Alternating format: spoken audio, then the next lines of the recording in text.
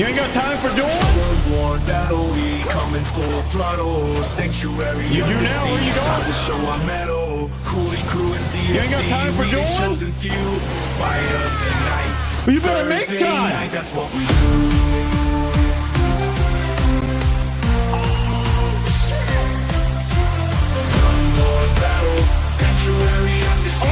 Caution thrown to the wind from this guy.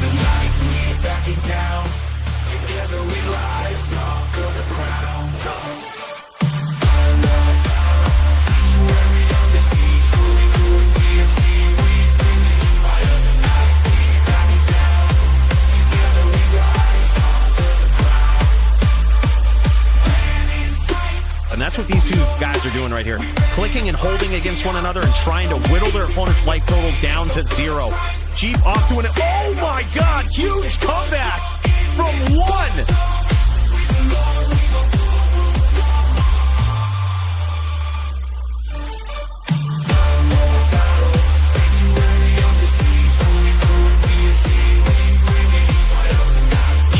Chain from Toshank, just keeping the pressure up and constant damage. Look at this.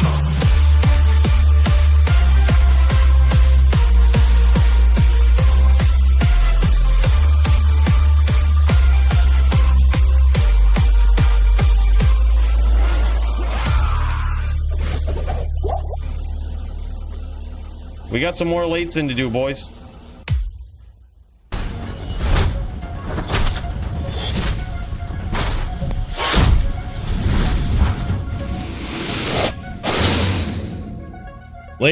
Ladies, welcome to it. Is indeed that time. What up, Wicked One Ball, Maddie? Crider Shot, Nimrod. Holy shit, yeah, we're live everywhere, all across the world. Everywhere on every platform ever. More, just 2 of them really, but that's big. That's big for us. Big moves in the DFC. Hell yeah, man. We've got quite a card coming back, I gotta say. It's pretty wild. 'Tis the true dawn of a new day when it comes to PvP. Yeah, exactly, Maddie, exactly. What up, sir? What's his name? Yeah, Twitch 2. We're trying it. It could get overwhelming. And then we'll see what happens. This is my first time streaming, so bear with me, boys.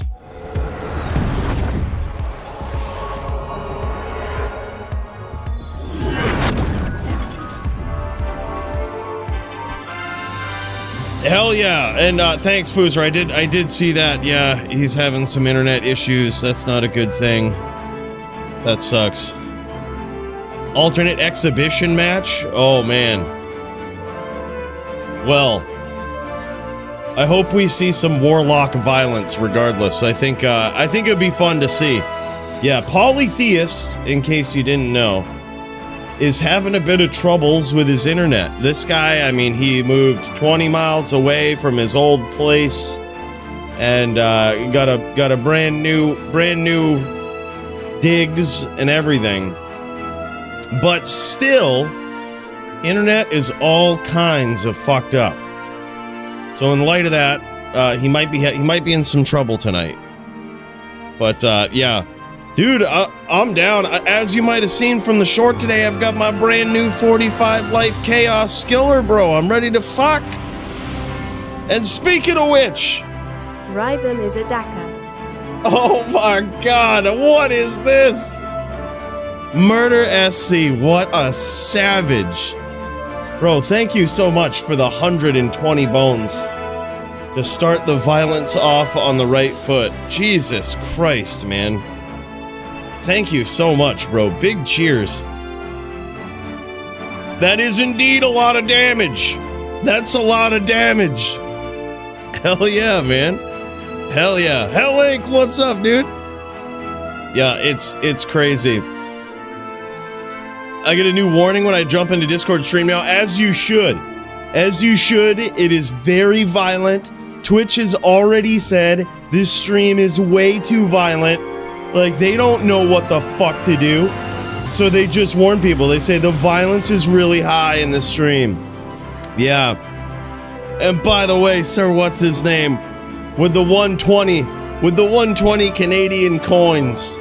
Holy cow. Dude, look. That's basically a cheers. Not only to me, but to Murder SD. Holy shit. Another big cheers, man. And Murder, you're too kind, brother. Thank you so much. And Dizzy with the subprime. Bro, thanks for parking that over here as well, man. You could have thrown that anywhere on the platform, dude. Really appreciate you. Rock on, brother. Boys, let's get into this card. It's a really violent one, as you might see here. We were supposed to have Foozer Man versus Polytheist at the top, which is, it's very interesting. I know that Foozer was looking at a ton of different Warlock builds that he could go up against Polytheist with. I think he expected that the Abyss build would be a thing for this DFC, but unfortunately, Abyss is a pretty busted skill. Some people say it needs buffs. It doesn't. It is extremely powerful in PvP, and to the best of anyone's knowledge, there's no way you can fight against it. There's nothing any class can do. It's just busted, and it does a lot. It does a lot of damage. All right, that's what it does. So unfortunately, Abyss is just banned. However, that being the case, the Chaos Warlock is, I think, still a pretty big sleeper banger build. And who knows? Who knows what Foozer Man has put together? I think he was talking Echoing Strike for PvP, which is definitely a bit more of his style. But should be wild either way. And Drained, man, big cheers for the tier 1 sub. Hell yeah, man, we back. We back. Yeah, so Foozer's gonna need himself some sort of exhibition at the top, because I don't think, unfortunately, that Polytheist will be able to make it tonight. His internet issues are proven to be a bit too much, and I know when he duels for the title, he needs it all to be straight. So we're probably gonna unleash some sort of violence with the Foozer Man. Curious to see what he's brought to the table. Maybe I'll fire up my Warlock and we'll just go dub v dub. We'll see, man. I need some practice anyway. I'm going up against Track Amp tonight. That's pretty scary. Also in the Melee division, we've got the Jagger Swags versus Alex. Now, I'm sure there's going to be a lot of questions about the Warlock in Melee. And to that, I say, LOL. That is a Melee character that wasn't ever really designed as a Melee character. All of his fucking skills always hit. Like, get the fuck out of here. Like, that build is not ready It is not ready for real Melee yet. There's a lot of tweaking that build needs, that whole class needs. It's LOL, alright? But regardless, we've got a pretty savage Melee match. And by the way, Primo! Yeah, Dear Blizz, delete Warlock. I agree. I agree. It's just, like, if we're not gonna balance it, just fucking delete it. Like, it's... The expansion is great even without the Warlock. I say we just delete it. I'm cool with it. Bro, thank you so much for 36 months. That's 3 fucking years, bro. That S-tier savagery. Big cheers to Primo. Yeah, quality of life was great. It was cool, man. Delete Warlock. Team delete Warlock. Jagger Swags versus Alex, though, man, I don't think we've seen this in a very long time. Alex, full of promise, but man, Jagger Swags is just that guy at the top of the Melee division that is extremely difficult to handle. He's an extremely difficult one, man. We're gonna see if Alex can take him down tonight. there's some new items. There's some new items in this expansion. Perhaps those will come into play. We're gonna see, man. Then, of course, we've got DD, the champion of the low-level dueling division, versus AF50. And I think these guys are gonna do Lock v Lock in the level 30 division.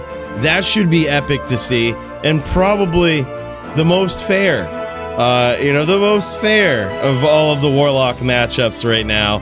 There's no specific restrictions on Warlock in LLD, mainly because I haven't really seen a lot of it yet. But who knows? Maybe Abyss is really broken in low-level dueling as well. Regardless, we're going to see some Lock v Lock, it looks like. And at least if it is broken, both players will have access to the bustedness. I think it should be an interesting one to see. I'm going to be paying close attention to that duel. I'm pumped about it. Can't wait to see it, dude. It's going to be pretty wild. Let me get my notes up here, because we're going to get a queue going here in a minute. In case you're new to the DFC, we'll go over what to do next. If you've found yourself on this card and you're like, oh shit, what do I do? Well, hang tight. Because, boys, we've got Havito PvP versus the GoGators, and holy shit, I think this could be an NVD matchup. It could be NVN. GoGators has signed up on the Necro, and he's ready for violence as always. He is a absolute savage player. One of the best PvP players of all time. It's so good to see this guy back, and he is already well on his way to taking on some of the most heavy competition in the DFC. He's going to have to get through Havito if he wants to continue climbing those ranks. But Havito has a a huge proving ground tonight. I think if a win over GoGators tonight is not only a resounding victory for tonight, but one that shall be heard around the world to show the new era of top PvP players. Lot riding on that one, man. Should be crazy. We've got Montreana versus Kyle, a rematch of sorts, with Montreana on the barb this time. It's going to be wild, man. And Kyle on that legendary Cold Sorceress. It's going to be insane. Nimrod versus GDA, Din v Zon or Barb. Now, I can't remember if it was this match or what, that somebody wasn't on ROT dubs, which is okay if you don't want to be on ROT dubs. But for DFC, all the matches are assumed to be on ROT dubs. So if you sign up for it, and you jump into a division, just assume that is on ROT dubs, the new expansion, right? But regardless, if that doesn't work out, it's all right. I know we're kind of fresh into this sort of new era. So if that was a surprise to anybody, no worries. We can either swap some things around if you have any other different classes that you want to run, or perhaps we can have, perhaps we know our opponent for the foos, right? Either way. Then also we've got Squigs versus Jaw. This one's going to be heavy, dude. A nice FPK match there. Again, so many new tricks, so many new things in the expansion. Can't wait to see it, man. Then we've got Track Amp on the Droid, on the Shaman Droid, versus Coolie on the Warlock. Bros, I don't really know how this one's gonna go. I think I have a good build, but I don't have a lot of confidence in myself playing that build. I also don't really have a lot of gear. Despite the short that I put out this morning, that's about the only charm that I have for my Chaos Warlock. Really cool one, but that's it. The rest of them is just kind of trash. So we're gonna see. It's really trash gear. I think I'm still rocking a Shaco. So this one should be interesting. Yeah. And then of course we've got Will versus Sogi, the return of Sogi. It's good to see this guy back. He's back and on the Din. And Will be on Sin or Barb. I would imagine he picked either one for the signups. I'd imagine he'd probably be on a Sin for this. A Barb would be a rough match, I think, versus the Din. It's literally the only matchup where the Din actually has an advantage. but we'll see. We'll see what Will picks, man. And then we've got Mr. Zychek himself, NYC Maxim, the grandfather of the kickstand, but also one of the most creative, savagely creative Diablo 2 duelers of all time. He's bringing in a very special Warlock build tonight, and he's going up against Julvan, a savage barbarian. I believe Max is on a Blood Boil build, and he's going to be showing off the sheer power of that in the absence of Abyss, I think, or is going to be trying to. There's a chance Julvan could shut him down, but Julvan's going to have to be deliberate, he's going to have to be patient, and he's going to have to be accurate. I hope he understands the mechanics of that build, but if not, we'll do our best to explain them. It may be a new one for a lot of people.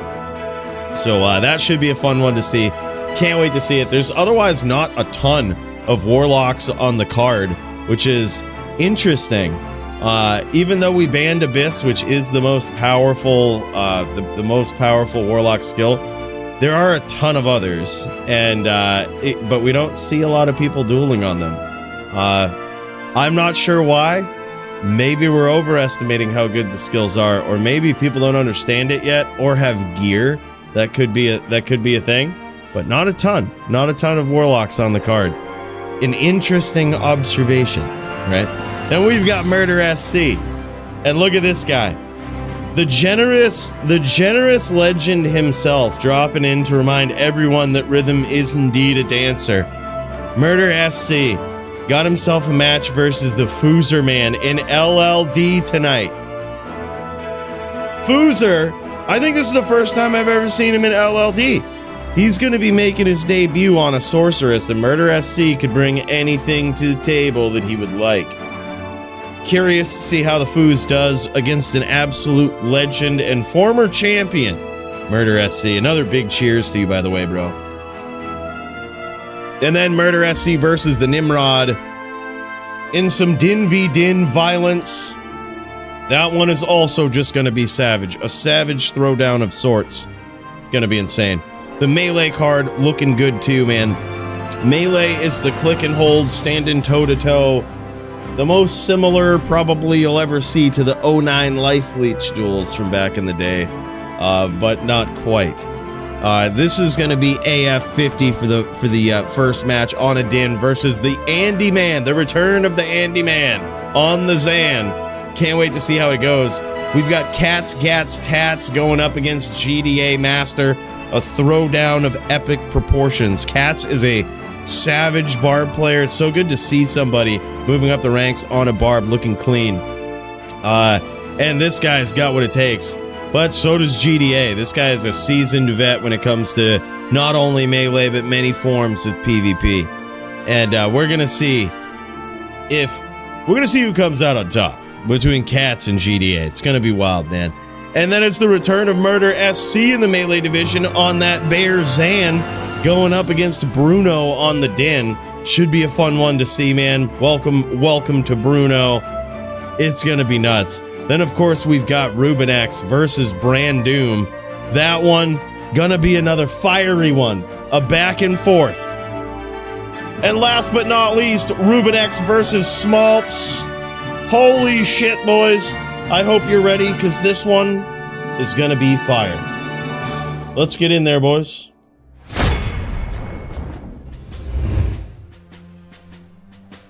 Oh, Cats Romy won't be able to make it today. If so, we will do tomorrow. Yeah, no worries, man. Sometimes it bees like that. Sometimes it happens.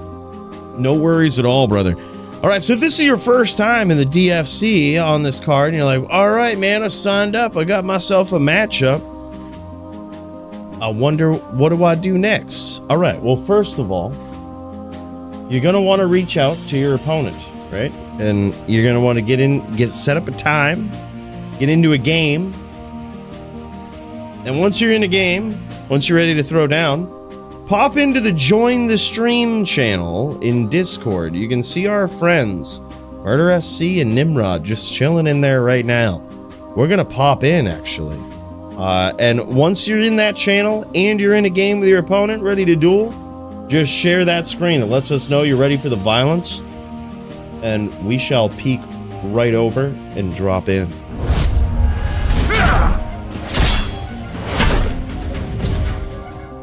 All right, we bringing this out. And speaking of which, look at this guy. We've got Murder SC up in here. And he is on a barbarian. Man, oh man, this is gonna be violent.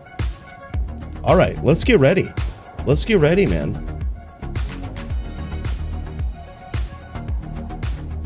Let's pop in and peek and see what Murder's doing here.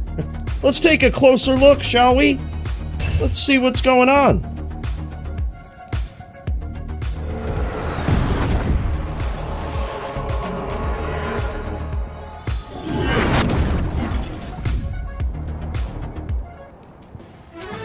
Now, what is this?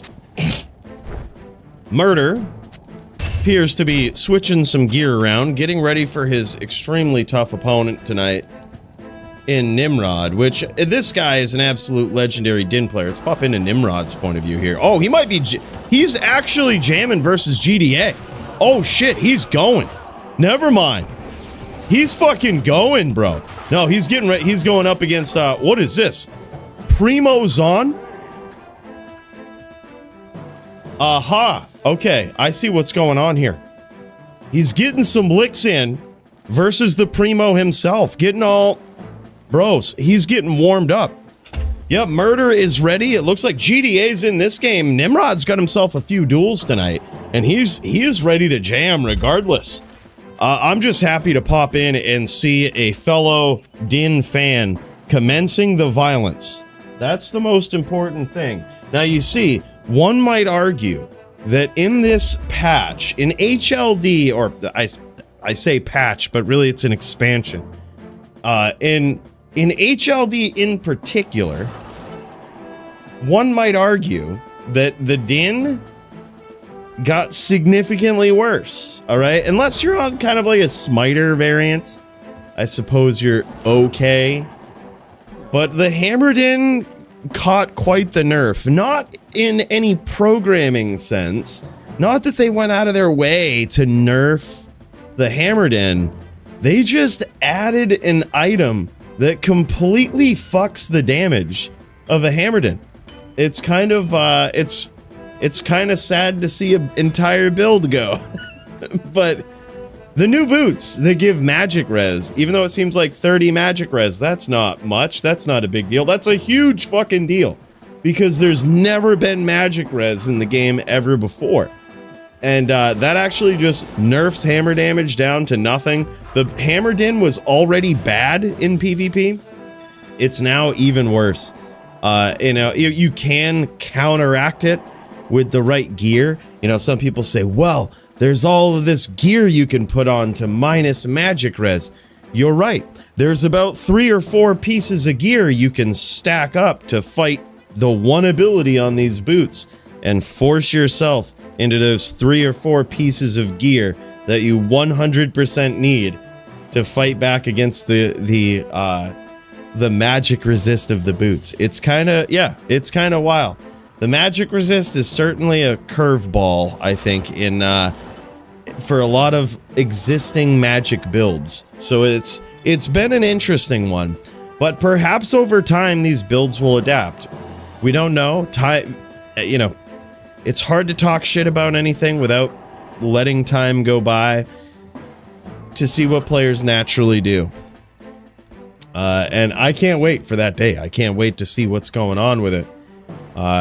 As people track down better gear, seek different setups for different matchups, we're gonna see. But it's the new boots, the new set boots, Horizon's Legacy or whatever it is. There's a lot of good stuff on those boots, and there just so happens to be magic resist too. Bad news for Necros, bad news for Hammerdins, but you know, maybe we'll recover. We're gonna see. Time will tell. All right, Nimrod's got that beautiful Bloodmore music playing, and it looks as though he is ready to throw down in some HLD. Yeah, look at this. He's showing off the build here. He's got himself a bit of a VT by the looks. I actually think this is just the better way to go about it. Right now, a Hammered In, which is a class that me and Nimrod, we both love it. I think we're gonna have to do some theory crafting, because it's really unfortunate to see the Hammered In go to such a simple pair of boots, but that's the case. It is now. That is it. And what are you gonna do? Ban CBF boots? Like, come on, man. That opens so many doors for so many builds, so many things, right? But yeah, and plus, we really don't like banning things. Contrary to popular belief and what they do in D4 or whatnot, or try to do in D4. I guess there's still a PvP community in D4, despite them never really paying attention to PvP at all. It's not a very big one anymore. But hopefully it doesn't go the direction. It does go that direction in D2. Hopefully there's some thought given to the PvP realm. Nice shots here from GDA. This is actually pretty insane. Now, you see, with this matchup in particular... Oh, boom, look at that, man. We've got some life tap going on. Uh-oh. Uh-oh. That's some big noise. That's some big news right there. That doesn't even feel right. That doesn't even feel right. Oh, that don't feel right. Man. Yeah, it's legal, though. I'll allow it. Now, technically, this matchup, Smiter v. Zan, is, one might look back in the history of this matchup and be like, wow, this is pretty lopsided, pretty unbalanced, you might say, right? But in DFC, for this matchup in particular, whenever there is a Din versus a Zon, the rule is no grief, no impale. So the Zon can impale, and the Din can't use grief. So he has to use some other weapon, right? It looks like Nim might be on death here. I didn't quite catch a good look at that, but either way, gonna be wild. Primo says, Central Game is up. Details in DFC chat, Act 1 and 2 terrorized? Hell yeah, bro. Hell yeah. By the way, thanks so much for that, Primo. Appreciate you, dude. Oh no, they definitely do something, Koreazilla. They definitely do. They're just having Cannot Be Frozen on the boots opens up a lot of doors for builds. It was, I think there was an item with CBF on the boots was so long overdue. Like, that should have been in the game from the start. Merman Sprocket back in the day, right? But the challenge is the magic resist on there. Like, I don't think they ever should have fucked with that, honestly. Like, magic damage is supposed to be in the Diablo realm here.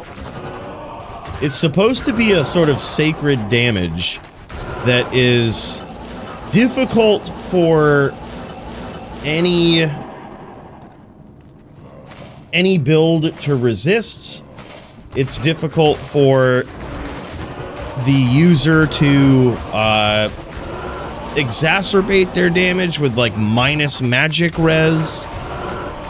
It's one of these damages that just historically has been what it's been. No way to really bump it up, no way to resist it, you know? But in this new expansion, they've added both of those things just like it was any other resistance. And unfortunately, you can't do that with magic damage. It's not just any other resistance or damage type. Because now you just have all of the magic classes, with the exception of the absolute busted fucking Warlock, don't do any magic damage. All because of the boots. And there's some other items too. The sorcerers can use the armor. It's pretty wild. By don't do any damage, I mean they do significantly less. Like, it is an actual 30% less on builds that were... On one build that was kind of bad anyway, and the other build, the Necro, was definitely S tier, but certainly not now. So there's even less S tier builds because of those boots. Only minimally, Jet for Life. There was magic absorb on Spirit, but it was literally only a flat 8 absorb. It wasn't 8%. It was 8 actual damage. So if a hammer does 2,000 damage to you and you absorb 8 of it, okay, well, you're still going to take 1,992 damage, right? So it wasn't really significant. There was one way to get magic resist prior to the current patch, and a lot of people don't know this, but it was on a crafted safety shield. You could get up to 10 magic resist that would roll on those shields, but it was such a niche thing and so hard to work that item into anything. You never really saw many people use that, with the exception of LLD.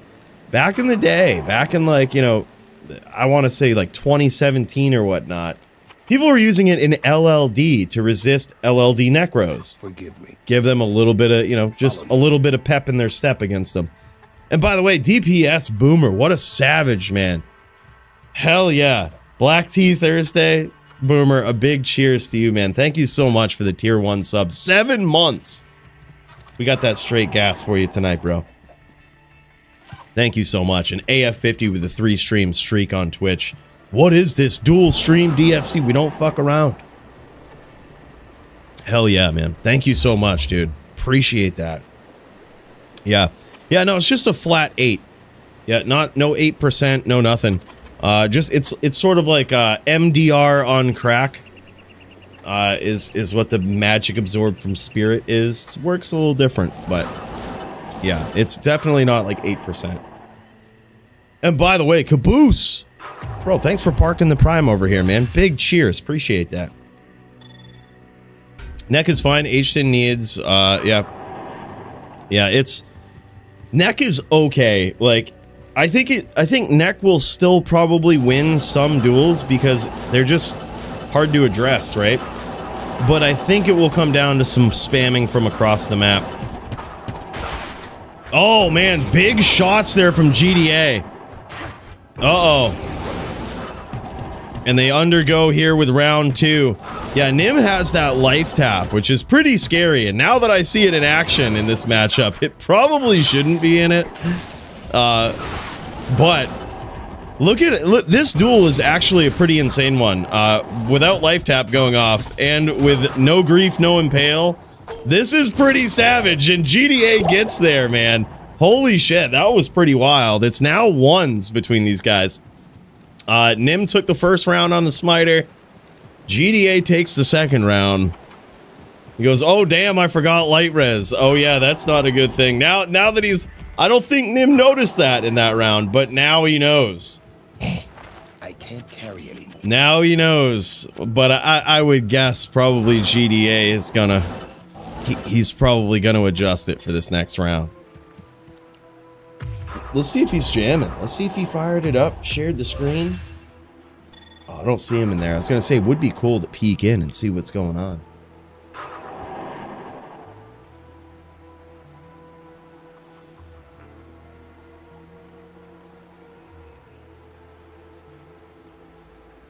Follow me.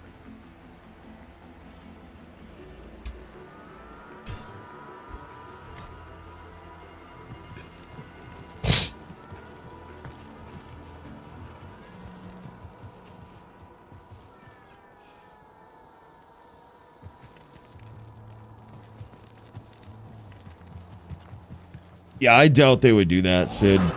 It is, I mean, it started out as a glitch, and then, you know, with concentration affecting hammer damage, the community loved it. It literally was only not like that ever for a very small patch in the game's history. I want to say, what was it, 1.06?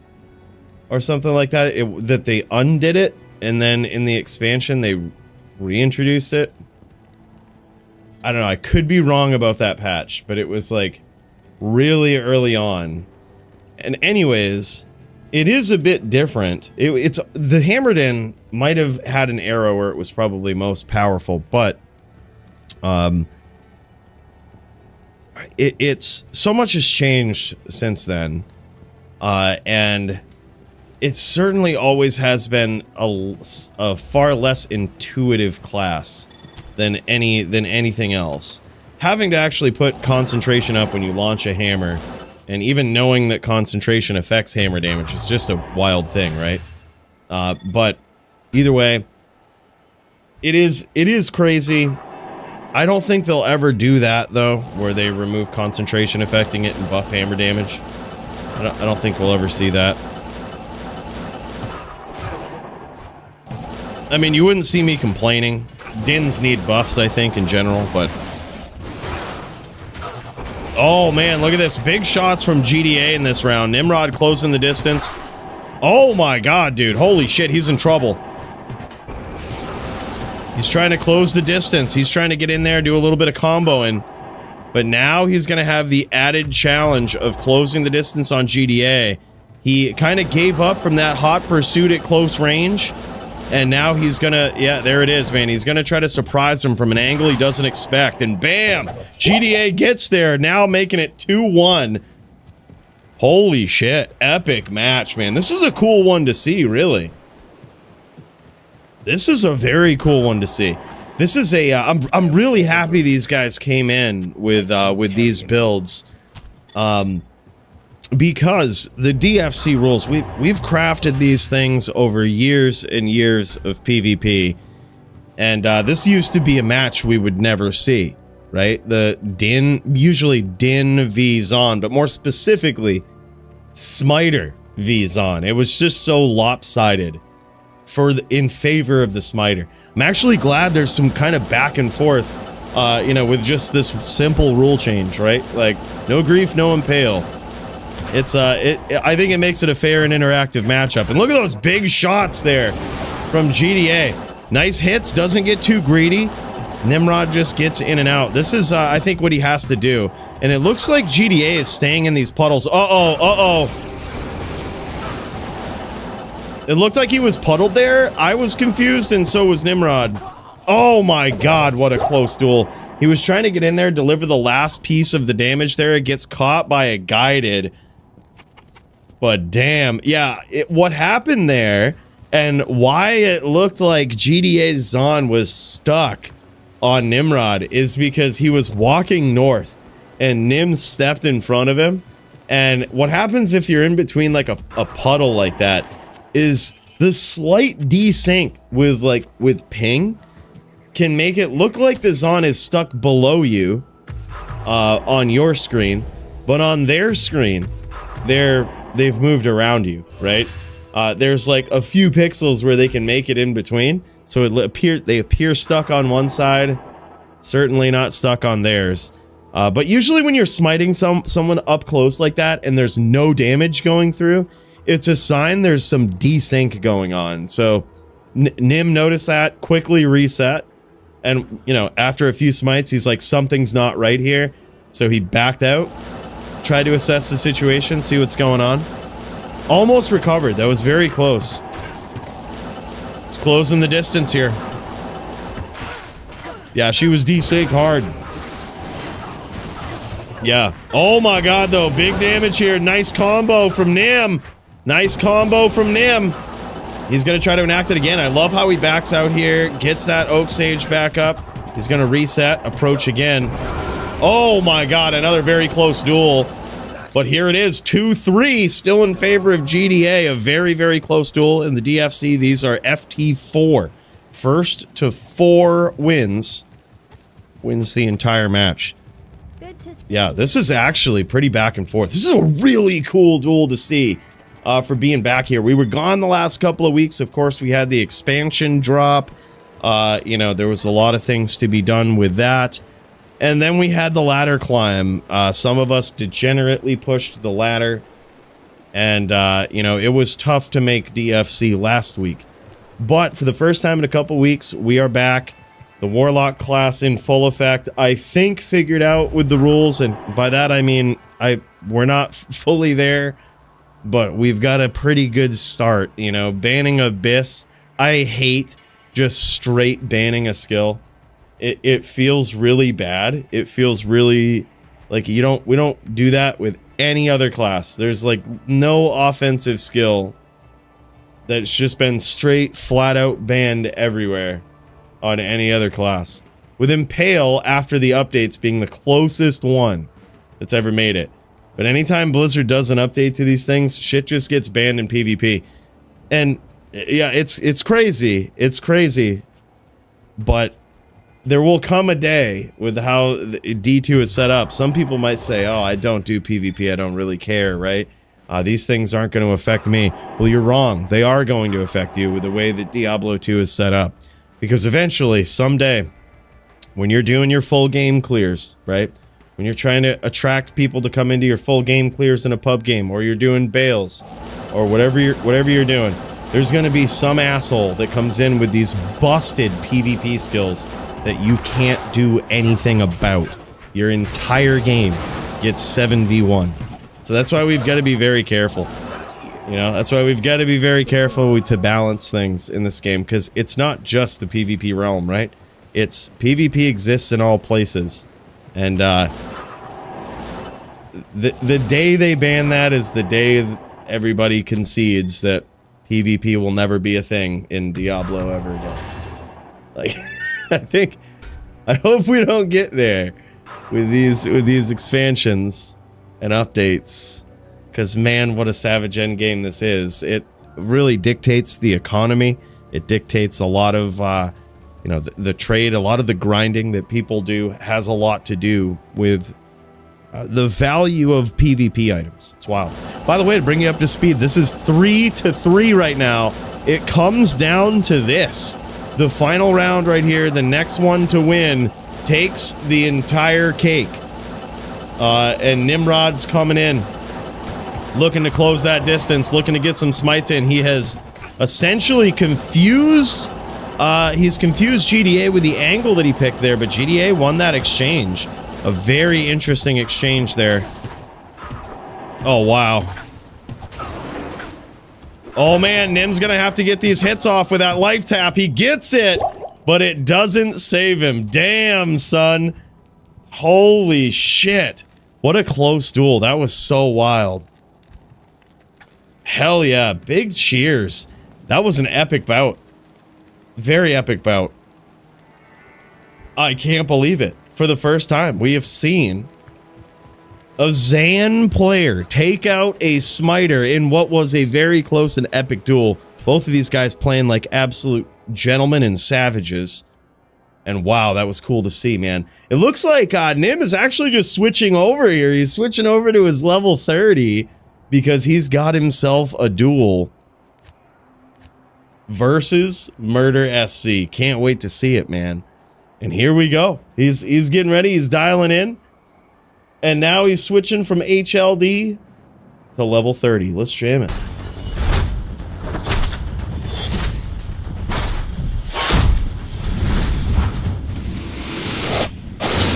Hell yeah, man. And we've also got Kyle, who is definitely not the Quill Rat.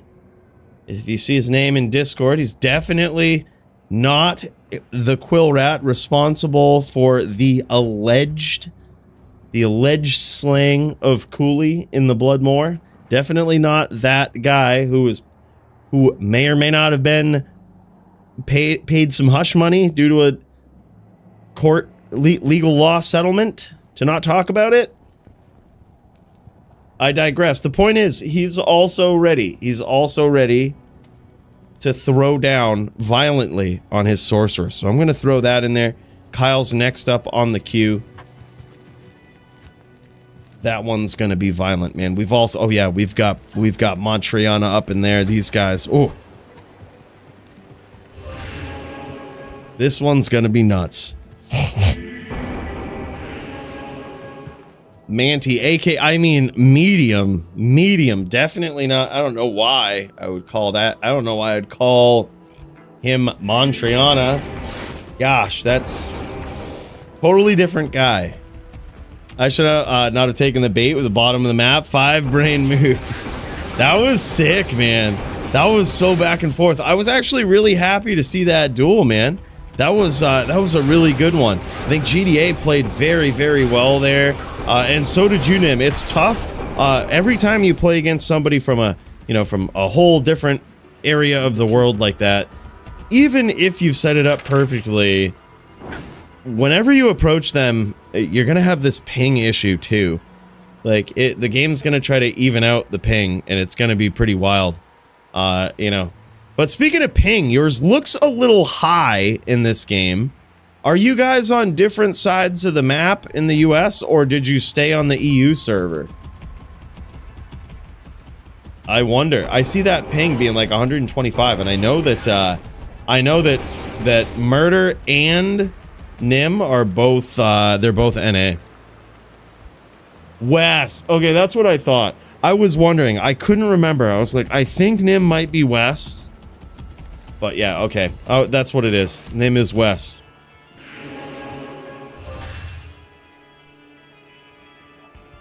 PvP player caught doing PvE. Yeah, no.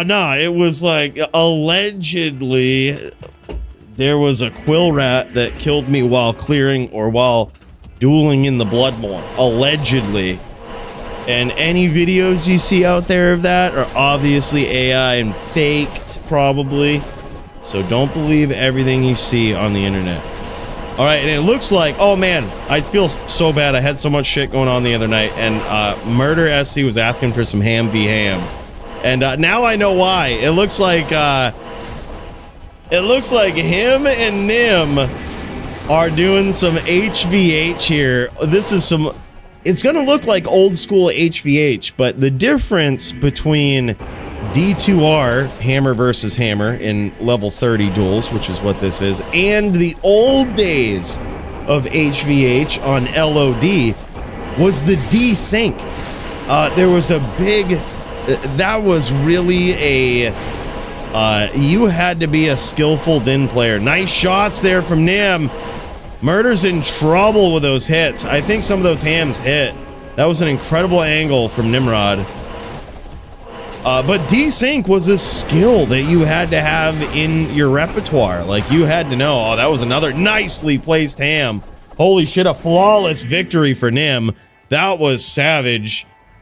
This guy is on a tear. He's like, all right, you know what? GDA got me warmed up. It's time for the violence, man. Yeah. It's me, Ari and Summon. I'm watching from Twitch today. Oh, hell yeah, man. Hell yeah. Yeah, hate that. All that shit out there. This guy's making things with AI, making shit up, like Coolie getting killed by a quill rat. The fucking AI is getting really good. Looks just like the game, you know?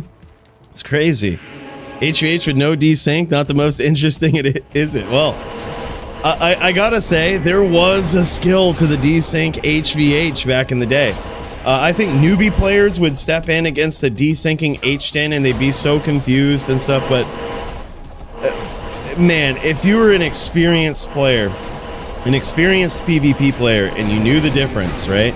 You knew what desync looked like, you knew what it was, you knew all of the classes that could do it and how. It was a very skillful thing. And there it is, man. Another flawless victory. Celebrates 36 months of membership. Sir Quillian is no AI. Oh, man. Speaking of the devil, there he is. Kyle, the crazy fox himself. Definitely. Yeah. Look, I'm just saying, don't believe any of the videos out there, right? They're obviously fake. I don't know how. I don't know if it was AI or just really good, you know? Reenactment. I don't know what it is. You weren't supposed to be talking about this. I mean, let's move on. Big cheers. Thank you so much for the 36 months, man. Kyle with the 3 years, bro. Really appreciate you, man. Big cheers. Want to hop in queue? All right, yeah, let's do it, man. I'll throw us in there right after Kyle and Manty, man. We'll go Coolie v Track Amp. Let's friggin' do it. I'm happy we're able to throw down today, man. I didn't know if you were going to be able to make it. Should be epic, dude. I'm going to be on that lock. I don't know. I've got myself a savage opponent. And it's going to be nuts. We're going to have to get ready. We're going to have to do it. I got killed by a quill rat in a level 12 PvP King of the Hill fight when I tried to change key bindings. Oh no. Damn, son. All right, there's some big shots from Murder, and now Nimrod is in trouble. He's basically one ham, but Nimrod is doing a great job here. You notice his pattern. He's trying to throw these hams in a circle and capitalize on the aggression of Murder SC. Murder SC appears to be the aggressor in this duel. He's really pushing the pressure, trying to close the distance and land some shots, and it worked early there in this round, but he's got to be careful not to get too aggressive. In HVH, it's all about keeping the distance, and a lot of times having some other attack, right? Whether it's FOH, in HLD, I used to love the Widowmaker. Incredible angle there from Nim. Oh, and look at that, man. Look at that. Murder's got himself a little bit of Frost Nova going on, but he's running right through these hams. He's getting a little too aggressive here, and Nim is going to capitalize on this if he's not careful. He's just running him around in these tight little circles, cutting him off, cutting his angles, and Nim is landing hams. Nim went from being in a lot of trouble there to evening the score pretty quickly, and now he's walking away with meditation up so that he can recover some mana, so that he can keep the violence going.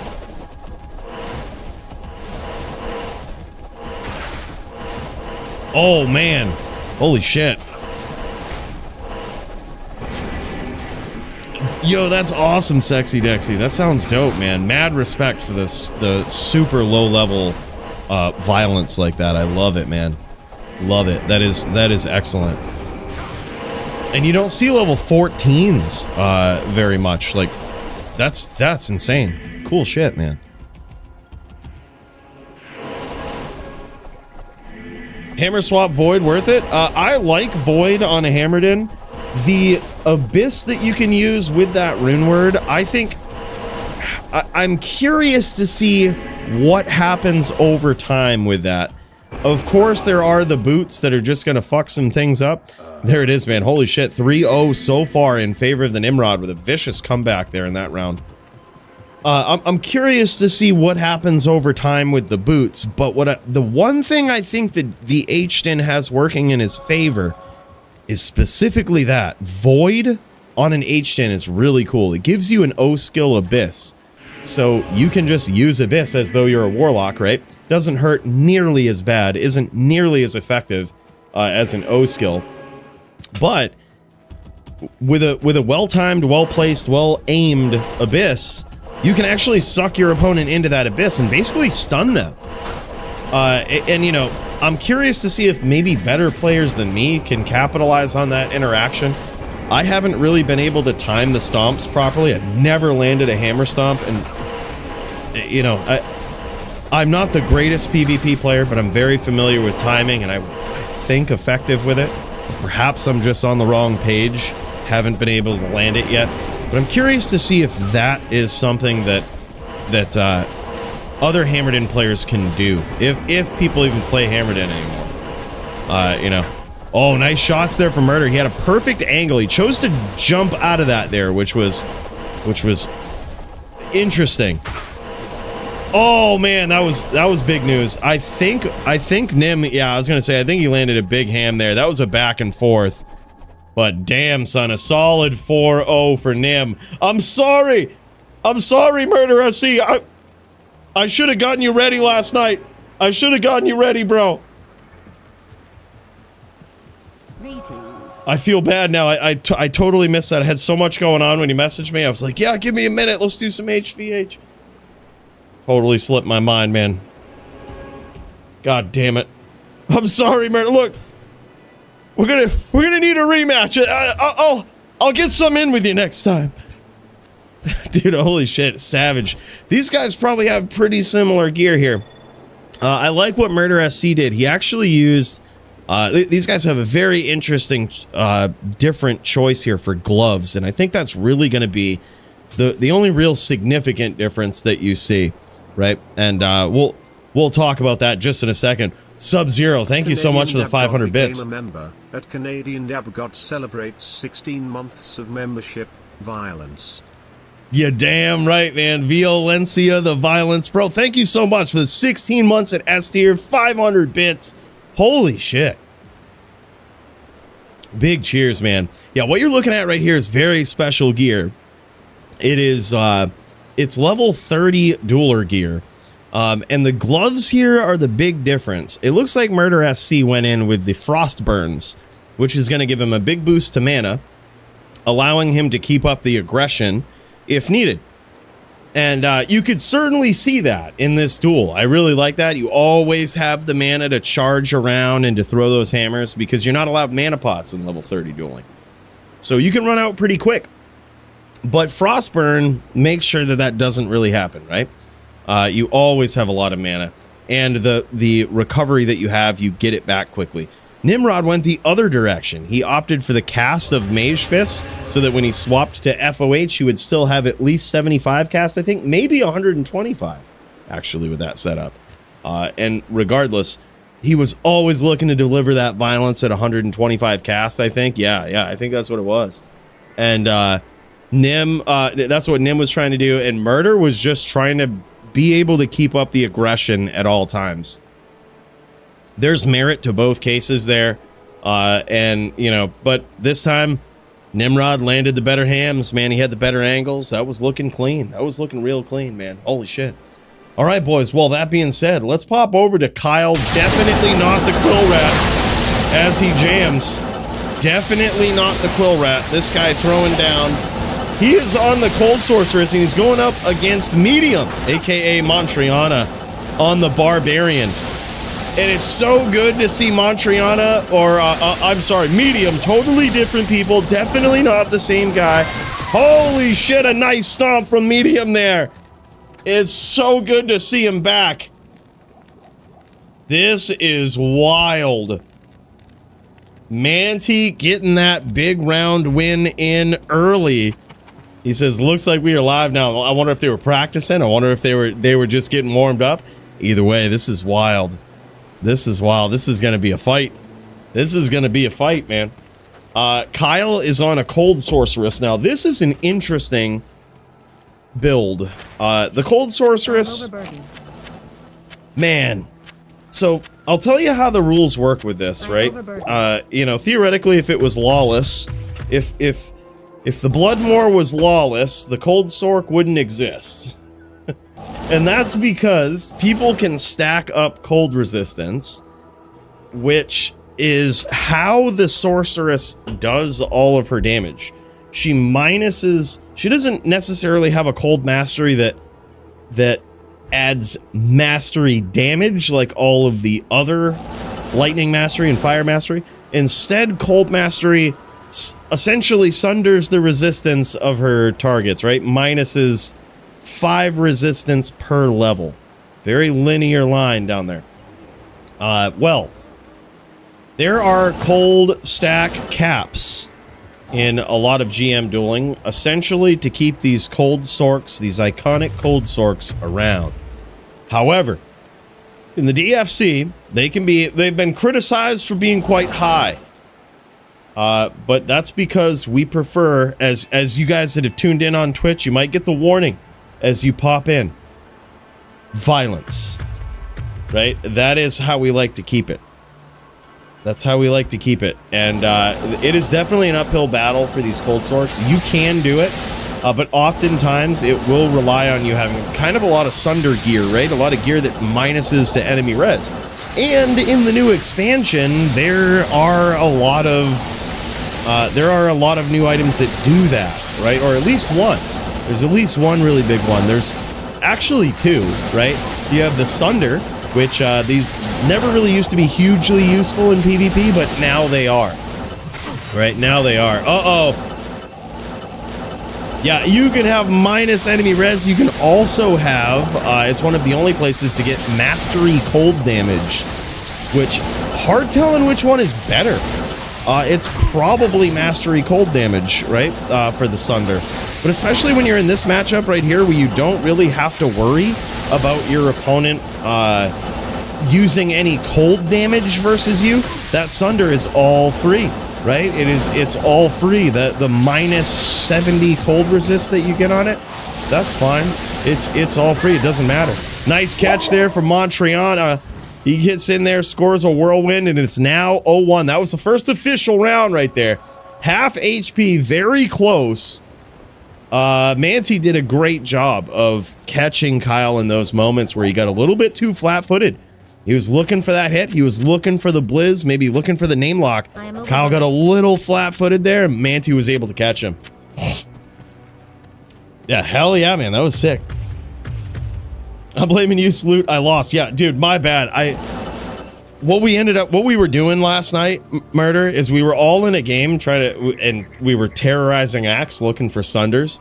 And I thought we would be done sooner than we were, I guess. And by the end of it, I'd just forgotten. I think it was probably late at that point, either way.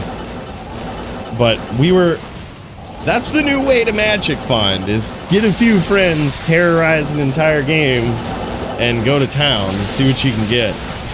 You know, it's wild. We also had a Horker Barb. We had my Horker Barb off to the side, just popping Heralds, hoping to get Sunders. We did get one last night. It's pretty crazy. I was watching. Yeah. We got a Light Sunder. Axe got it.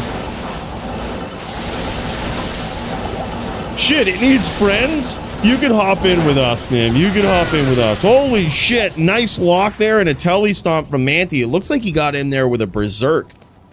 Berserk is a very, very cool attack for the Barbarian.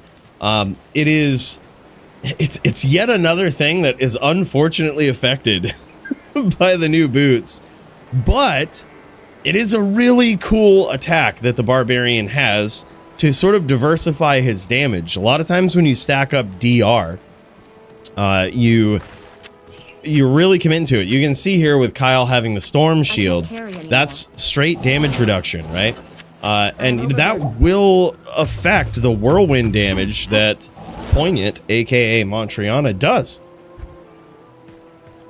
But with Berserk, it gets right through all of that DR by delivering magic damage instead. It's kind of wild, but now it's unfortunate because those new boots, there's really no DR that you would ever have on boots. All you would really want is dexterity from your boots for better block versus the Barb. And those boots also just happen to have dexterity and magic res. So the Barb's Berserk got a little worse in this as well. Yet another class that did not need an inherent nerf, right? But got one as a result of those boots. It's sad. It's sad to see. Maybe this will encourage the devs to finally buff the Barb, though. He's looking pretty bad PVM and PvP these days, but you'd never be able to tell with Montreana. Look at that. I think he got in there with a Frenzy. It looked like he was up in there with a Frenzy. I think he actually landed a few Frenzy hits there, was running around the moor. That was crazy. He goes, hey, I blame lag. Yeah, it's all RNG for like, on the first 3 Heralds, it's, your magic find matters. It's, if the Herald rolls a unique Grand Charm, it can roll as a Sunder, but for the other Heralds, 4 and 5, they pull from that special desecrated Sunder Charm treasure class. And they either pull from it or they don't. And when they do, your MF doesn't necessarily matter.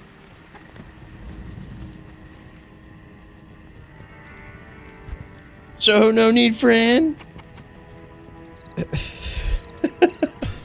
I love it, man. I love it. Y'all should do it.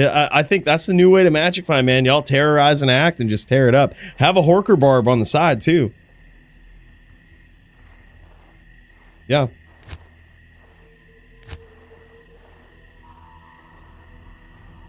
Poison Neck banned in the arena? Nope. Poison Neck is fine. A lot of people don't use it though, Larry 6, because it's very easy to resist. So, a lot of people think that they want to stack up poison resistance versus a poison necro. And while it is important to, have an abundance of it if they use lower res, if you stack up poison length reduced, or you put on a cure or something, it just dilapidates the damage from poison because it reduces the length so drastically that it can almost be fully resisted under GM rules. It's kind of wild. So while it might look surprising to see a poison necro in an early ladder pub or something and be like, wow, this is a powerful class, it's actually really bad in really good in top tier PvP. You can't get away with it. It's just when people have the gear and they're prepared, your necro does no damage. But even if you don't do that, even if you don't prepare with PLR or anything like that, the poison necro gets beaten by classes with greater range often. The Boazan will probably beat him. A straight bone necro, who knows what they're doing, will probably beat him. A druid will probably beat him. Probably, depending on how good the necro is. But look at this. There's a lot of cold immunes that Kyle is trying to clear in this Bloodmore here as they switch for the little bit of ping advantage, a little bit of ping swaps here. And I noticed that down in that lower corner there was a cold immune that Kyle couldn't kill, and it just so happened to have the conviction aura on it. Boys, I hope that duel doesn't go down to the lower right corner. I hope these guys don't find their way down there, because man, that could be an unnecessary. Oh no, his aura swapped. It used to be conviction. Now oh no, there it is. Yep, there it is. Okay, he's still there. I love it. Yeah, he's gonna lead him up here. You know, that monster is gonna be doing some work.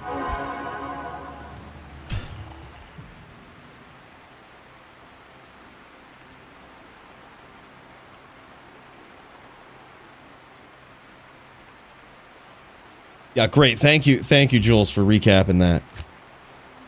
Yeah, that's basically it. For the first 3 heralds, it matters. For all heralds after that, your magic find doesn't really matter.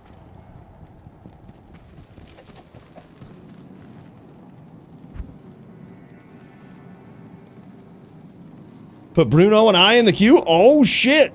Oh, hell yeah, man. Just seeing that, too. We'll get you up in there, man. Murder SCV the Bruno. That's going to be wild. I can't wait to see that melee match, man.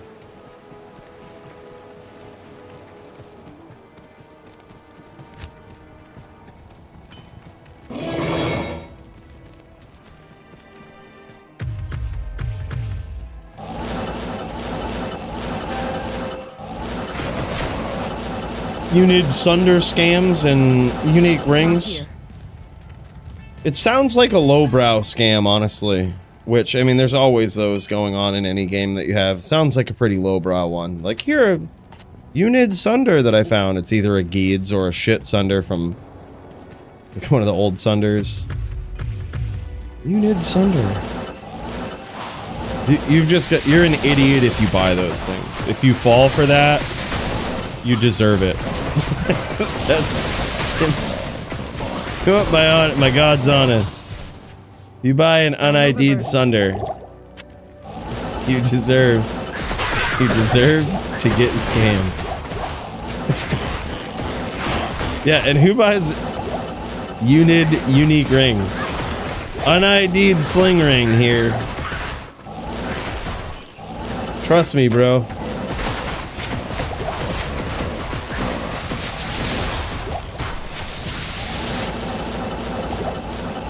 Yeah, trust me.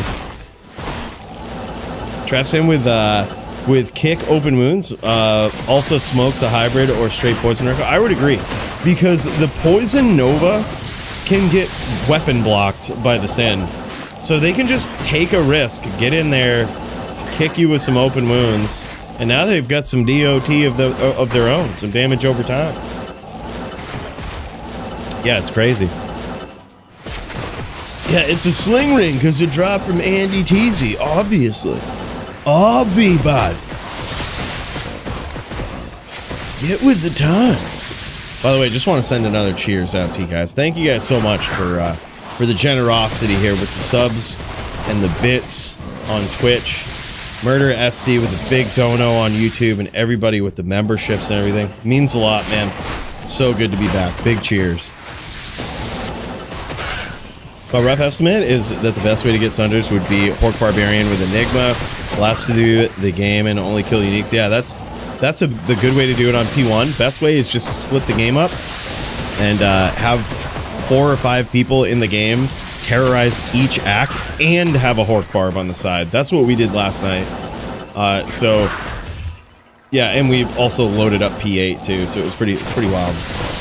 So excited to see the Warlock fights tonight. When will we fight Track Amp? We're up next. We're up next, dude. Me and Track Amp up next. It's gonna be pretty wild. And by the way, this guy, Ari at Summit. Became a member. The man, the myth, bro. Thank you so much for the Legend tier membership. And holy shit, big cheers to Ari at Summit. But also, the Caveman Ken, 20 gifted memberships. What is this, bro? Holy shit. Holy shit. My guy. That is wild. That is wild, man. Thank you so much for that. A big cheers to the Caveman Ken. You know, let's peek into this Hall of Fame real quick. I think it's time.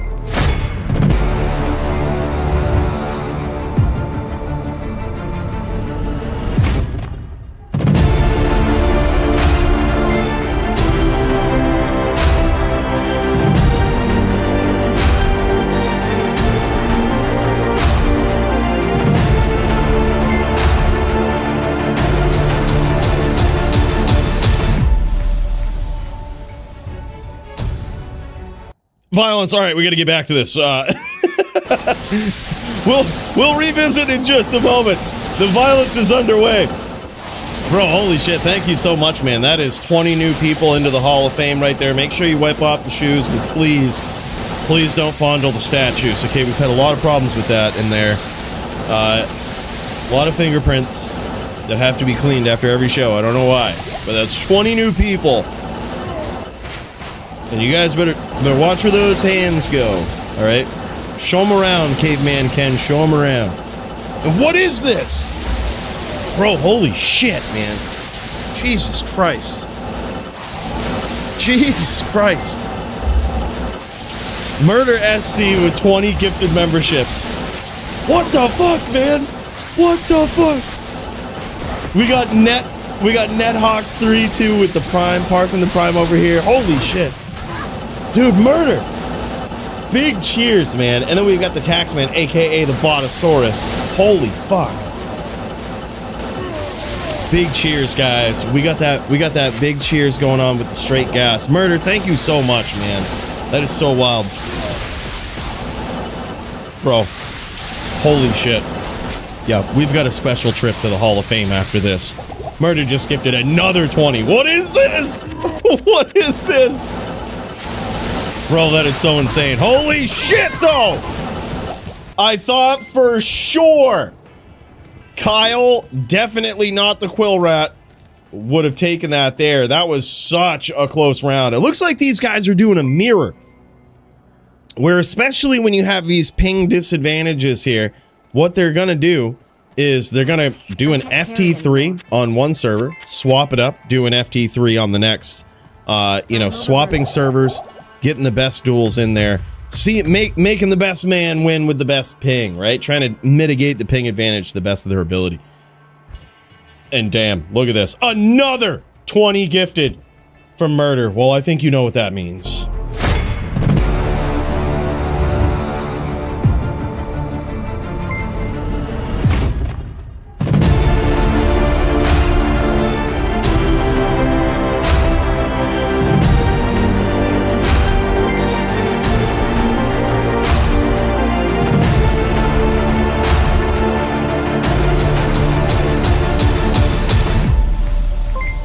That's 60 new fucking people in this Hall of Fame. Look.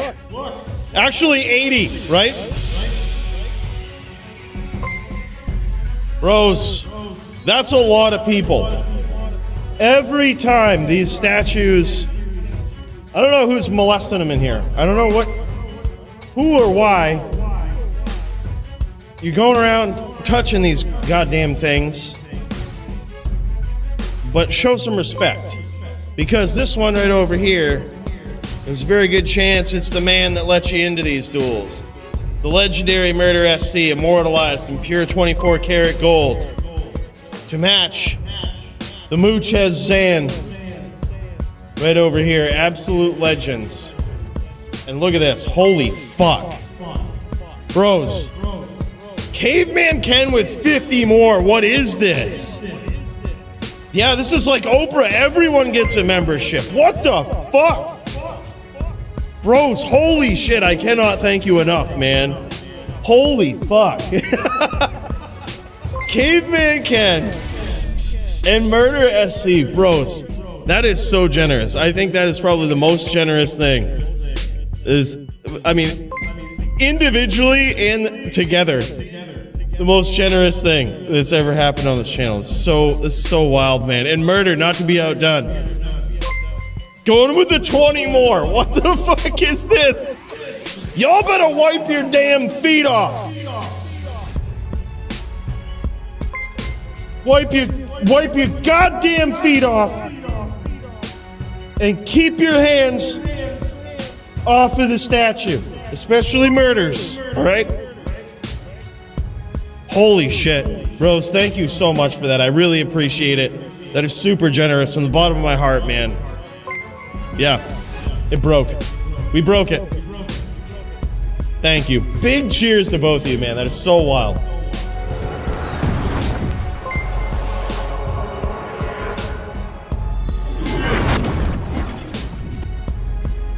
Damn, son. Holy shit. Thank you guys so much. Murder SC for the 80. And Caveman Ken, 70. Holy fuck, man. That is legit. That is legit. These guys, between the two of them, they just Oprah'd this entire chat. Everybody gets a membership. Holy shit, that was wild. And V-Sit V. Holy shit, man. Thank you so much for the gifted sub as well. To Amaranth. Wow. Big cheers, bro. Thank you so much. That's right. Everyone gets a membership. And the Botosaurus coming in with the S tier. What is this, bro? Holy shit. And also, I see that other dono up in there from Bota. Oh my god, man. That was crazy. That was so crazy. Bota, thank you so much, brother. The signature 2026 dono. This guy always so in a signature fashion for the last several years. I think since 2024 is when the fuckery started, right? It's always given a dono to match the year. To let you know how much of a savage this guy is. He's keeping time with these generous donos. That's so wild. Thank you guys all so much. That means a ton, man. That is so huge. That is a lot of gifted memberships. I am taken. Thank you so much, man. Big cheers. Big cheers. Yeah. A big puff babe for your wicked one ball. And thanks, Track Amp. I'll check it out, brother. We are up next after this duel. I think we might have missed one round here. Hard telling, but we're gonna see. We're gonna see. We'll get a score update after this round, I think.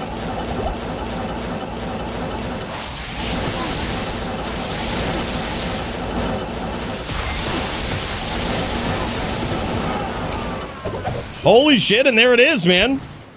G, F, and G. All right, yeah, it was 0-2 before this, but now, finally, he's on the board. Kyle the Quill Rat is on the board. That is crazy. Oh my god. What is this? Bada coming in with 100 bones. That might be a while. There was a lot of gifted memberships that this thing is going to roll through. It might be a while, but he says, miss you, buddy. Glad to see you're back. Remember, everyone, liking and subscribing is free. Bada, thank you so much for that 100 bones, man. Holy shit. On top of the 2 generous 2026s. That's so crazy, dude. I can't thank you enough. Big cheers. Big cheers, brother. Well, boys, I think you know what that means. It was 3-0 Montreana. And I think Montreana's got a couple of wins in this right here. Let's see if we can check out this next round. These guys are jamming and having fun with it. I think technically Montreana has won. But you know what? What's most important is that these guys are having fun with this. They're enjoying their time, enjoying this duel. And Kyle is just getting into his rhythm now. He's just getting into this rhythm. Let's check out another round. And then I'm going to jump into a game with Track Amp and get that duel underway. Alright, here we go. Nice shots here from Kyle. You notice he's managing his distance quite a bit better in these later rounds. Nice orb there. It's actually incredible. That orb, it doesn't hit as hard as Blizz, right? So building an orb sorceress is, the rules are a bit different in DFC PvP with if you're strictly an orb sorceress. The sword rules are a little different. But if you're just mixing it in with Blizz, there's really no exception, right? There's no big benefit. So that orb can oftentimes fall short of a Blizz hit, right? Unless you do exactly what Kyle's been doing for a couple of these exchanges, and that is you land the pinnacle of that orb right where it explodes. You land that right on your opponent. It's really hard to do, especially with your opponent teleporting around. It's really hard to predict where they're going to be. But if you do, it does the most amount of damage that the orb can possibly do. Otherwise, you're just getting hit with these little shard fragments. And while it doesn't feel great, it's definitely not a big KO hit like a Blizz is. Hell yeah. Appreciate you guys. And Caveman Ken, Murder SC, Botosaurus, you guys are savages, man. Thank you so much. Big cheers. And there it is, man. Cinching it up just like that. Montreana gets there on the barb. Excellent duel between these guys. This was wild. Well, boys, it's time to get up in there. I am overburdened. It's time to throw down versus Track Amp. Overburdened. Let's friggin' get this.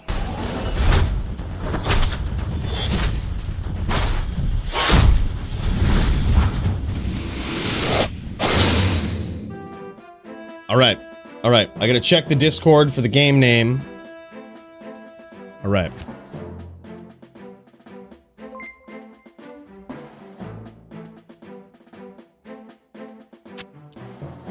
And I think what we're gonna have to do... Look at this. This is that skiller from the short right here. We weren't kidding, man. We weren't friggin' kidding. Let's get rid of this cube, though. That's probably something we won't necessarily need. I hope I have adequate fire res. We could probably swap this out for these. We might be able to... We could probably put on a dwarf star. I'm just gonna keep my sling ring, though. Sling is dope, and I can infinitely cast town portal with this, so... Way better. Way better, dude. Alright. So, as you might know, with the Abyss Lock, or in this case, the Miasma Lock, Abyss is banned, but all the other magic skills are allowed. They are allowed, they are online. But as you guys know, I've got a special track that we've got to play. I know this might not be fair. This might not be fair, Track Amp, but you know what we're doing. We're bringing out the punch-out music to get me in the fucking zone.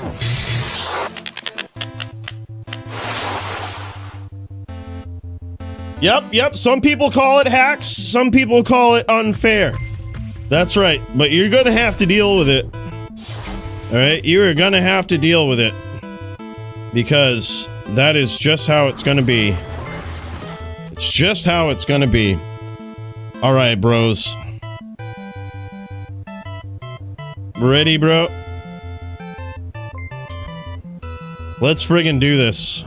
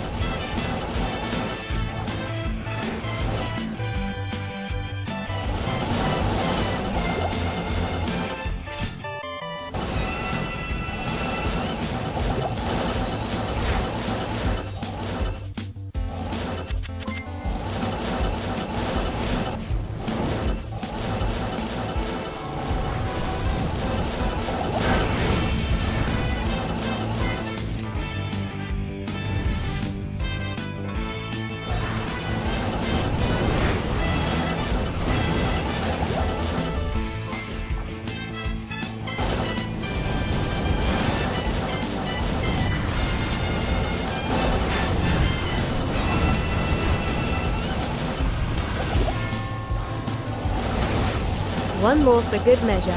Why are we not able to see character names in game chat? Holy shit. And by the way, big cheers, man. I don't know. I wish I knew the answer, but I don't. Blizzard didn't want us to be able to see that. Big cheers, man. We'll get a big cheers going here.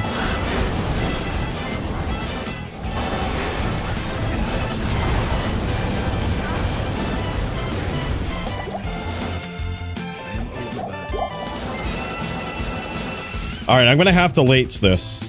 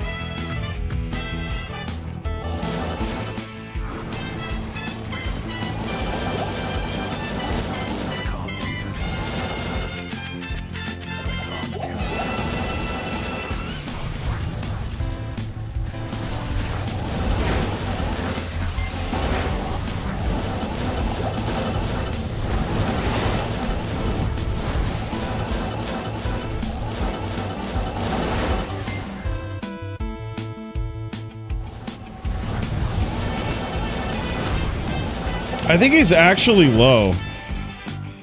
You wouldn't be able to tell, but I've hit him with some things. That's just the nature of the Warlock. You'll never see the things he hits with.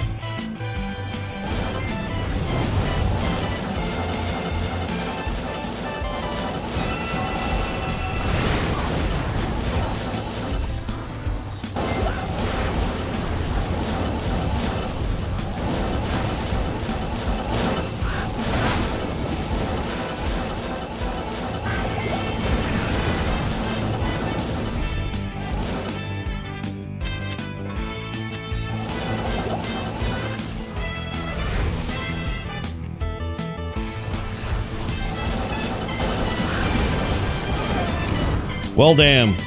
Yeah, I think he has this. I just don't have the gear. I have no rep life. Yeah, I think he has this. One hit took 3/4 of my HP. Yeah. Yeah, I need to get real gear. This is like, so I pointed out the Chaos Skiller. That's the only piece of gear I have. The rest of this is very noob, very noob gear. That it's basically what you would expect from someone that played through the game. And, you know, besides like Enigma, right? And one hit, like 3/4'd him. Yeah, but someday we will get real gear for this. And this might be we might be able to one-shot him and be unkillable. But I think right now, it's hard to pull it off with my very noob gear.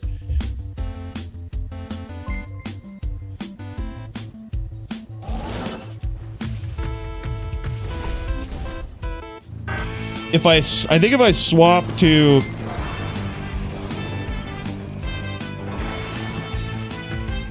I think if I swap to CTA, I'll be able to rep some life.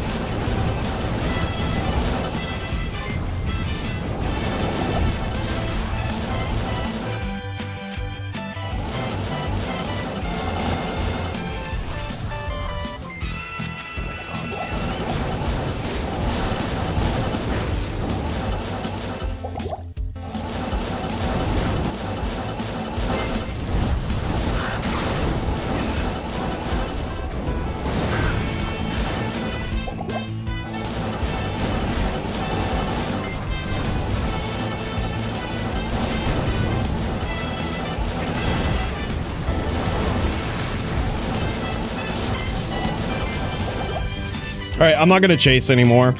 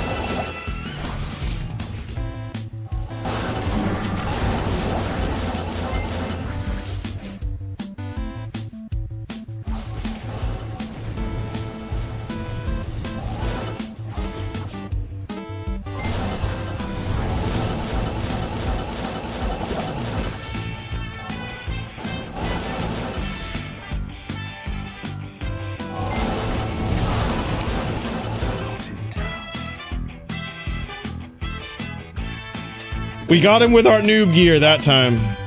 Fucking hurts.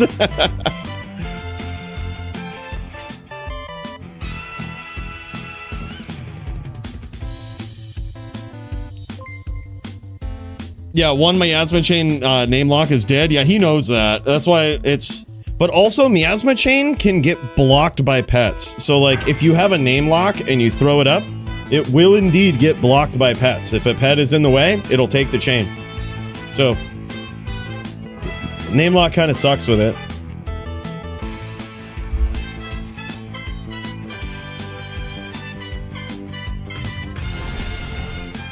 All right, here we go.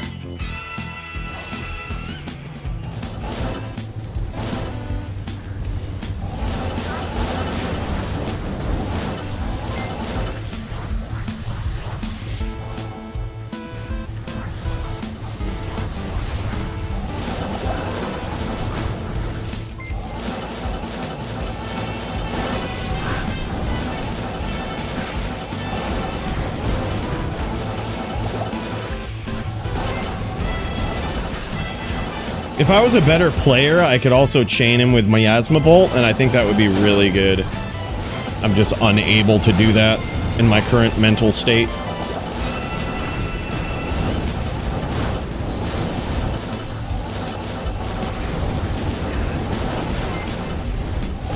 Yeah, see, I try, but I just eat damage.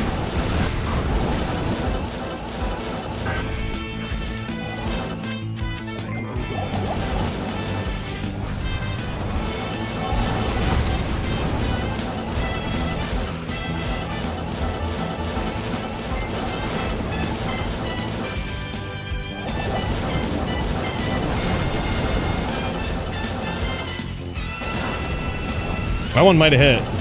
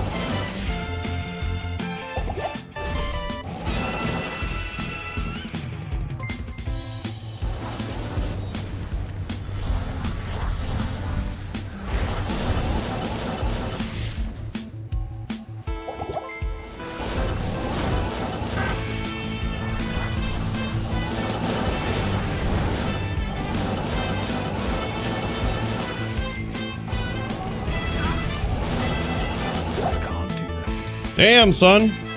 This is with our noob playthrough gear, though. Yeah. This is with our noob playthrough gear. I just want to point this out.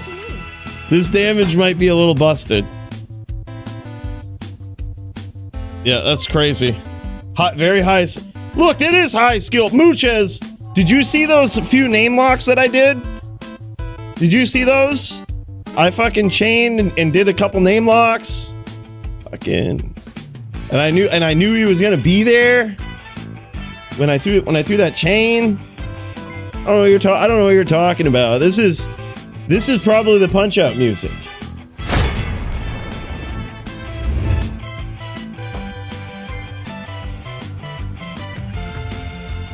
All right, let's do it.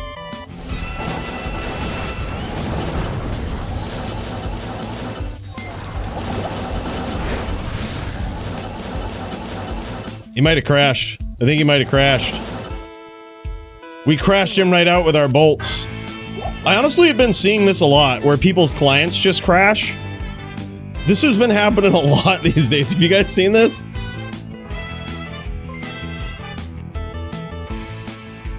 Coming to PvP arena near you. All Warlock builds banned. Yeah, for sure.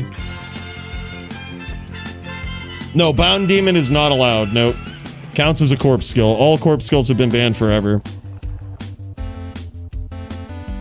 I figured. No problem, dude.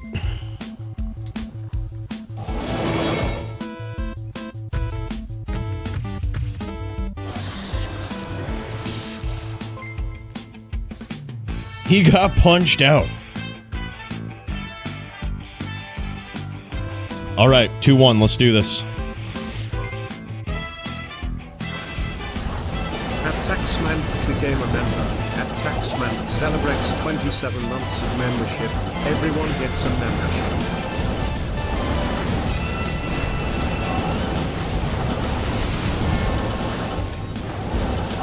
Missed you, buddy. Glad to see you're back. Remember, everyone. It finally made it through, Bada. It finally made it through. That was crazy.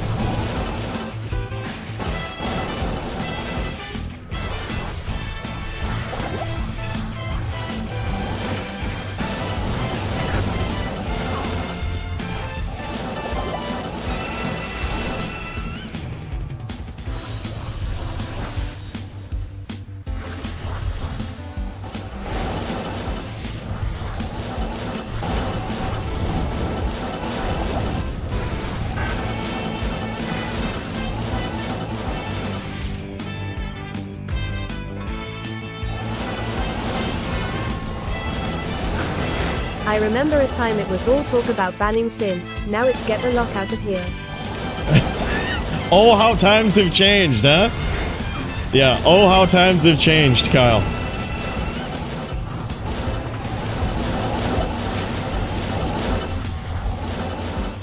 And thank you so much for the generous 5 spot, bro.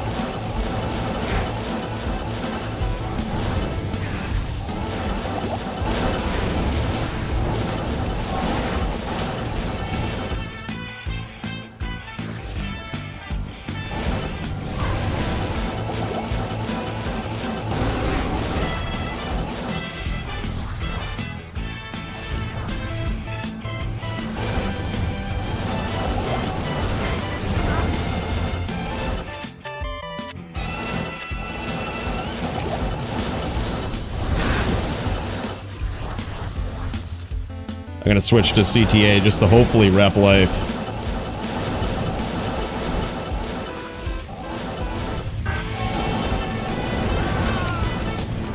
We got 13 rep life on the swap. I might bring over real gear for this, and by that I mean it's just going to be completely late gear, where you just have rep life. But as you can see on the main side, we can't rep any life back, so we can't turn this into a real duel. I think if we could, I might have survived.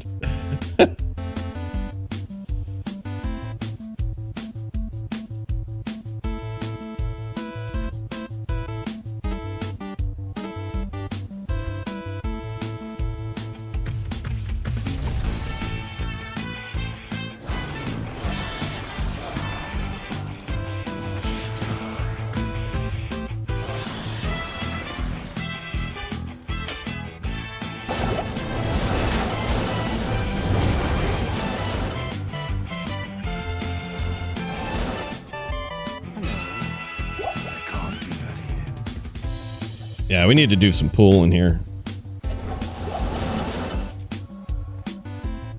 We run out of mana quick on our noob gear.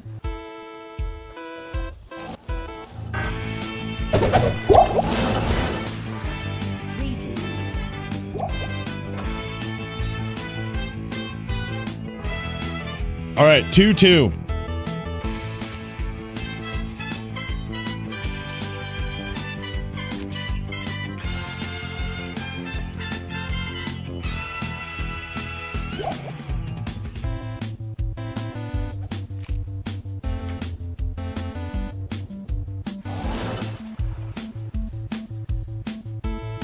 Yeah, and that's the other thing. It's like, after you lose a round, are we gonna wait for you to go bind another demon? Yeah, no. Can't beat him. Late sit and get G-Hay. I'm gonna have to remember that. I'm gonna have to remember that, Kyle. Big cheers, bro. Thanks again so much. Appreciate you, brother. All right, here we go.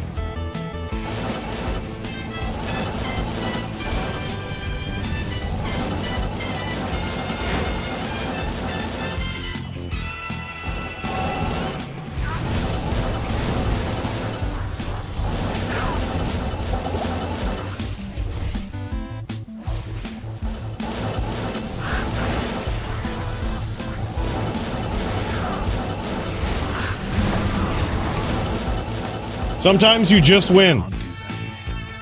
One stomp, dead. Sometimes you just win. Yeah, that was stupid. Dumb damage. We don't have it. I can't wait till we get the rest of our charms.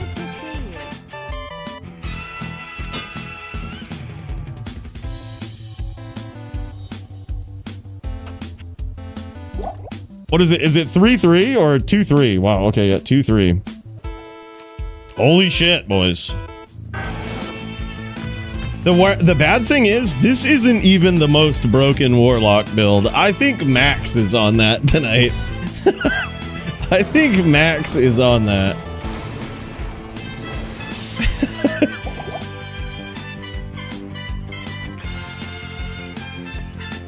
Yeah, it really is.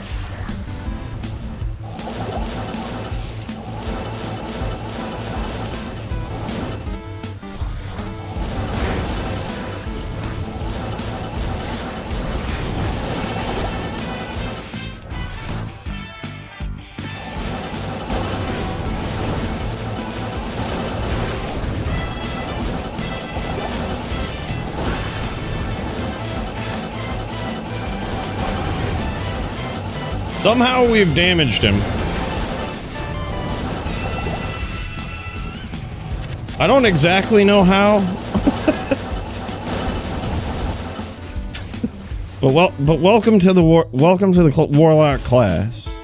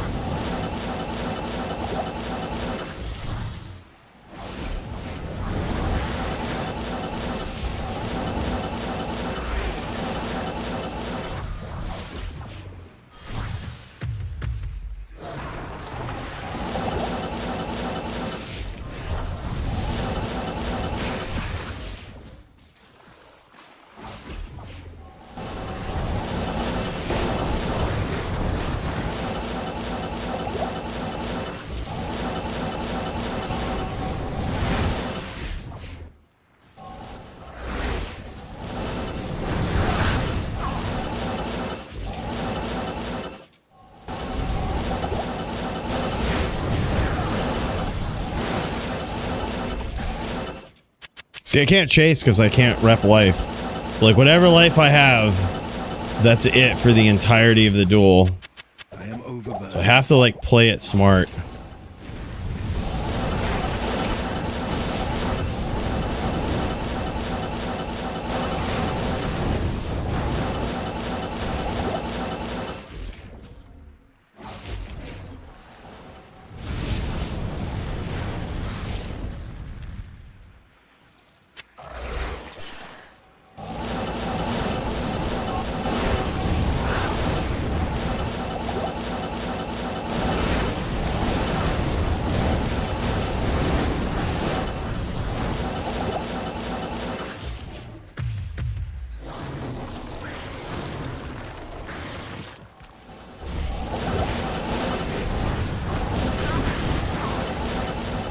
Lights up, Boulder.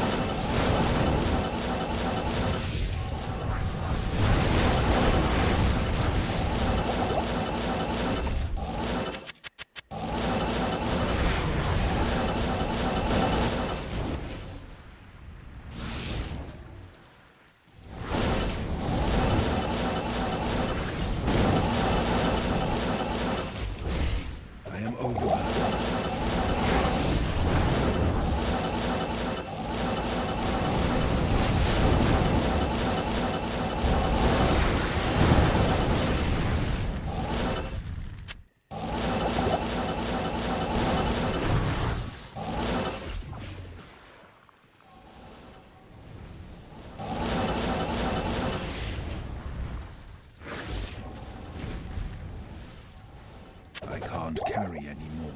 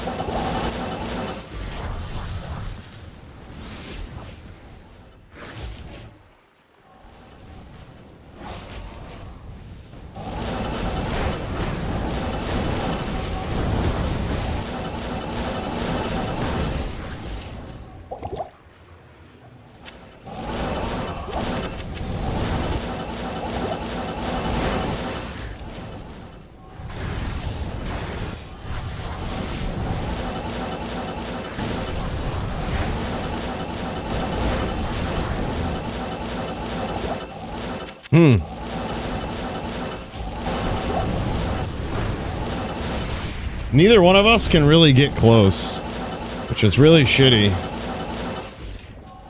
I can't get close because I can never rep my life back, and I'm really low. I need to spend some money on this guy and, like, get rep life gear.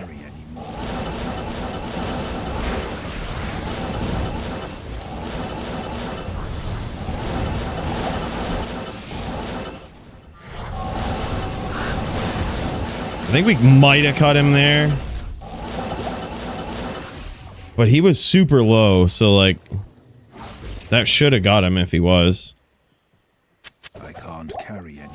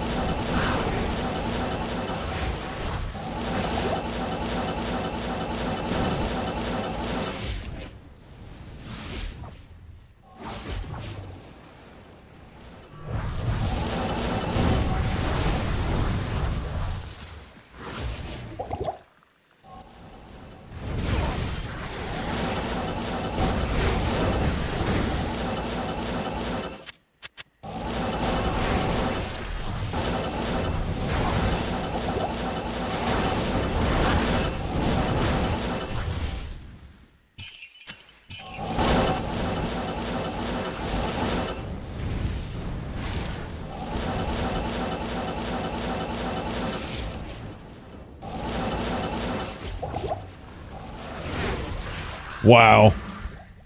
Gay. Gay class.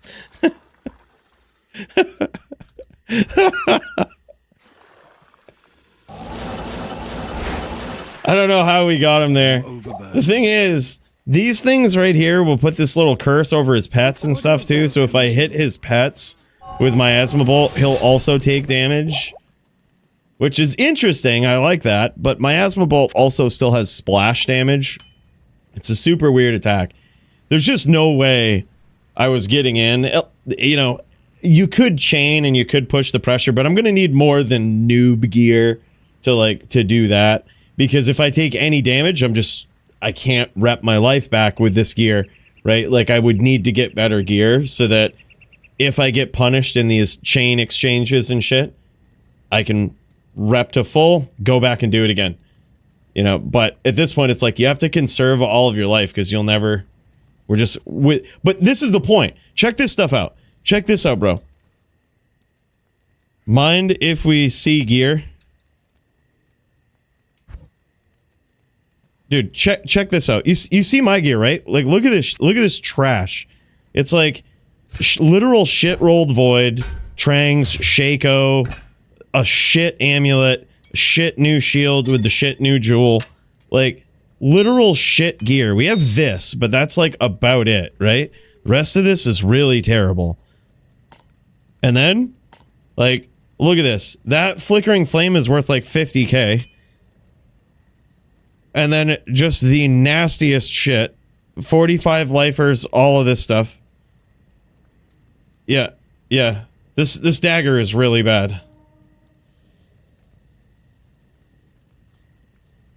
Like, it's so crazy.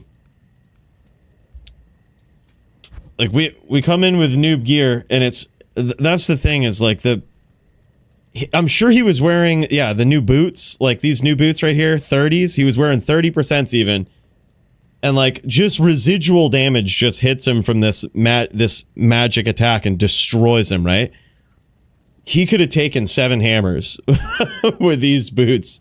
He could have taken, you know, 8 or 9 bone spears, maybe more with these boots. Yeah, like, it's crazy.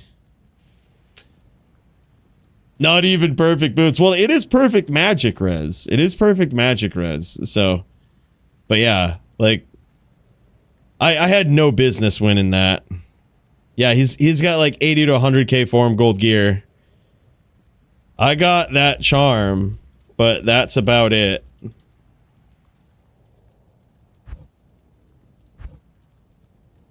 Yeah, the void is like, so if we would use Abyss here, it's so bad. Like, not sure if you've ever seen that used in PvP, but it is so horrible. Like, Abyss just like sucks the player in. There's nothing they can do, and it does massive damage. It does about the damage of that chain, but with it like an unblockable, unavoidable attack that just sucks you in. Yeah, full Scourge does absurd damage. Namen has full Chaos GCs. Wow, that's sick. Yeah, I think this build is good, but just wait till you see Max's build tonight. I actually think that is the true PvP, like, Warlock build. It's pretty insane. By the way, Big Puff 8 for Jen, Eric, and CTV. According to Llama, Abyss could use some buffs. Confirm? Can't confirm. Can't confirm. I can't wait to see the demonic setup. Dude, it's so rugged, track amp. GG's, brother. Good duels. I honestly, thanks for taking it like a champ, man. I honestly didn't even expect to win that duel. I was like, there's no way I'm beating track amp. Like, I'm gonna get outdistanced. And nope, you can just not really, you can just throw some miasma chains out there and win sometimes, even with budget, super ridiculously low shit gear. Yeah. Yeah, and we damn near one-shot him sometimes. By the way, sorry for taking so long in that. I didn't know that was going to be such a long duel. But you know what? We've got Murder SC and Bruno. I know those guys have been ready to throw down. I probably missed some others here too. So we'll try to catch up in the chat. It looks like we got Brand Doom up in there too. I'm going to throw you in the queue as well, brother. We've got Brand Doom. Thank you guys so much for your patience. I know sometimes it can be wild watching duels. Waiting for other people's duels, especially when that dueler is fucking Coolie. And as the great Joby once said, you can't outlates the Coolie, you know? Especially when Coolie has 0 rep life. Oh my god, look at this. Murder is fucking ready to jam here today. Look at this shit. He's got his goddamn helmet on and he's smoking his cigar. This means this is a sign. He did not come here to play, he came here to win.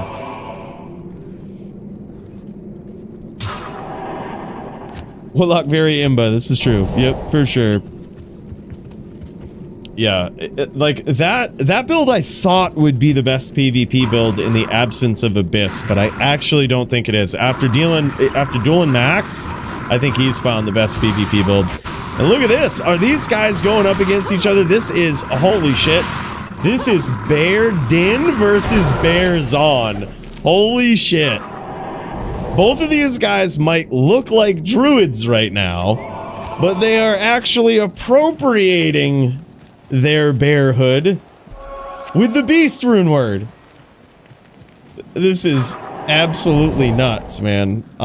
So we've got Bruno, a super creative dueler here, and this guy is on a Bear Din. Then we've got Murder SC on the Bear Zon, and holy shit, man. This is kind of wild.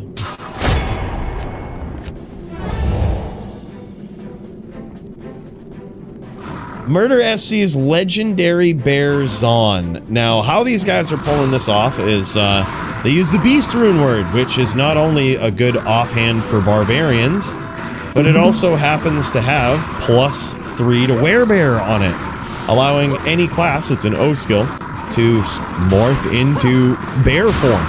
This gives you a big boost to life, I think some other things as well. There's a number of bonuses.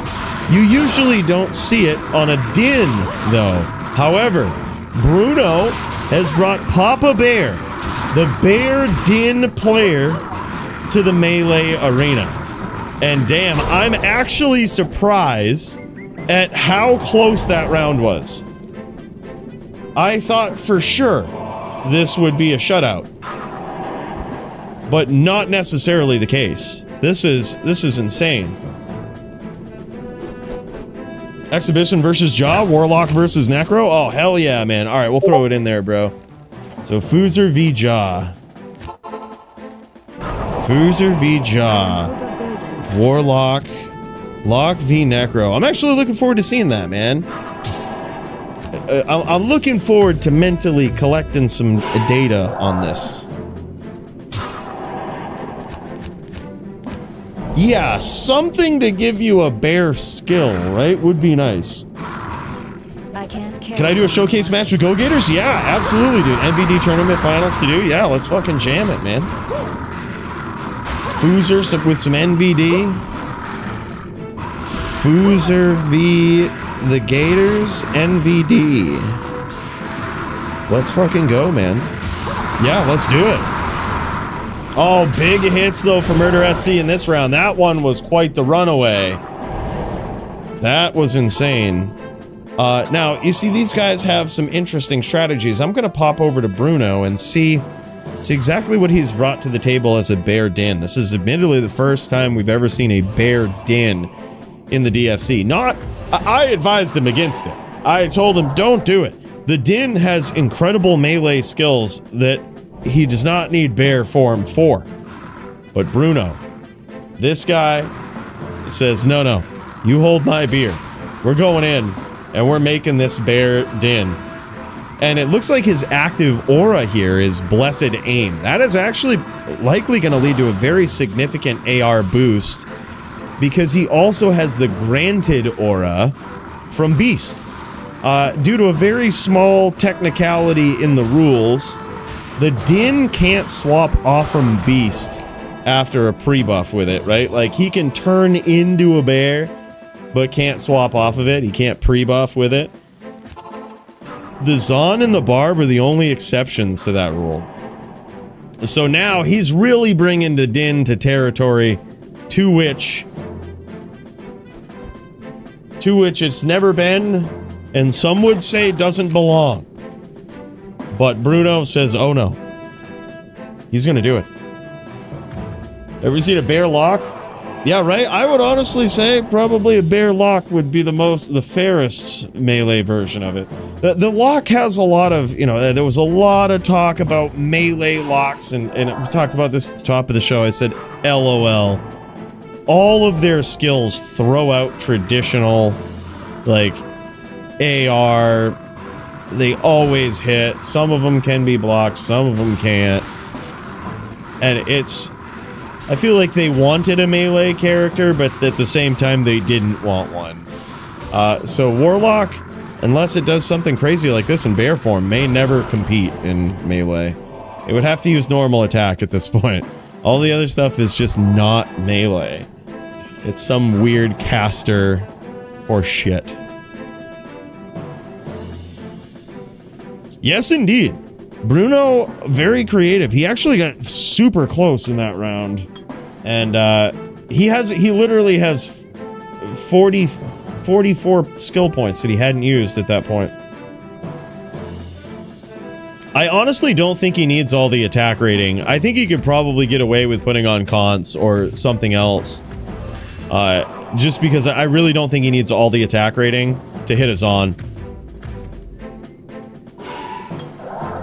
He's gonna do it. He's just gonna go for it. Yeah, 19k should be enough. Like, that should be fine. Now your damage is gonna be asinine.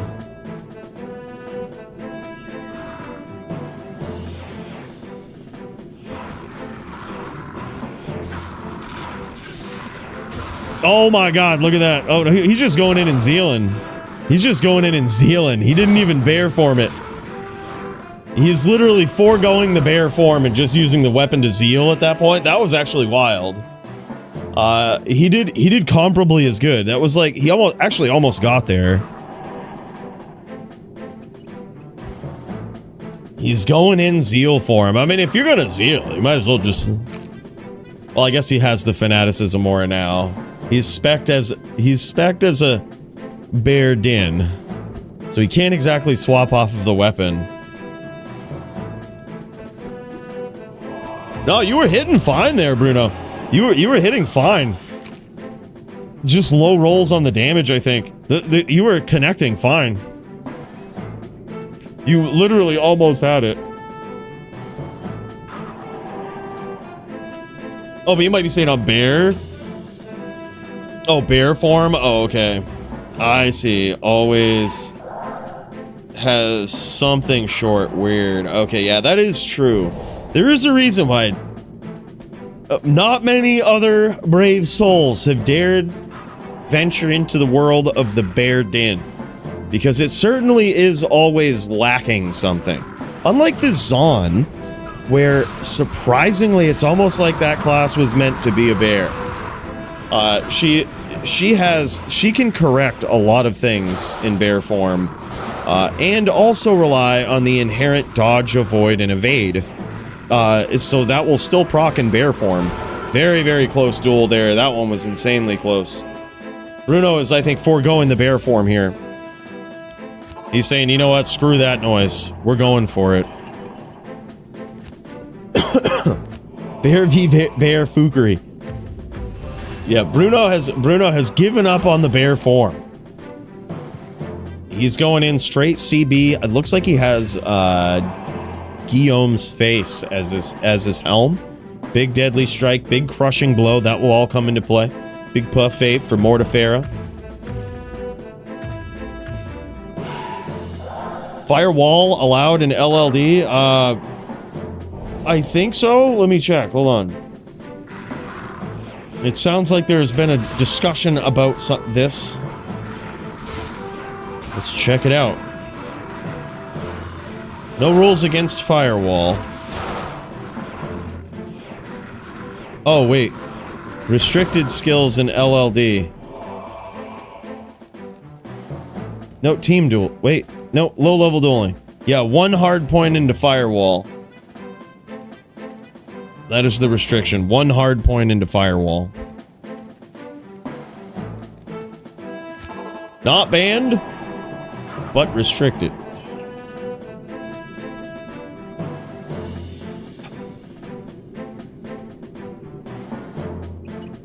Oh. What's the queue look like? We'll throw you in there, AF50. We've got Brand Doom up next. And then I think Foozer had either a match with Jaw or Gators that we'll check out. And then it's AF50. It's straight AF50.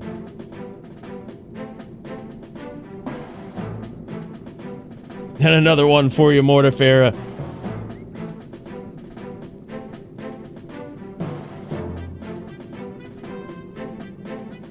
Some graphic things on them that he didn't equip his chest. No, that's just when you so that's just when you swap items for pre-buffing. You take off Beast and you'll lose strength, or you take off BOTD and you lose 30 strength when you pre-buff with Beast, but he's able to wear his armor when he puts back on his BOTD. So it's just for the pre-buff he isn't able to wear his armor. Yeah, he'll take Beast off and swap to BOTD. That's murder.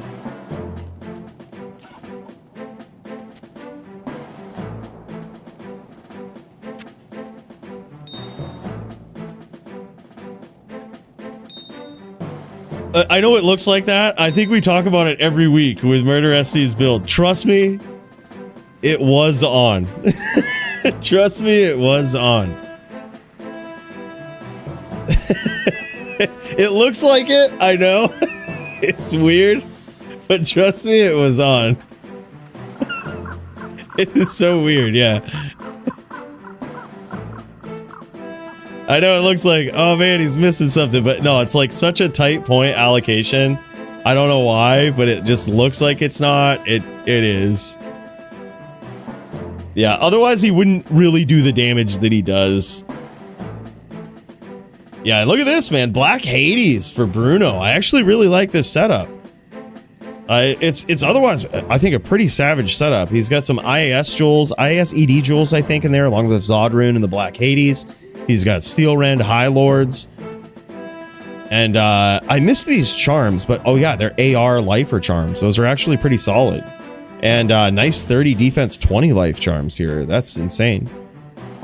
2020 Annie, of course. Gotta jam it. That's actually a pretty savage setup from Bruno. It's very different, man. There's very... Oh, look at that. The 3-20-20. This guy won that in a duel way back, and bro kept it and is meleeing with it. I love it, man. That's really cool. Yeah, one of those prizes courtesy of Mooches, man. That's wild. It's good to see our boy Bruno putting it to good use, maintaining that creativity and that savagery. Yeah, he says the balancing act is just too much. Yeah, there's so much to do when you swap to bear form, man. Your IAS breakpoints take a big hit. On top of, you still have to manage all of your DR and everything else. It didn't look like I missed it. I'm not sure if Bruno had 50 DR there. That could also be a problem, right? Like, it's so hard to balance all of that stuff. Yeah, you're always... Oh, no, he gave up IAS breakpoints. No, he did have 50, gave up the IAS breakpoints. Okay, that's what it was. That's what it was. Or no... He says no 50 DR, correct. Oh, word. Word, yeah. And the IAS breakpoints. That's a tough build to get going. But I gotta say, really friggin' cool that, that he put something like that together. That's the type of creativity that's just wild to see, man. You love seeing it. It's insane. Found a 31620 today? Nice, dude. That's an insane find. Congrats on that. Well, GG's, boys. Let's get over there. It looks like Brand Doom might be jamming, slamming, Alabama. Let's check out, see what's going on.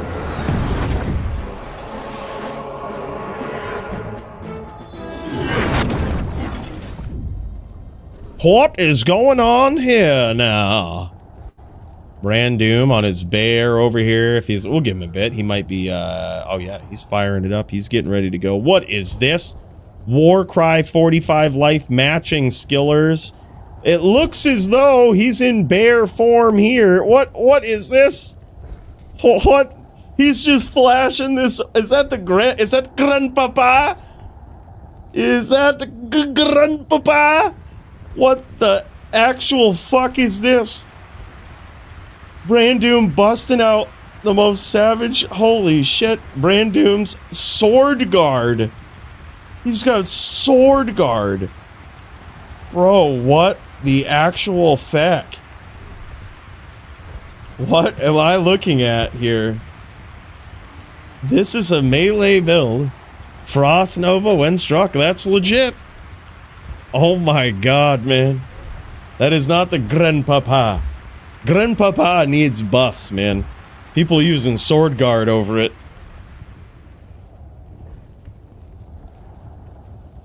Or people using, yeah. That's crazy. It looks like he's got, ATD on the shield. I don't think that's sword guard shield, or sword back hold. I think that's the ATD. I think that's the, it's the one with DR and ATD on it. I'm only guessing that because I don't see a lot of DR gear on the rest of what he's got. Like, visibly, it doesn't look like he has a lot, so he's probably making it up with either a bear rune in the helm, bear rune in the shield as well. Yep, well, look at this, look at this. Yeah, this is straight ATD barb right here. I fucking love it. So, wait a minute. Does Sword Guard have ATD on it? That's a perfect Spike Thorn, too. 150 ED. 99% perfect War Traveler mirrored boots. Oh, yeah, bud. Look at that. Big ATD. Even on the ring. That's crazy. Yeah, very, very cute. I love it. Does Sword Guard now have ATD? I didn't put 2 and 2 together. I totally missed it. Is that like the only weapon with ATD? Attacker takes damage of 5. It comes from the jewel, though. Okay, yeah, he's pointing out the jewel. Yep, wow. Okay, interesting. And he has an F Sword Guard here, too. I love this. I was wondering why that wasn't F. And a Metamorphosis Conqueror Crown. What a strange build. Wow. I can't wait to see Brand Doom throw down in melee here today.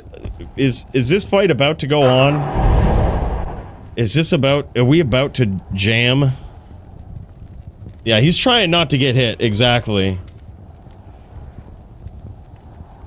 Yeah, he's basically trying to punish his opponent with attacker takes damage for swinging at him. Whenever they swing, it works different in D2R. It used to be that in order for attacker takes damage to go off, you actually had to hit your opponent. Now, you just have to attack them. So every time they zeal, every time they jab, all of those little hits are gonna proc ATD, and it's coming right back at them. Yeah, it's on attempted hit instead of, it's on attack instead of actual hit.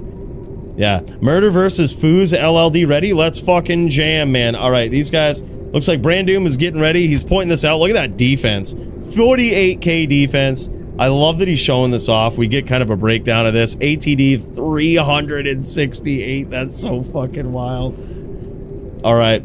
Let's pop over to Foos in the LLD division here real quick. Brandoom, thanks for showing us. Thanks for giving us the business with that. I can't wait to see that throwdown in Melee. That's fucking so savage. I love it, man. What a very weird barb build in bear form. Gotta say, I love it. Cannot wait to see how that one goes. Yeah, 368 ATD. That's about actual 25 damage to someone's life total with every hit. So if you zeal for 5 attacks, that's 125 damage right off the rip. You better connect, and you better connect a lot, because every attack is going to cost you, and he's going to be swinging too. If he gets any connections through, it's even less life that he's gotta work out of you. Wow, 10k HP too? Damn. Yeah, that's insane. Holy shit, that's so wild. Then open wounds procs and it goes nuts. Oh man, open wounds too to one them. Oh my god. That is demoralizing. That is a demoralizing barb, and I love it. All right, boys, it looks like the Foos versus the Murder SC is about to go down in the LLD level 30 division. Let's fucking go.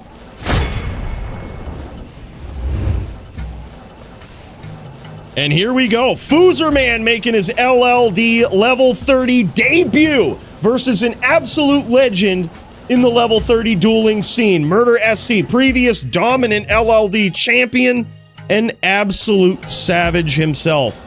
This guy has been around the block a few times with level 30 duels, and I'm not sure how much practice Foozerman has got in there with his LLD, but I believe this is the first time we've seen him in the level 30 division.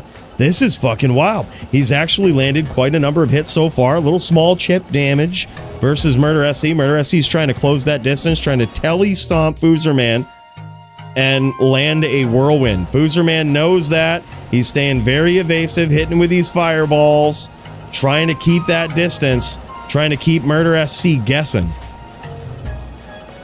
This is so wild. And by the way, another big cheers to Murder SC. This guy dumped 80 plus gifted subs here tonight, plus 120 savage bones.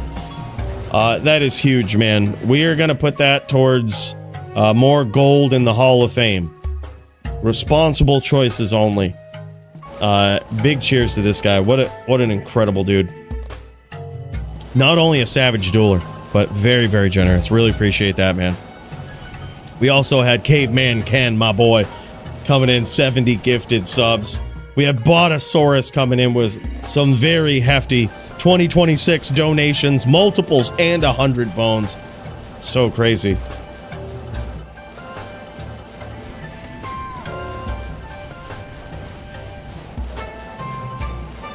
Yeah, I figured it was appropriate, Odin. We've got basically the Gerudo Queen here.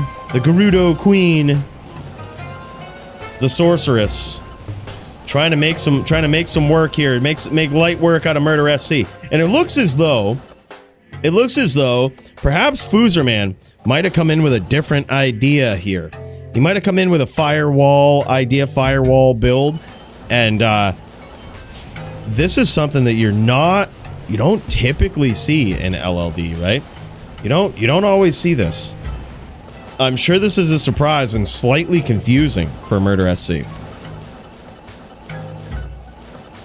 Foozerman, you'll see him back off every once in a while and bust out this insight to rep some of that mana back.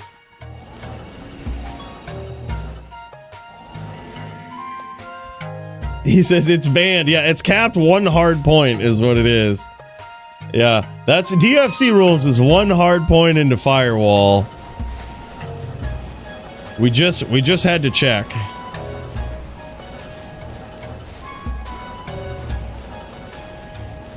I do remember though, there were some builds in LOD Like back in the early version of the game, they were so ridiculous. And I remember they would light the entire Moor on fire with Firewall, and it was actually really hard to beat them. Which is probably why we initially adopted the rule set that limited it to 1 hard point. Makes sense, man.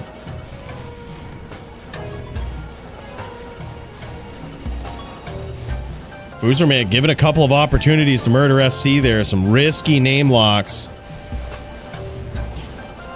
Risky name locks. Getting in there, though. It appears as though Foozer also has 75% block, which is going to be very, very tough. Murder SC is going to have to land some big shots. The good thing is if he does, those shots can really, really hurt. There's not a lot of ways at level 30 anyway, for many classes to stack up damage reduction. They have precisely string of ears. That's it. There's no other ways. At least not that I can't. I mean, I don't think there is. Am I missing something? It's string of ears, and that's about it. So the point is, and Bush in Bloodmore, 100% damage reduction, right? Hell yeah. Ah, yes, that's right. Rock Fleece Solus. Good catch. You can get Rock Fleece. Rarely do people ever use it because you're sacrificing a key slot at level 30. Murder SC. Looking for an angle here. He's being very patient. I like this.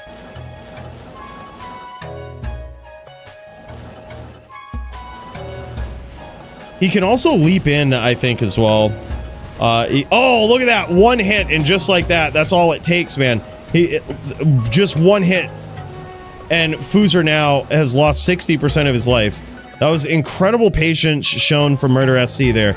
Oh, and there it is, man. Catches him just like that. Holy shit. That was crazy. Foozer, man, did a great job in that early part of the round, working Murder SC's life total down, right? Frustrating him from a distance, making him swing and miss, making him telestomp and miss. And bam, just like that, Murder SC, super patient, takes his time, waits for his opportunity, and gets in there, gets violent right when it counts. All right, Brandon, we'll kick right back over after this, brother.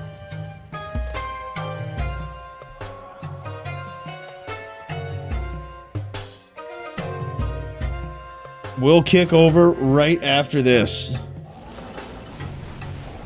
It is going to be Brandoom versus the Rubinax. It's going to be savage, dude. It's going to be a savage one. Yeah, leaving that Quill Rat in the Moor might come back to haunt them. Obviously would never come back to haunt a player of my skill level. That wouldn't happen. And any video out there is obviously fake or AI. But these guys, you never know. That Quill Rat could definitely randomly kill them. You know? That could be a bad mistake. And Dia Bacon, big puff vape for you, brother.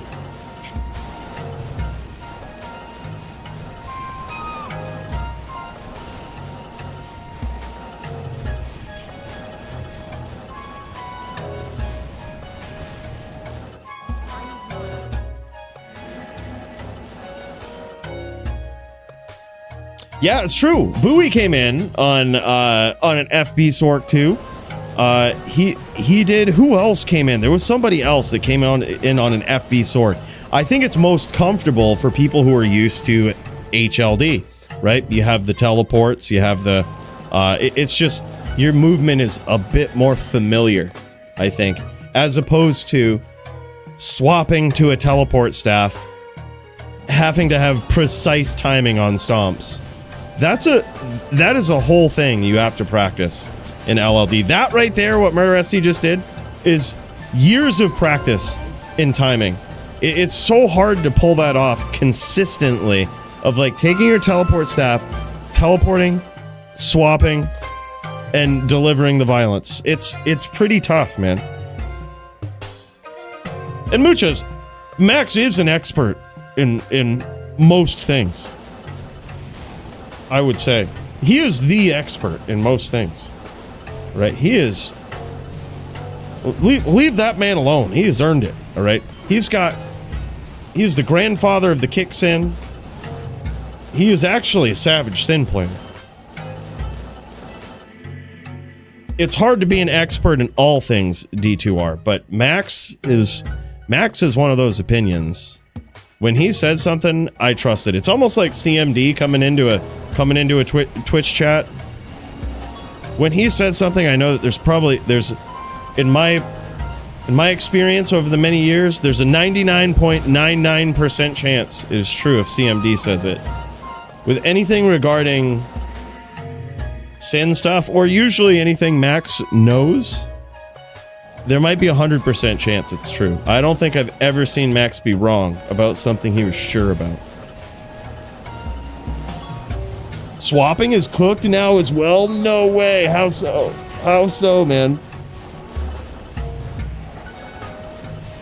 I haven't seen textbook in these Mortifera. The textbook, the JSP mod, I didn't know he did LLD. He is wrong all the time.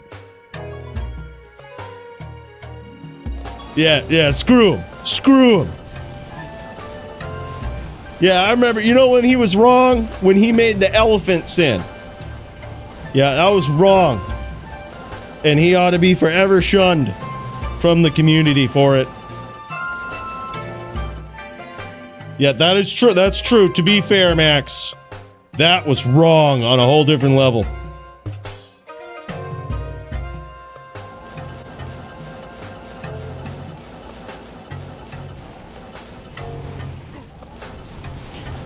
Yeah. I think your opinions, though, Max, they come from a good spot. They come from a very well-informed spot. The unfortunate thing about the internet these days is everybody has an opinion, and it seems to be valued equally across the internet with no checks or balances, right? The days of having the subject matter experts weigh in and have an informed opinion that stands out are quickly dying all over the place, but certainly on the internet. And I think you are one of those people, Max. That's very, very well thought out, very well informed opinion. Yeah, exactly. Still loses to Warlock. Yeah, right. Yeah, wait for 22k traps. I can't wait. I can't wait to see it.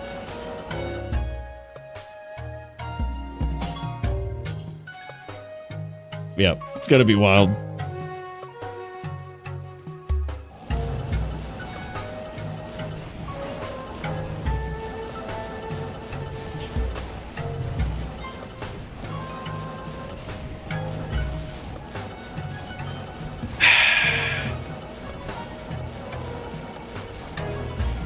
Foozer Man got clipped here by Murder SC. Murder SC is also very low, though.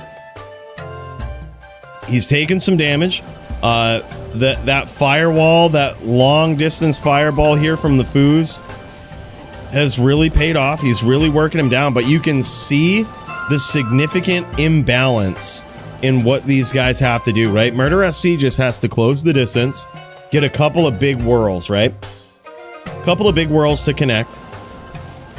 And Foozer Man has to land so many consistent shots from a distance, whether it's firewall, whether it's fireball. Has to land so many things way on the outside. And it's basically chip damage that adds up over time. Foozer's going to take this time to regen some of that mana so he can go in full bore and do it again. This one is a nail biter. Even though Murder SC is very low here, it could actually end with one wrong move from Foozer.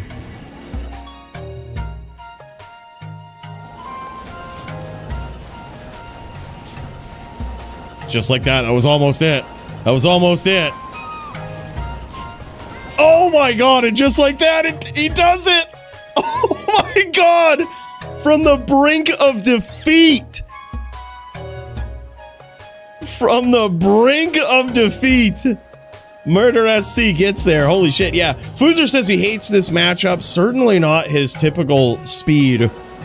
He does like telly stomping. He does like pushing the pressure, and this build will allow him to do that. But unfortunately, versus the Barb, he can't do that. You can see it. It's in his nature to grab these name locks as the HLD champion, right? Grab these name locks, push that aggression, sheer violence, sheer pressure. However, it's tough to do that, and some would argue the wrong move versus an LLD Barb. But you can see it every once in a while. He's got that dog in him. He's got that dog in him. He wants to do those stomps, Keeps those name locks. Yeah, that was insane. That was incredible patience from Murder. He did not give up at all. He might have been really low there, super low, but he didn't let it affect him. He just played the way he needed to for the entirety of that round and managed to get there right at the last second. That was crazy.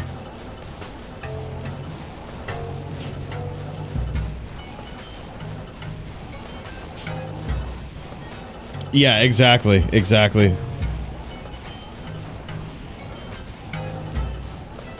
Foo's gonna make LLD Barb be Sork ladder now, preferred over NVD. Right, we're gonna need a whole ladder out of this. We're gonna need a ladder out of it. Nah, this is actually it's an interesting matchup because I would say that the Barbarian is probably the strongest build in LLD. Oh my god, dude. Foos are willy-nilly just getting in there, throwing the stomps down. I think he's like, all right, let's just get it done. He's like, let's just get violent. Let's get it done. Closes the distance, takes the whirls there, and you can see how big that damage is from the Barbarian. I think the Barbarian on a skillful player it feels so unfair in LLD. Right now, Murder SC is kind of playing a bit more measured, right? He's being a bit more patient, but it's possible Barbs can be pretty aggressive, right? They can be hyper aggressive, and with their telly staffs, they can close the distance really quick, especially with some CT casting. They can close the distance really quick, and it gets horrible real quick. It's hard to get away from them. Look at this. I love this from the Foos, man. Closing the distance and just making it dirty. He's gonna blast him with fireballs until he can't. Until he runs out of mana.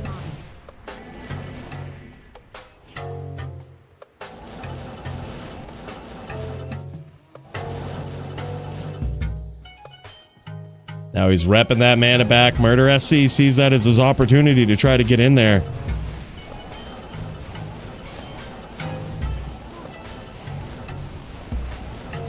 Anyone notice the new take damage effect from the Barb? Or the new take damage sound effect? That little It's different, man. I noticed it when I was doing my my Traven call runs for gold. I was like, what is making that noise? I was like, is that my Merc? Is that me? What's going on? Both of them make it. The Barb actual and the Merc. It's this new get hit sound effect. It's kind of wild. Fax versus Murder? Dude, I'd love to see it. We haven't seen Fax in the longest time in LLD. I honestly think Murder SC is really good. Very dominant LLD Barb player. But, bros, I have played LLD a long time, and there are very few players that play the Barb like Fax. Fax has a different Barb build. He has a Brawler, where he's throw and whirl. But goddamn, he's good. God damn, he's good. Like it's so tough to beat Fax. He's always ready. Such perfect CT casts and like CT stomps with the Barb. Very, very tricky. It's easy to out mind game a lot of other Barb players. Fax is not one of those guys. Like, he is ready for that mind game. Even in Barb v Barb, Din v Barb, anything, man, he's ready for it.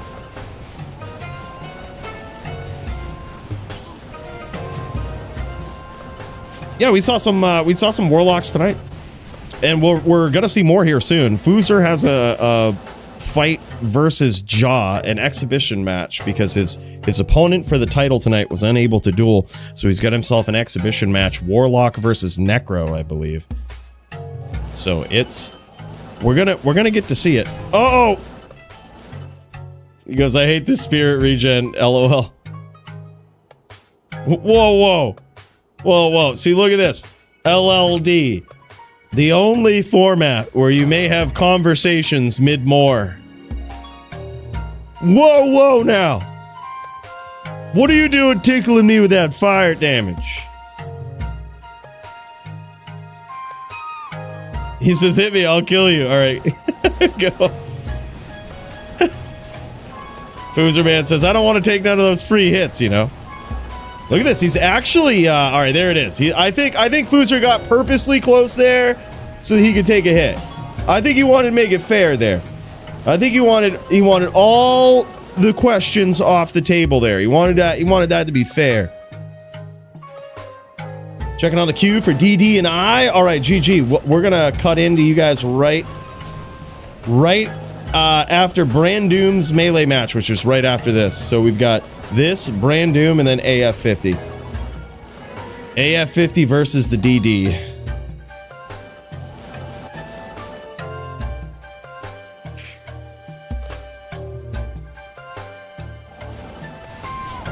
Am I crazy, or some particle lighting effects graphics also been updated? You could be right, man. You could be right.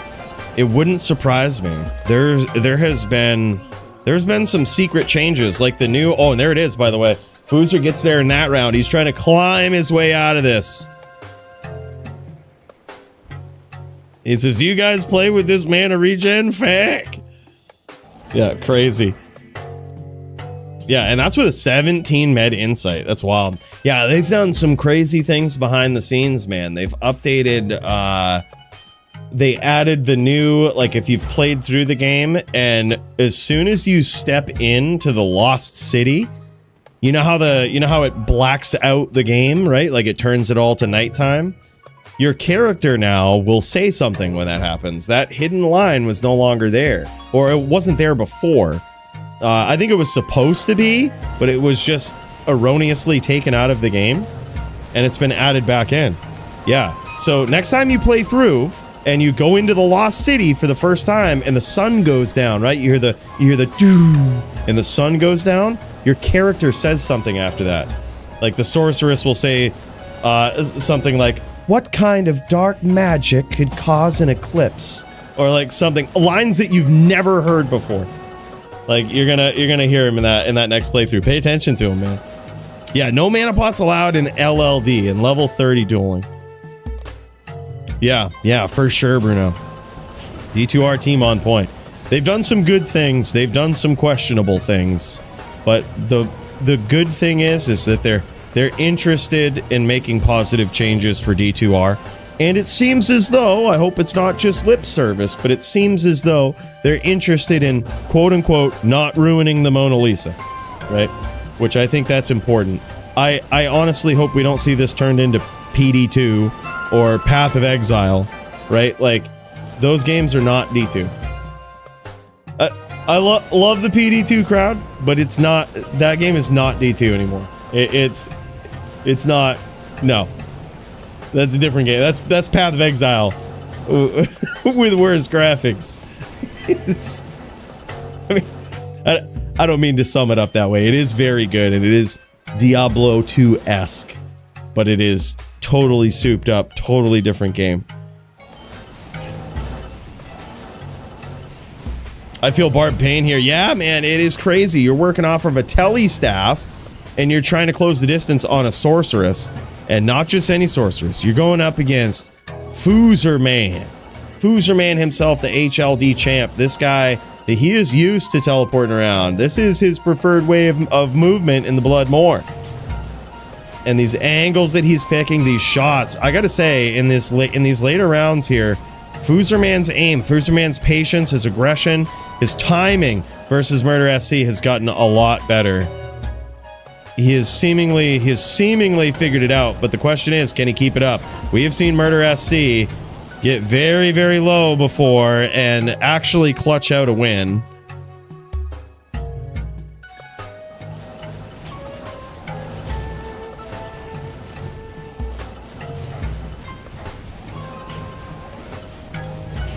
Oh my god, and Murder SC gets stuck on the puddle.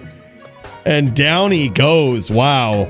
Foozer man trying to make a nasty comeback here. This is a very meticulous, this is a bit of a longer duel than you would usually see in low-level dueling.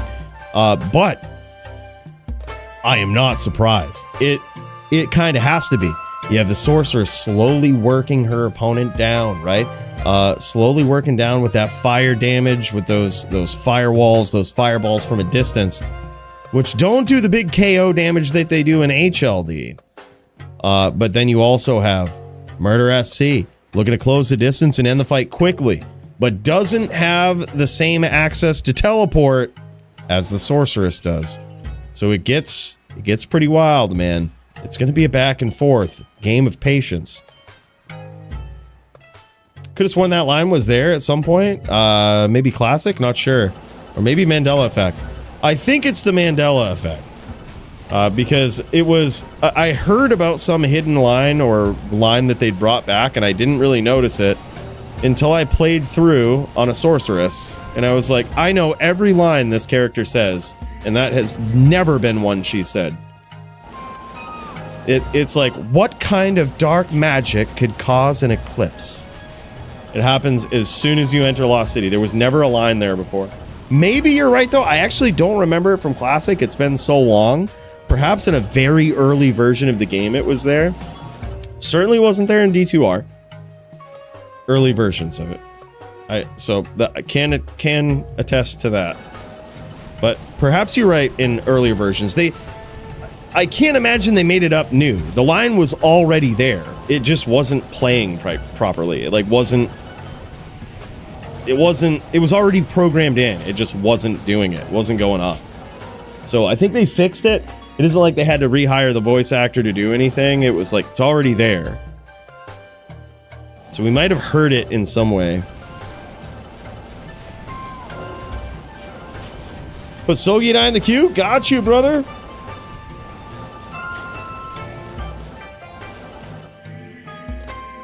Hell yeah, man. Sogi v. Will.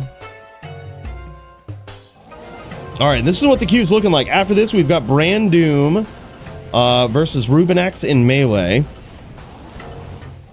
And then we've got AF50 and DD for the LLD title. Then we've got Foozer v. Jaw, Lock v. Necro. That's a Lock v. Necro match. And then Sogi. We've also got a randomly, whenever those guys are ready, we're going to throw it in there. The Foozer v. Gators. We'll throw those guys at the bottom of the list. Foozer polluting the airwaves here tonight. So many different divisions. The HLD champ trying to get it in, man.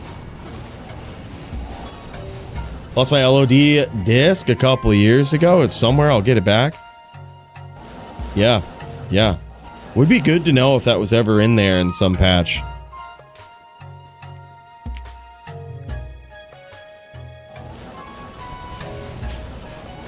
Yeah, I did too, Max. I think a lot of us did. Boozerman trying to even the score here, but he's got to be careful. He is untouched in this round here so far. He's done a great job at figuring out Murder SC's timing, confusing Murder SC, teleporting all around here, but that, just like that, he catches one clip and he's Half-Life. He's got to be very, very careful. He might actually. Dark Lord Dash, dude, he's really good. He knows a lot of stuff. I know, dude. That is really upsetting that there's no real way to play old D2R patches anymore. I think you can play 1.07, but who knows how long that will last. That's what I played. I wanted to play 1.08, but you can't play that anymore. Yeah, it's unless you have the actual CDs to install them. Yeah, I think that's probably what it was, AF50. But it was like, I know the voice lines in the game, and I had heard they added one, but I didn't really go out of my way to figure out what it was. I was like, if it's important, we'll hear it. And it just stood out. I hit Act 2, I went right into Lost City. I was rushing someone, I think. And you don't even need the quest. I was just rushing someone, and my sorceress said that. I was like, huh. Well, that's strange. And by the way, here it is. Foozer Man and Murder SC. The score is tied.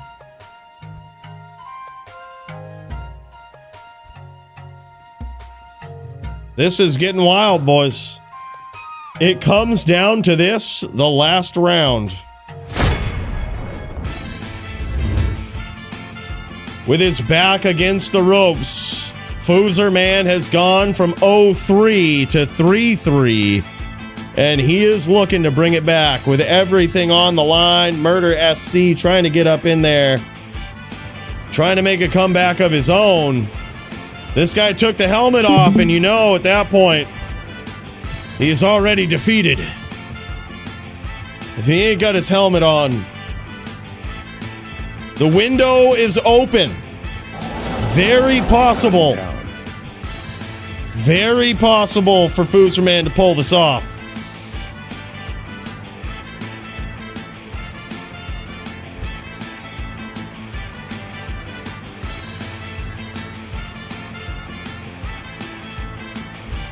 He goes, Uncle, bro, I ain't chasing no more. All right, he goes, let's do this. Let's do this. He's good. He's fucking jamming. He's going to pull out that patience. I think he should. I think he certainly shouldn't fucking chase. That's for sure. I think he's got to be patient. I think he called Uncle, though. He might just be saying, all right, you've got it. He's like, I have to chase to win. He's like, I've got to chase to win. I think you've got it, bro. I feel you. It can be a pretty demoralizing fight. So I think he's going to give it to Foos. I think Foos is going to take it. Yeah, that's actually an incredible comeback from Foos, I got to say. He figured out the timing. He has a way of kind of forcing you into this play style, right? And he executed it well. But I got to say, Murder SC looked clean in that. It can be a demoralizing bout going up against the Foozer Man.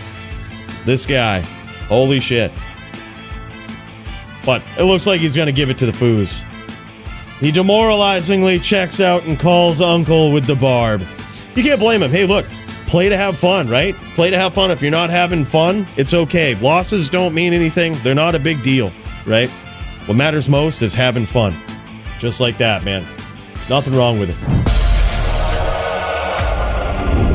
All right, man. Let's get up in here. We've got Brand Doom in the Melee division. Big cheers to those guys. Murder SC and our boy, the Foozer Man. Tough fight, man. Tough fight, I think, on both ends.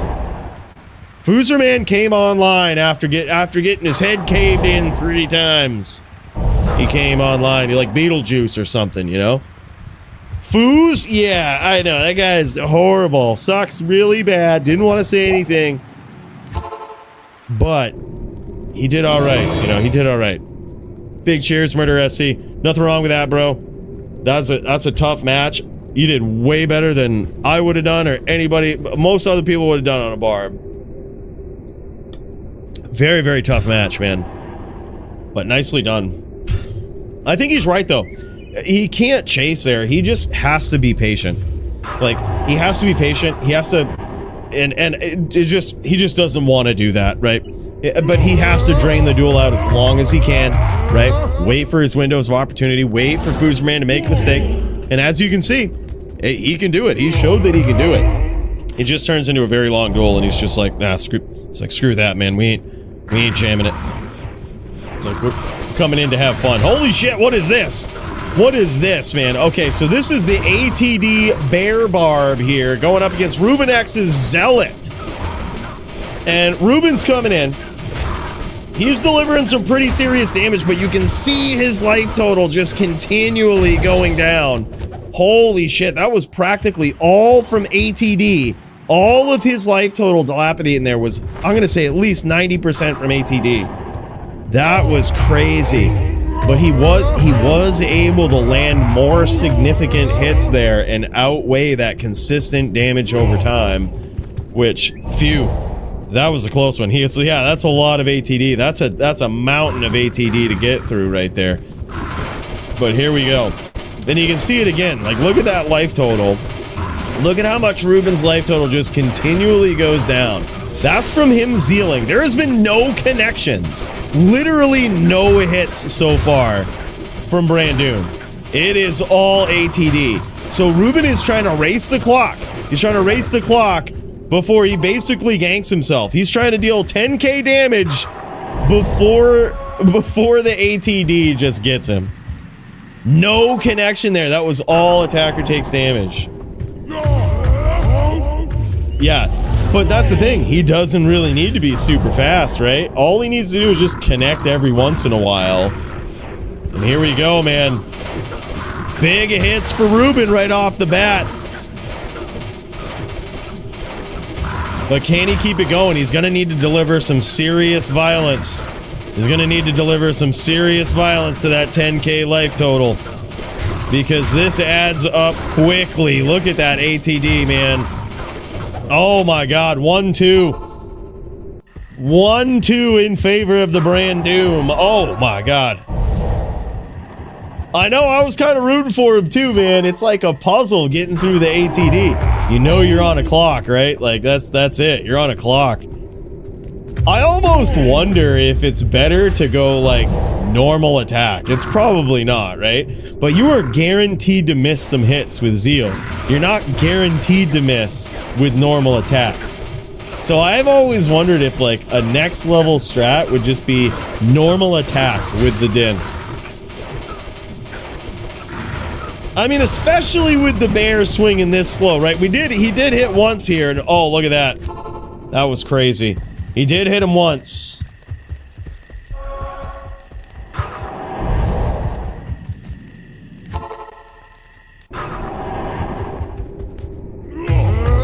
No one's ever tried it, James. I'm waiting for someone to. That would be great. There's no shot.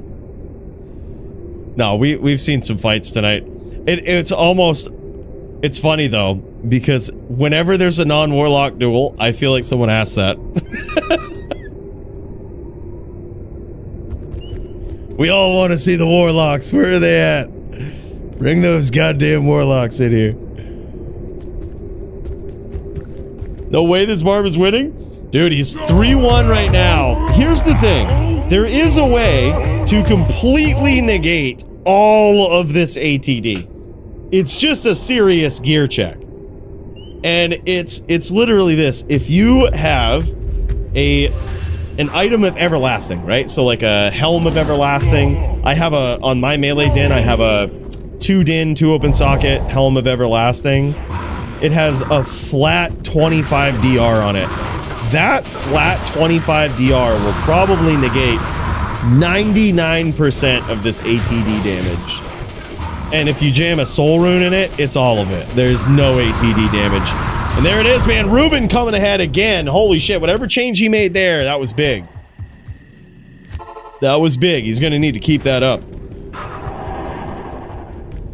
LOL late to the party. Yeah, no worries, man. Welcome in, welcome in. Yeah, I dueled with a miasma chain Warlock. I beat track amp surprisingly. It was literally playthrough gear. Just the most shit gear. I did have the Warlock charm that I talked about in my short today, the one that I rolled, the 45 lifer. But other than that, that was like the only godly piece of gear that I had. The rest of it was complete trash tier gear. And I beat track amp with 100,000 forum gold gear. It's pretty. It wasn't the most exciting duel. It truly wasn't. But that was my fault. Track amp is a great dueler, but I had to keep my distance.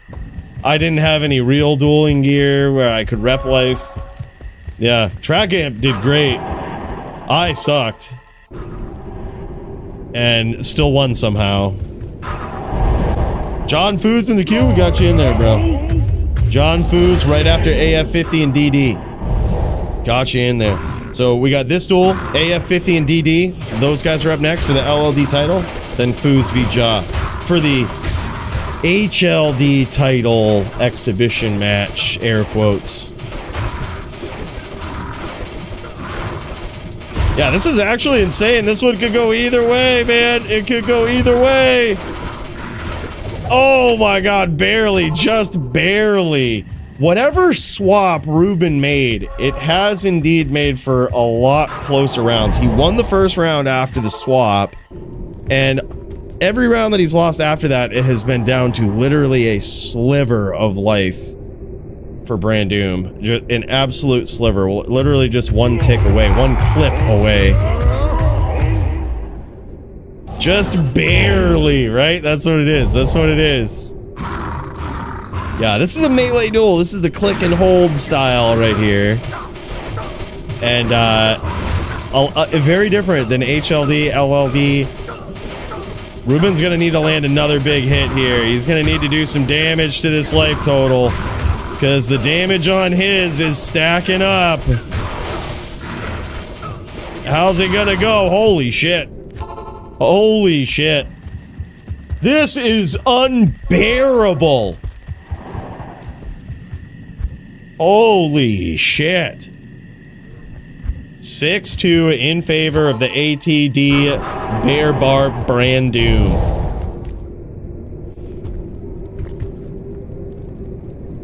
Yeah, not 5 natural 20s, 1 big hit. I also think that him stacking up Crushing Blow here could really come into play. Like if he went with a G-Face, actually it's hard to use G-Face here because he's got the defense of the barb to get through, right? It's single-handedly what's killing him. The defense of the barb. He needs to get through that somehow and deal some serious damage. But in my experience against an ATD barb, there's only one way to play this. You pull out the of Life Everlasting Helm and you turn it into a miserable day for them. It's in my experience the only sure shot way to do it. But there it is, Ruben trying to pull ahead here, trying to get back in the lead. Now 6-3, still in favor of the ATD Bear Barb Brandoom. But Ruben trying to make a comeback. He's trying to. We've seen crazier comebacks in the melee division. I still remember the days of the Nim coming in from 9-2 to 11-9. It was the craziest comeback in melee history. It can happen. Ruben's gonna need to land a big bomb here soon. He lands something, but he needs some big hits. The clock is ticking away. The clock ticks and boom, just like that, man. Just like that. That's a crazy way to go. Look at that. He's only got 36 DR too, Brandoom pointing that out. That is very interesting. So you know what he's doing here? He doesn't have a lot of DR. He's really relying not only on the big life total to keep him alive, but also the big defense. Yeah. Yep, Bear Barb versus Zon Bear. That'd be good, man. That'd be a fun one to see, too.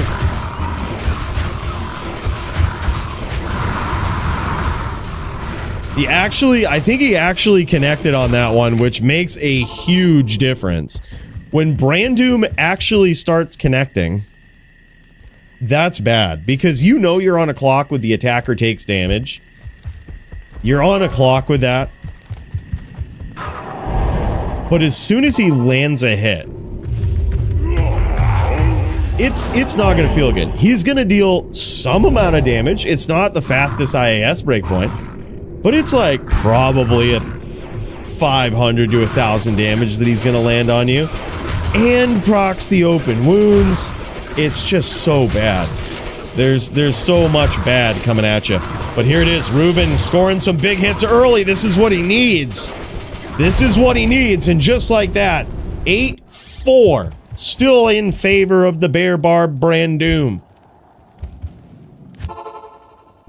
Rip Bearden, I know, man. Rest in peace, Bruno. That was sick, man. There is no way this bear is winning, dude. It's literally comes down to a gear check with ATD that like you need the of Life Everlasting Helm.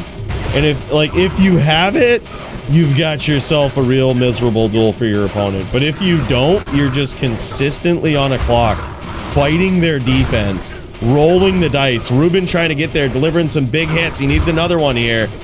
He needs another one. The clock is ticking.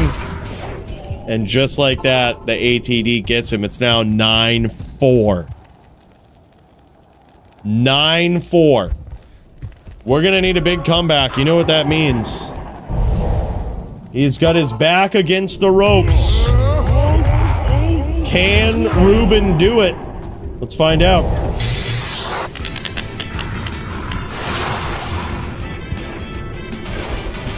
He's got his back against the ropes, boys. He's gonna need some big hits here. He's gonna need to start smacking down that life total of Brand Doom. He's on a clock from the moment this duel starts. That life total slowly dwindling down. Praying to the RNG gods, but unfortunately, this guy, the Bear Barb himself, Brand Doom, comes out on top of this duel here tonight. Damn, son. What a savage. Wow, man. Just like that. That big old bear. Wow, yeah, wild, man. With the sword guard armor and everything. What just happened there? He just somehow lost his armor. That is strange. I don't know what happened. I saw that he like went into trade. Yeah, you saw that too, right? Here, pick up your sword guard and put it back down. That should fix it. It's a strange glitch. Yeah, like, there you go. Happens in HLD. Oh, got it again. Yeah, you fucked it. You fucked him again. All right, here we go. There we go. That'll work. Glitch. Yep.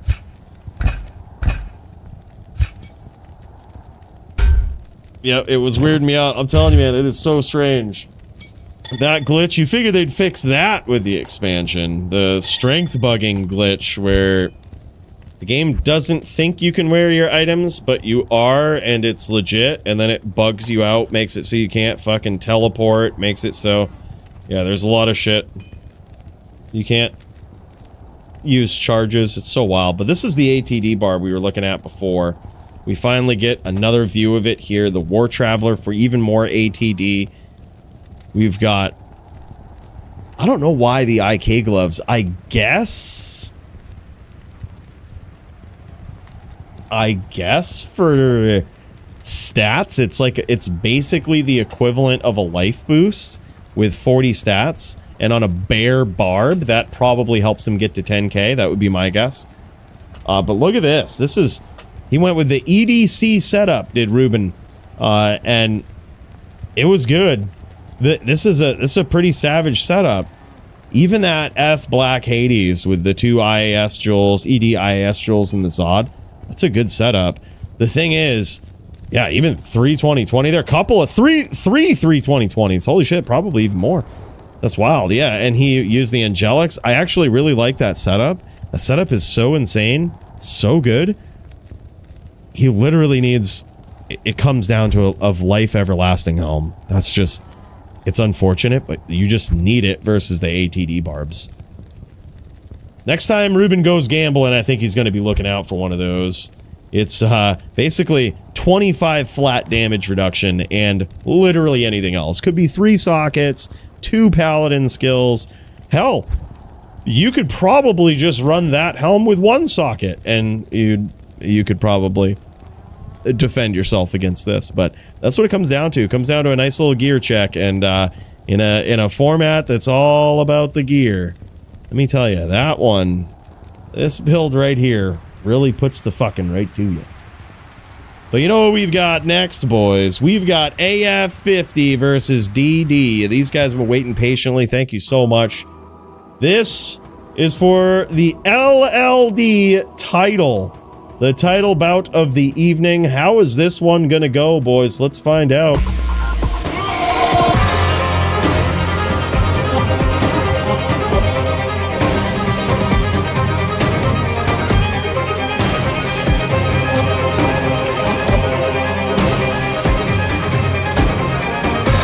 And in this corner, we've got the reigning, defending, dominant, low-level dueling champion, DD, aka the Icy Dicey. And these guys are doing an Echoing Strike mirror mirror Warlock duel here. Both of these guys going in on an LLD lock. And wow, look at this. It's so crazy to see, man. It's almost like an HLD fight with regard to their movement around the moor. Like, look at this. They've got teleport. They've got some nasty attacks. Oh, big hits there from the champion. That was literally one shot. He's using an insight here. And yeah, I think we might have to add in a rule that you're allowed to use an F insight, you know, for the Warlock, you know, if he's not already using one. But yeah, that's insane. Oh, look at this! Look at this, dude! He's using the new portal, the new steps. I love it. Showing off that he's found all of those set items. Showing off he's made all of those rune words. I love seeing it. I heard this right here has to be reapplied after every death. You have to reapply that. That's crazy though. Big props to DD, man. That's a really cool thing to see. Yeah, portal looks really sick.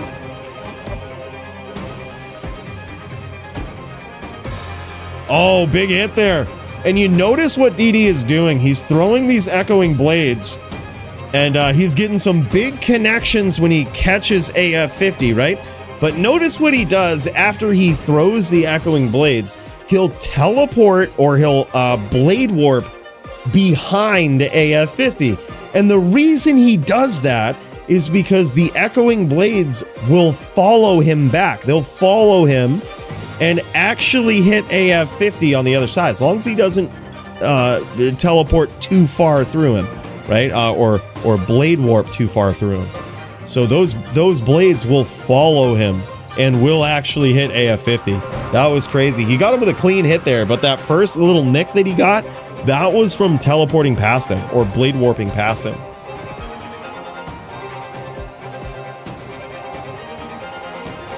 It looks like he's even trying to set that up. Like he's even trying to set up the blade warp behind his opponent and throws the echoing blades after he's initiated the blade warp. Incredible stomp there. Those are some big hits, but he took some big damage though from AF50 there. And somehow he gets his life back. Is that life leech just coming into play here? Let's find out. Let's take a look over at AF50's screen here.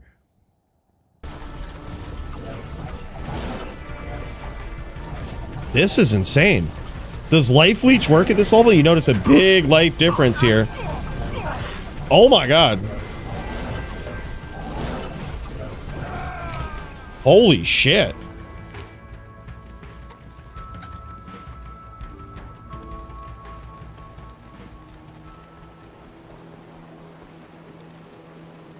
Hard telling. Hard telling how much it does in LLD here. There's a lot of damage mitigation that this class has, but if I had to guess, this is probably doing somewhere around 10k. If I had to guess. It looks like these guys' setups are completely different though. Very, very different setups. We've got AF50 who might have actually committed a lot to strength. You notice that his life total is a little low here, right? And it's either a lack of charms. Okay, that's what it is. Yeah, charms suck. I was going to say it's either a lack of charms or he's made a big commitment to strength.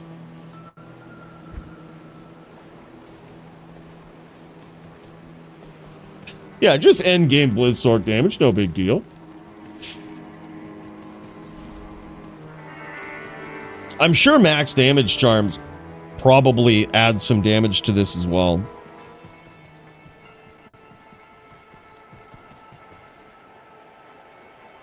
I'm back, wife was aggro, reading bear comments, lol, yeah. Throw Havito and I in the queue? Alright, got you, brother.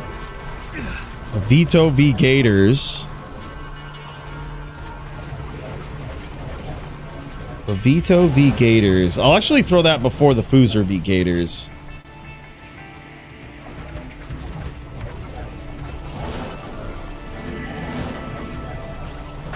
If you have that helm, would love to test it. I have it, but I haven't converted that melee character.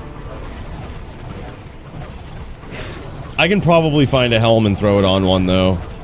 give it to a melee dueler and just be like, yo, try this out. Oh my god, big damage from the champ. And there it is, a Savage 4-0. Now, I am actually very curious, man, to check out this gear and see what absolute violence is going on.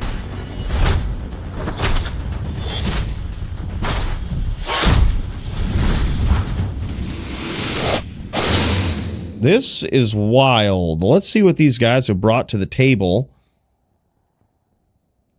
for this here. This is what these guys were rocking. It looks like, is that a 2-socket Warlock helm that he's got already? Look at this. Both of these guys using the Insight Partisan. I like it. It wasn't even Eth, even though it could have been. New rune word. Oh, wow. Authority. Okay. Using the authority. That is LLD worthy. Yeah, that's true. 2 to Warlock skills. Enhanced damage. God, that's insane. That's such a good LLD armor. That is insane. Yeah, and he was just using kind of basic gear here. It looks like he didn't quite have his Warlock amulet yet. And look at this. Skin to the Viper Magi for the champ. Using a Barb amulet. And a shapeshifter. He hasn't even got a Warlock amulet or a helm yet. That's so crazy. That is so crazy. The Crushing Blow doesn't necessarily work with this. It could work with Blade Warp though on Telestomps. I'm not sure. But if DD's got the Crushing Blow there, there's probably a point behind it. Otherwise, he would probably be wearing Mage Fist, but he could just reach the cast break point either way. Insight's just so good here. Insight is just so good. And he has the Tele Staff as well. That's insane. Dude, I literally found one of those the other day when I was doing my Shank Quest in normal. I found a 20 cast level 1 teleport charges 2 socket. I was like, wow, this is only the second one I found in D2R, but that is wild. Yeah, not as good as that one though. It's got level 4 teleport charges, which gives you essentially more charges.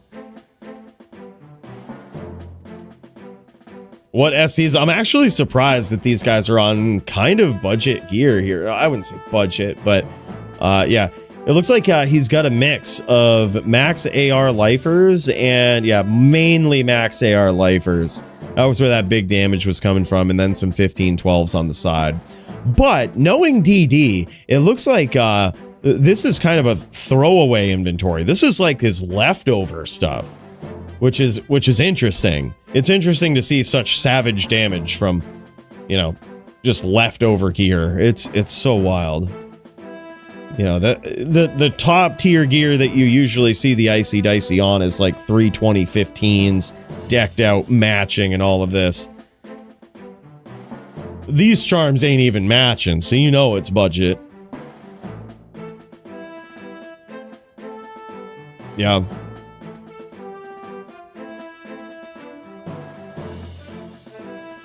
Yep, Rune Staff 2 open socket is the GOAT. Yeah, that's insane. That is insane. You can actually hit with that too. So with this setup here, he's got a Rune Staff, which it rolled natural Rune Staff here, and 2 sockets. He can put max AR, he can put ED max damage jewels in it, and that's pretty insane. I didn't even think of that. That's actually crazy. Maybe I'll use that staff that I found. Maybe I'll get a use out of that staff I found now. You might have inspired me. You might have inspired me. I see, that's insane. Max ED below 30 on a jewel is 20. Yeah, that's crazy. Wow, man. Epic. Well, and still, DD, the reigning, defending LLD champion, in a quick back and forth match with AF50. Love that these guys jammed it on locks. That was really cool to see, man. And now, if Foozer and Ja are ready for what is our pseudo HLD showdown for the title, I say we check that one out. Your power was no match for mine. Whoops, wrong stream here. There we go. It looks as though the Foozer man is ready to throw down versus Jaw in a Lock v Necro match for the HLD mock title here. His real opponent was not able to throw down, so these guys, this is looking like an echoing strike. Another echoing strike set up here versus the Necro, and he's delivered some big damage here so far. And he's looking for these nasty locks. Bone, aka Jaw, is going to make him chase him a little bit here. I gotta say, this actually kind of looks like a fun duel. Nice catch there from Foozer. Holy shit, man. That's what it's all about. That was a beautiful lock. Nice cut there, and holy shit. And just like that, that echoing strike, this actually looks really cool. This is just an incredible PvP build, I think. Echoing strike. Is the damage a bit overclocked? Maybe a little bit. But I think it kind of has to be with how awkward and slow it is. Right? Like with how awkward and slow this can be, and how the fact that it can be blocked and all of this is all things to take into consideration. Certainly not as bad as the Hammerden. Nice walk down approach there, but just like that, it is all over. Foozer man gets in there. Holy shit, and down goes the Jaw. This is wild. All right, we're gonna call this the pseudo matchup for the title here. Who's gonna win it? Let's find out.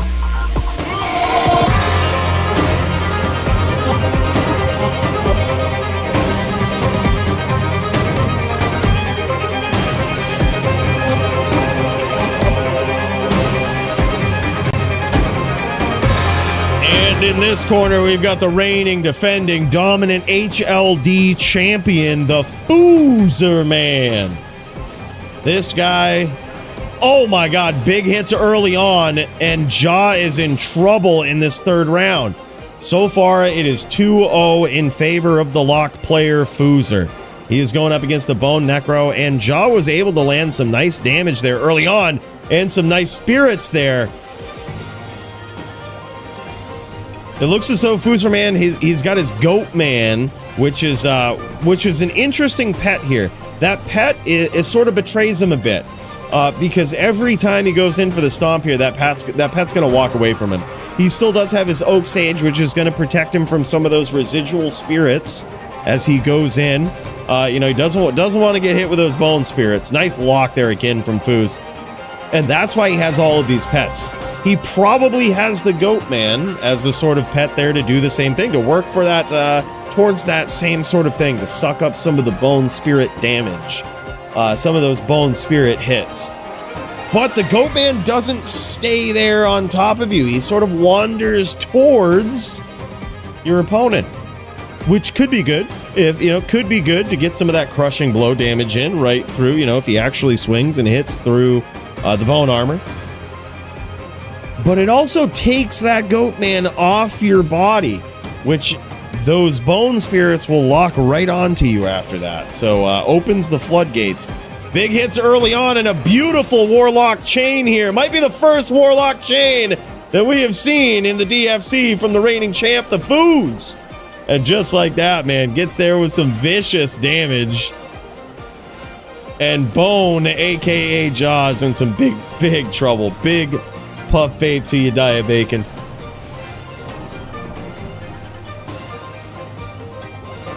Yeah, I really like this Echo and Strike build here, man. This feels way better, way more interactive. Certainly the style of combat that the Foozer man enjoys.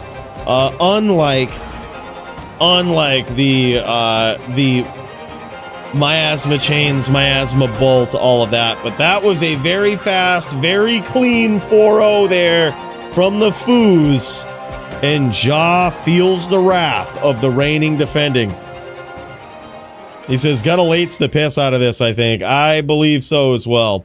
As you can see, I'm sure Jaw came in, probably had some DR in there. Not sure if he had much block, but the point is, he gets in there, he gets hit, and it could be over very quickly, right through that bone armor and everything. And it looks like Foo's just, he has a Shaco. Foos has a Shaco here. He doesn't really have the best gear. Yeah, I think so. Lock is greater than everything right now. There's really nothing that is better than the Lock at this point. It's completely overtuned. But I honestly think that this Echoing Strikes build kind of has some potential in PvP, and by that I mean the damage is through the fucking roof and probably should be corrected, but only slightly, right? Like only slightly. I think it has some promise with some slight tweaks. The Abyss build, there's no fucking fixing that though. Like that's just so bad that nothing can beat it. It's Mosaic 2.0. Yeah, very strong setup with the Shaco. It's wild. It's crazy to think, you know? There it is, just like that. Foozerman, you know, in this exhibition match defends the title. And now we've got Sogi versus Will, man. This one is going to be violent. Hold on to your pants. Sogi is on the din, and that boy ain't never give up. Is he around? Is he, I don't see a stream for Sogi here.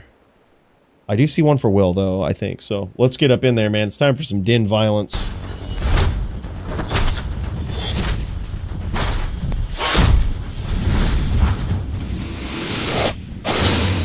All right, and here we go. This is Will on Robin. It looks like he's outside of the game right now. He might be waiting on the absolute savage din player, Sogi. He might be waiting on him. We might move on to the next one. We've got Havito versus Gators. While we wait for the Sogs versus the Will, we can move on to Havito Gators if those guys are ready. Yeah. Oh, yep, no worries. Right, just was wondering. I didn't know if he was AFK or not. John, I in the queue. Got you. Sorry about that, Squigs. I've been missing some messages tonight. 2 chats is a little more difficult to catch up with. We'll throw it in right after Havito Gators. So it'll go Squigs Jaw. Squigs v Jaw. Got you, brother. Am I squelched or something? Yeah, fucking. We saw Squigs in the chat and we were like, someone press that squelch button immediately. Well, get him out of here. Shaco is pretty good. Not like Warlock has trouble reaching FCR. True, but he could also in that setup be wearing steel rens, which I think, I don't know. I mean, I guess Shaco is all right, but you don't really need the DR from it. It's got a big life bonus, but man, I think it would be really hard to beat steel rens in that slot. Yeah, very true. That is definitely something that happens.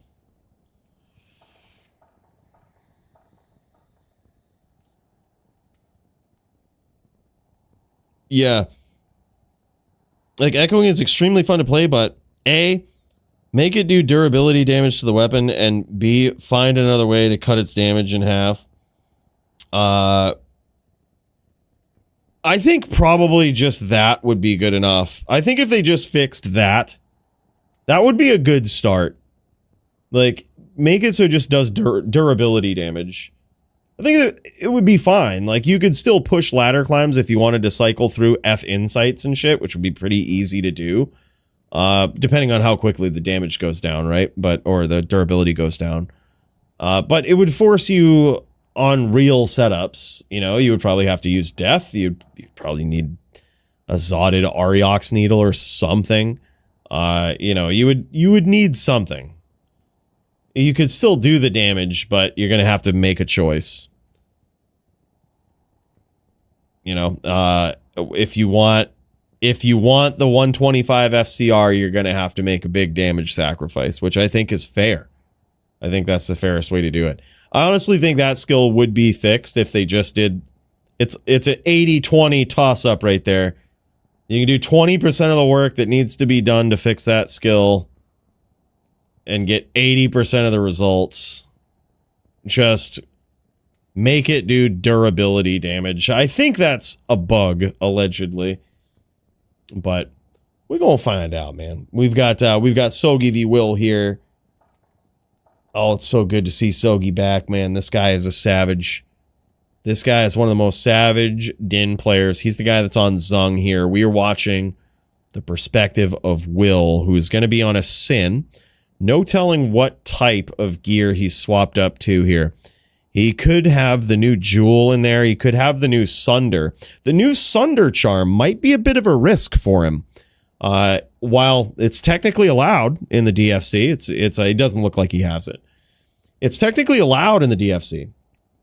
But in this matchup versus a VT, they also do lightning damage, right? So you're kind of making a sacrifice there for your own damage. You're taking more damage from the FOH, which is a bit of a risk.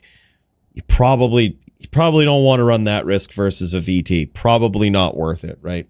Unless you have a way to really stack up your light res there, and Sins typically don't.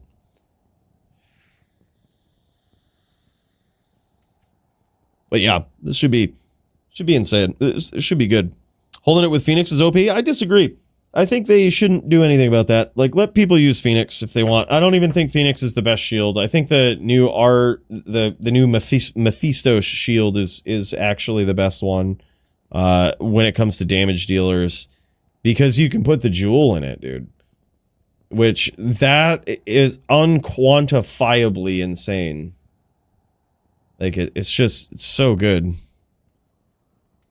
You know, Phoenix, I think you're making a mistake if you use that.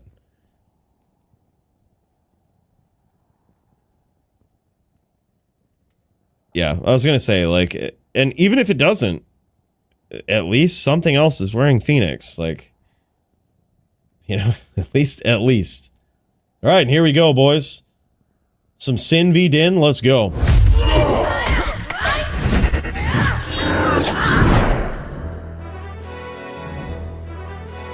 All right, and here it is. Sin v Din. Sogi is going to probably keep his distance. He's going to feel out. He's going to hostile his opponent. That's what he's going to do. He's going to hostile his opponent. He's probably going to keep his distance here in the start, and he's going to feel out how much damage his opponent actually does, right? Does he have the new Jewel? Is he using any of these new items to bump up his damage? And look at this, Sogi busting out the Widowmaker. This is a sign of a true Din player. Someone who is able to bust out the Widowmaker and frustrate his assassin opponent from far on the outside. But look at this. Will is actually closing the distance very fast here, and he's making it extremely difficult for Sogi to bust out that Widowmaker. He's really punishing him for it. But that FOH, man, look at that. He actually connected there. That Widow connected, and doesn't look like it procced any open wounds. That is very likely what Sogi's trying to do with the Widowmaker. He's trying to proc some open wounds. He very likely doesn't have a lot of damage that's going to be coming from that guided arrow. A lot of proper damage, anyway. It's very likely going to be that open wounds damage. It's going to be that poison damage, if he has any. Looks like he did just get hit with some poison with that. Wasn't a big hit, but it's whittling him down. Nice hits there from Sogi, and the patience paying off. Just like that, you noticed in that whole first part of that round there, Sogi was really playing the red herring and capitalizing, making Will feel as though he could close the distance, he could push the aggression, and right when he least expected it, Sogi turns the table, gets the name lock, and just vicious smites. There it is. He got cut open from that arrow. I told you he was going to be looking for it. He got cut open from that arrow, and that was big news. That was big news right there. And there it is. A nice charge from Sogi. And down goes his Sin opponent in round one. I think if Will is going to have a chance against Sogi here, he did a great job of establishing his dominance early in that round and letting him know that he's not going to be able to bust out that Widowmaker without paying for it. But the thing is, what Will has to do here is he's got to be ready and waiting to, as soon as Sogi starts looking at him wrong, he's got to get out of there. Like, he cannot kick around waiting for that name lock. He's got a CT out of there. I think CT is the name of the game versus a Din. If you can CT cast some traps increase the range at which you're threatening your Din opponent. You can make it so it's very hard for them to bust out that Widowmaker, but also it's just very hard for them to ever get close, ever close the distance to get on the inside. I think it's worth it. Just need to cover the light res. Maybe 220, 40 light res amulets will be a thing. No shit. 15 light skill damage, just too good to pass up. Light res can be covered with rings and amulets. Yeah, I guess so. Like, it's true. If you get a really good roll on those, it could be insane. I know you were talking about potentially a 22k trap damage Sin, which I think is pretty insane. Yeah, I think someone hit the well. That's all right. There was no significant damage. That's fine. I'll allow it. I'll allow it. Yeah, that's all right. I'll allow it. Yeah, I saw it. I saw it. We good. I knew what you was doing. It does, Larry 6. It wouldn't have back in LOD, but they updated it in D2R where percent light does work for traps now. But you're on the right track. It wouldn't have in LOD. So right now, Will is charge locked. He very wisely CT tellied out of there.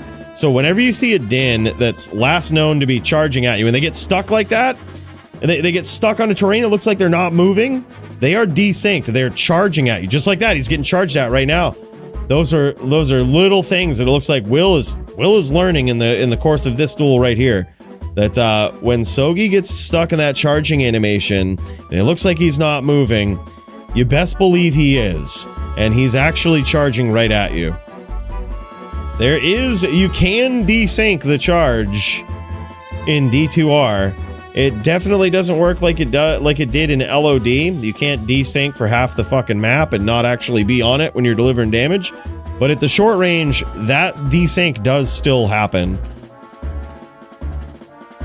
And it's pretty vicious, man. Nice stomp there from Sogi. He might have taken some damage for that one, though. Look at this. He's pulling a page out of Jitz's book here. He's pulling a page out of Jitz's book with that fine-tuned charging. Backs off at the mana pool there. What a gentleman is Sogi. Yep. Yeah, it's crazy.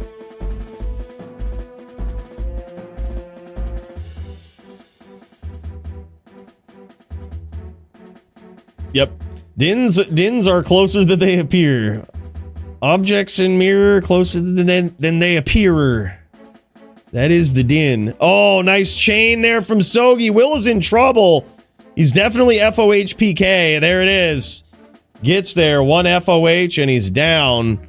That was wild, man. It's now 2-0 in favor of Sogi. Now, it is so good to see Sogi back. Sogi had actually obtained the title shortly before he went on leave. He had a lot of life stuff, a lot of work. Got famous. He got famous. He was the DFC champion. He had, I believe, interviews with Forbes and Vogue and fucking I think we saw him on BET too. Like, you know, he's playing a Din, I guess. But the point is, there was a lot of fucking... He got famous, man. He got real famous. He had to go on leave. He had to do his tour. And, you know, now he's back, though. And here it is. It's so good to see him back. In all seriousness, this guy is probably one of my favorite Din players of all time for sure. But also likely one of the most skilled. He's so good. If you've ever seen him in VTPK, which is basically where only Vindicators duel each other, he's a savage there as well. But also in this particular matchup, which should be pretty heavily in favor of the Sin, this guy has for so long frustrated Sin players and felled them in a very lopsided matchup. And that's what he's off to a good start doing here right now. He's 2-0. It's in favor of him. Sin v Din. But again, what Will's got to do here is he's got to utilize that CT casting. He's got to get in and out. There's a life tap for the Paladin player. Yep, that fade though, that's the good thing about fade is it doesn't let any of those curses last too long. It's like its own little cure, essentially, right? Nice hits there, nice charge lock from Sogi. You notice that that's part of Sogi's strategy as he goes in. When he's at a distance, he's shooting the Widowmaker and he's trying to encourage the Sin player to come in. right? That's the whole point of the Widowmaker. It's not to do big KO damage. You might get some open wounds damage. It's to change how your opponent plays. I don't know why. It just does, right? You can try to fight it.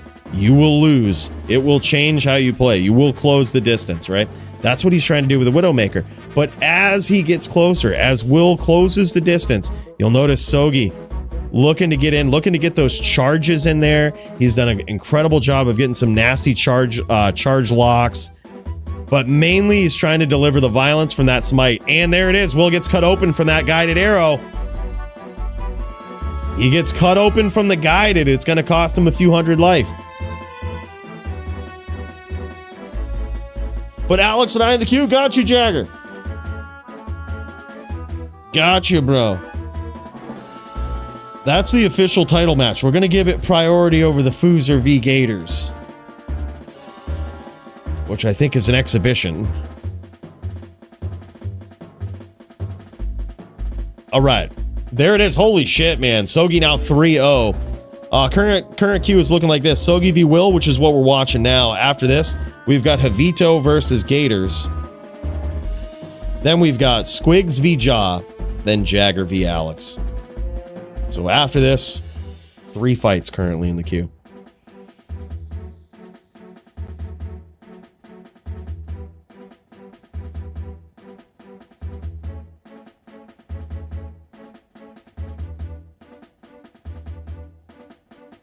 Holy shit. Yeah, this is tough because for so long this is just assumed to be a Sins win right here. But Sogi is a different kind of din, man. As the great Nimrod says, the dins get the wins.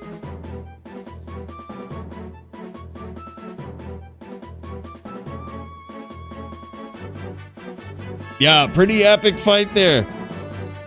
Brandoom bringing in the bear barb with ATD. It was sick. It was sick.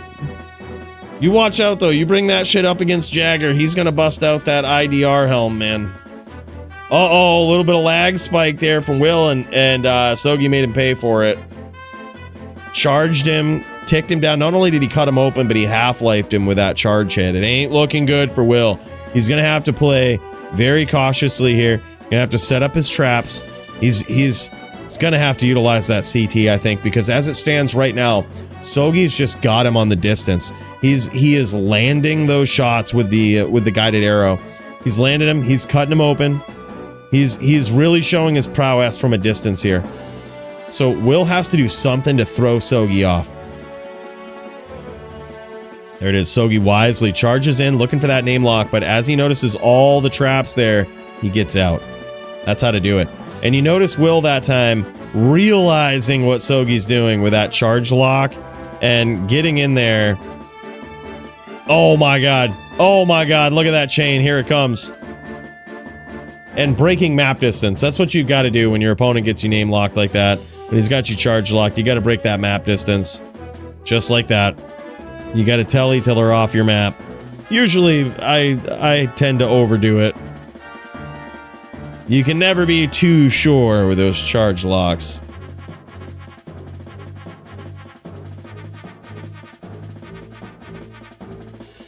Yeah, he says, if that's what you had planned, you might want to get back to the drawing board.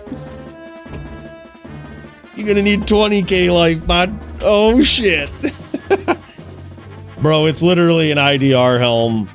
I think I dueled Green Lungs, and he had a nasty ATD barb, and I put on the Of Life Everlasting helm. Sure, you take a hit to the AR, but they don't do any damage. And, like, they're not gonna hit you much. You won't hit them as much, but when you do, it's gonna hurt. And there it is, man. That was crazy. Sogi getting in there with a big dub over Will, aka the South Texas archery noob himself. Good duel, man. That's crazy. Very, very insane. Tough opponent there in Sogi. That guy is a savage. All right, boys, we've got Havito versus GoGators next. Let's see how this one is going. Is GoGators still jamming? Oh, yep. We've got Havito up in here. Let's friggin' get after it, boys. It's time for some violence. It looks like some NVD, boys. Oh, man. And we've got Havito on the Druid. This guy showing his prowess on so many different classes. But tonight, he has himself an absolutely vicious, legendary, top PvP player of all time for an opponent. And these guys are going up against each other in a savage NVD. This is going to be nuts. All right, man. Ruben and Smolps is ready. All right, GG, man. I'm going to throw you guys in the queue. And also, Q's getting a little backed up. This is what we might do. So melee players stay on the ready, all right? We won't swap back and forth out of a title match with Jagger, but what we might do here is we might pop into a Ruben v Smolps in between some of these HLD matches if they go long, right? So that way, as the queue gets backed up a little bit, we can see multiple fights at once. So if y'all are on deck and y'all are ready to go, that's what we'll keep. We're gonna keep that one on the burner. We're gonna keep that one on the burner. You know, it's the least I could do for all that generosity earlier, bro. It's the least I could do. Cut the line, you know. We'll cut you. We'll cut the line for you. Yeah, he's a tough opponent, man. Sogi is a different Din player. Holy shit, he's good, man. He's so different. Definitely, I can imagine not like most of the Dins you've dueled. You probably are used to trashing Dins on that Sin, and Sogi is just, God, he's different. Actually, that's true. I totally could do that, no object. We totally could do that. Let me bring that up. We totally could do that. Let's friggin' go. Start a prediction. All right. Let's do this. We're gonna go.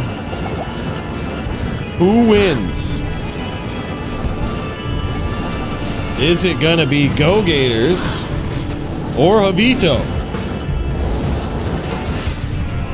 This is only gonna last 1 minute, boys, so get your predictions in there. That is a Twitch only thing right there.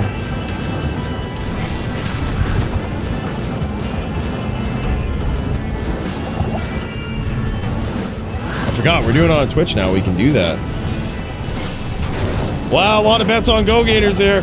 GoGators landed a nasty spear. Oh my god, and down goes Havito in round 1. Beautiful play. Beautiful play from GoGators. That is insane. I like that. It's Havito the big underdog here, but you know, it's not a lot of points there. You're not losing much by betting on Havito, but you could win big. 15 seconds left, about 9 seconds when you hear this.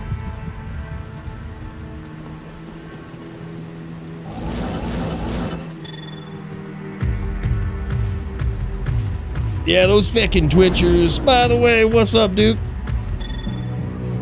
Got dumpstered.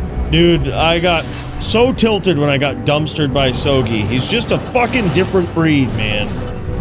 I thought it'd be close, and he fucking dumpstered me too. It's crazy. Uh-oh. Crashing out. Uh-oh. Havito crashing out.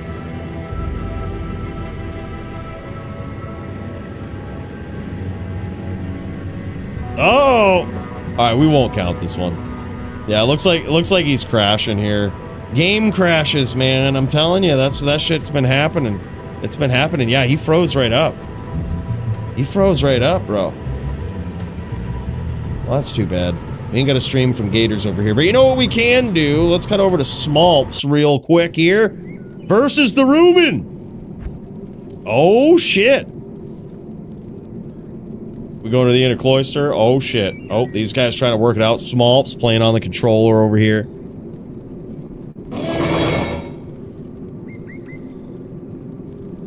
That's a big one. That's a big one. He tellied off the mat, right off the game and crashed. Yeah, top left. Yep.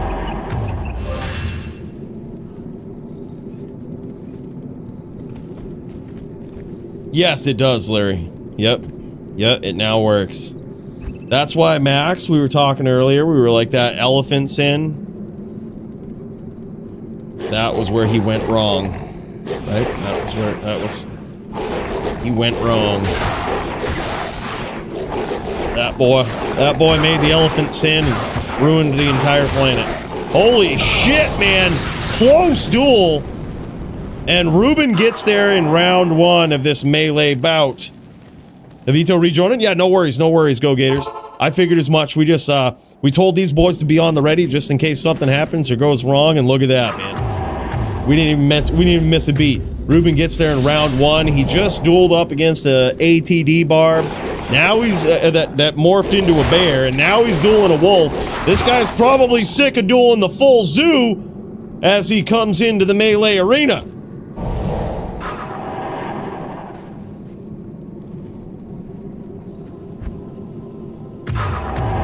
Yeah, straight AA, GB. Straight AA.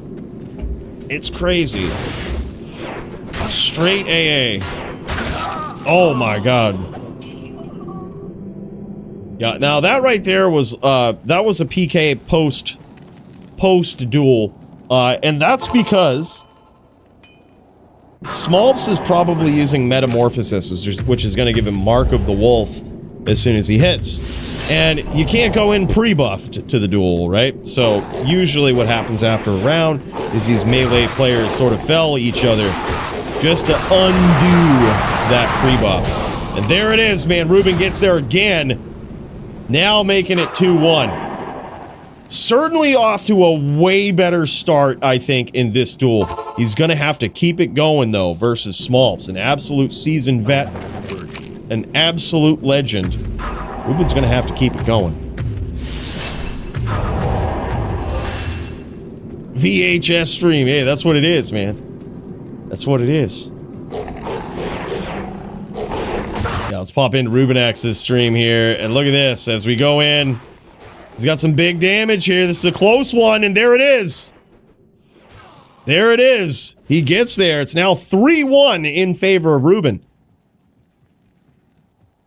This is insane. He's actually, man, he's doing some damage in this one, man. He's getting revenge for that time he had to go up against that ATD barb. Was not happy about that one. He was not happy about that. He says, you know what? It's time to show these. He's now taking it out on the real druid player. The faux druid player, the trans druid ended up felling him in that last duel, and now he's pissed. He's taking it out on the full-blooded wolf here.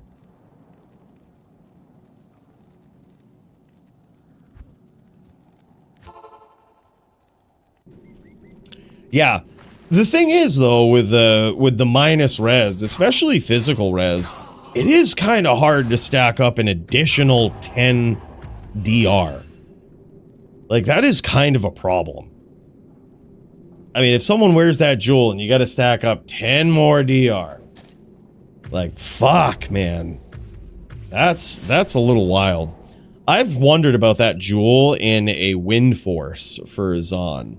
Granted, your IAS breakpoints are going to be a little low, but I wonder how much damage output it is. Yeah, physical res is a huge change. That's it's just such an inconvenient one that it's so wild. I'm curious to see how that one goes. Yeah, 60% DR going to be the new thing. It's got to be. 70% of Jewel Sunder. Oh my god, yeah. Holy shit. Yeah, because you can get minus Fizz res with the Sunder. Jesus Christ. Sunder's allowed in the DFC, man. I know these other places ban them, but we... Bro, I think people are searching for him right now. Yeah, I think they are, man. I think there's only going to be a few players that have some absolute, like, tricked out gear with that shit. Holy fuck, man. Ruben is pulling ahead here. This is crazy. Now 5-2. This is wild. This is absolutely wild. A heavy, heavy lead here for Ruben.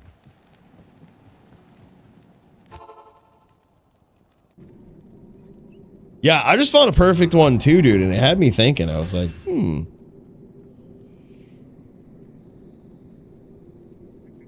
I put one in my Mercs at the Reaper's Toll. He rips, and I get extra XP when he kills.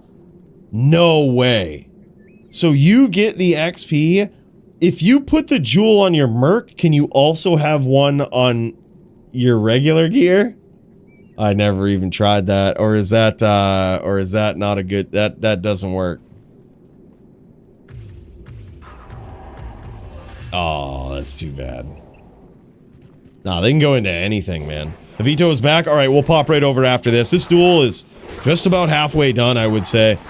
Yeah, we can pop right over, brother. Oh my god, 6-2 now in favor of Ruben. This is wild. Let's pop back over to Smolps here. Check out this wolf doo-doo.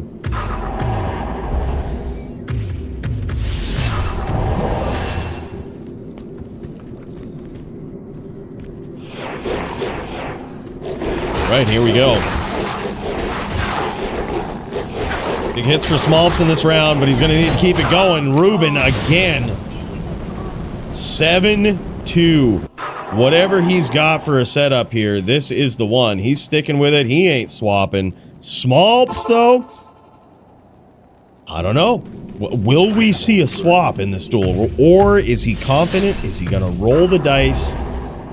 Oftentimes, with druids, and really even in Din v Din and Melee, at the highest level, you rarely see a lot of gear swaps here.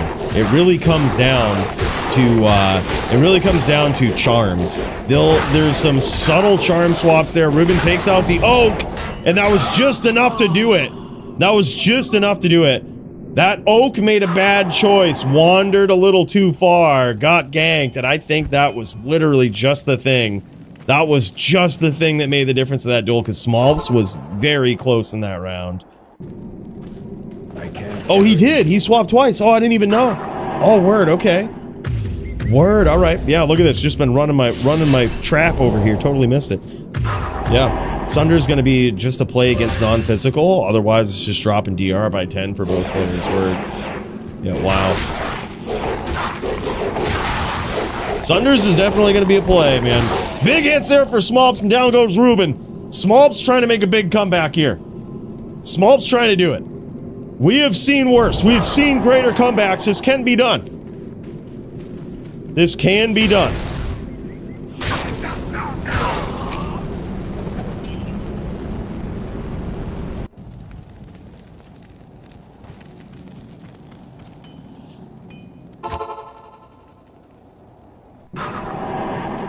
Smolps has got his back against the ropes. But can he do it? Can he pull this off? It's now 8-3. 8-3. And it looks like Ruben, oh man, Ruben might have the unique Etnax. Oh my god, and here it is. Now 8-4. If ever there was a druid that could do it, it's this guy right here. Smolps looking for that big comeback, baby. Let's do this. Nothing will stand in my way.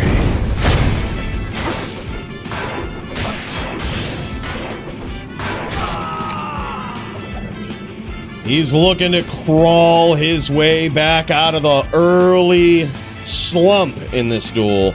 8-4 in favor of Ruben. He has a pretty significant lead, but Smolps gonna be trying to swing his way, swing those claws back into the victory column here. But he's got a mountain ahead of him to climb. And here we go. And it starts just like that. Some big hits ripping out the life total of Ruben.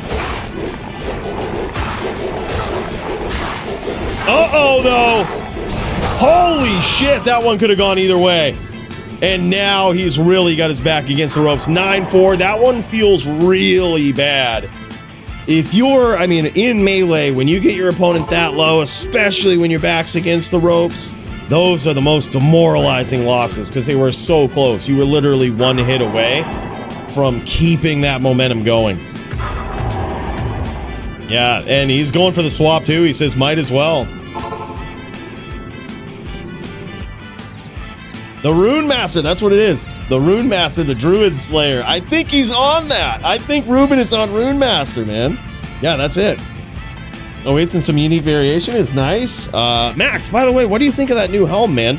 Minus fire res, minus magic res, IAS, cast, +1 to skills. That's my favorite new item. By far. By far. I think it's insane.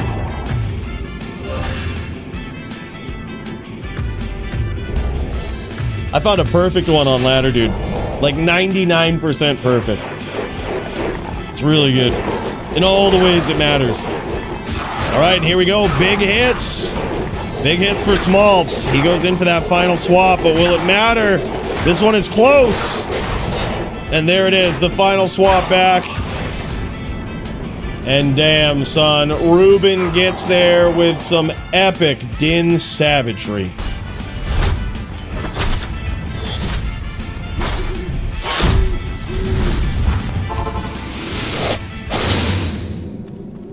Wow. Well, the dream was alive for Smolps. He almost got there, man. He almost... He had the whole crowd cheering for him. Had the whole crowd hoping he did it. Smolps looks like he's wearing an EDC with a Zod in it. And yeah, he's got the Metamorphosis. He's got the Ethereal Shaft Stop up Zodded.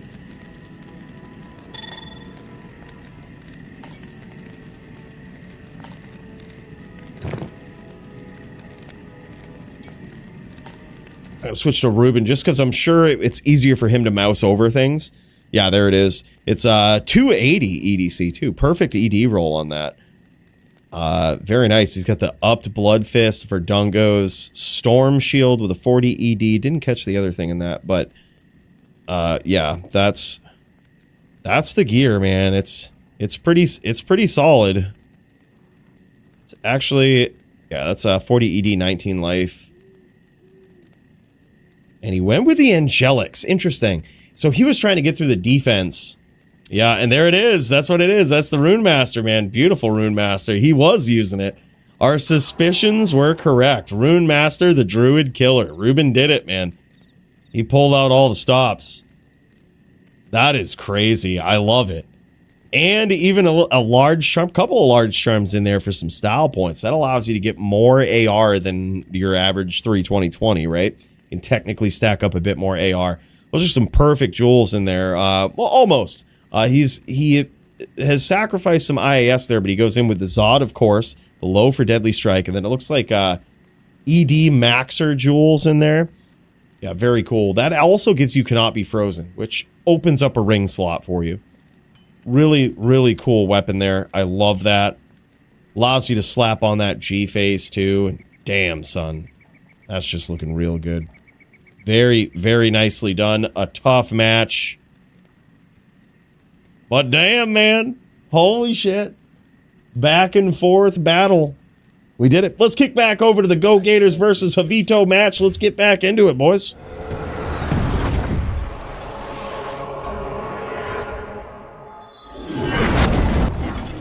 And in this corner, we've got GoGators on the Druid. It looks like these guys have swapped roles now. And hard telling who won that first one. I'm going to assume GoGators. I'm going to assume. We don't know the score, though. Look at these name locks, though. That's incredible.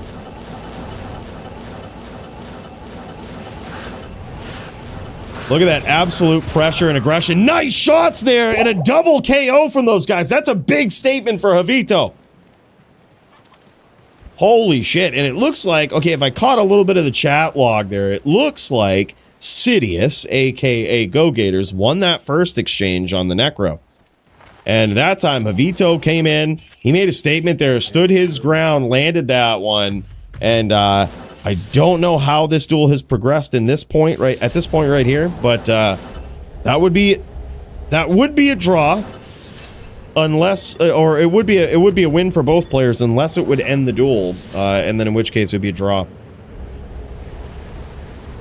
I can't carry you.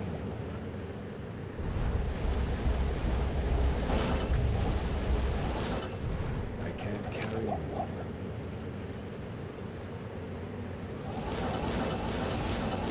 Yeah, it definitely does. I think a lot of people want their e-bugging back and stuff, but it's literally... Remember how we were talking earlier about informed opinions and how everybody just has an opinion on the internet now, Max, and they shouldn't? I think that is very evident with D2R. There's some people out there that are like, yeah, bring back e-bugging. It was so cool. No concept of, like, the actual damage that did and, like, you know, the actual effect it had on PvP.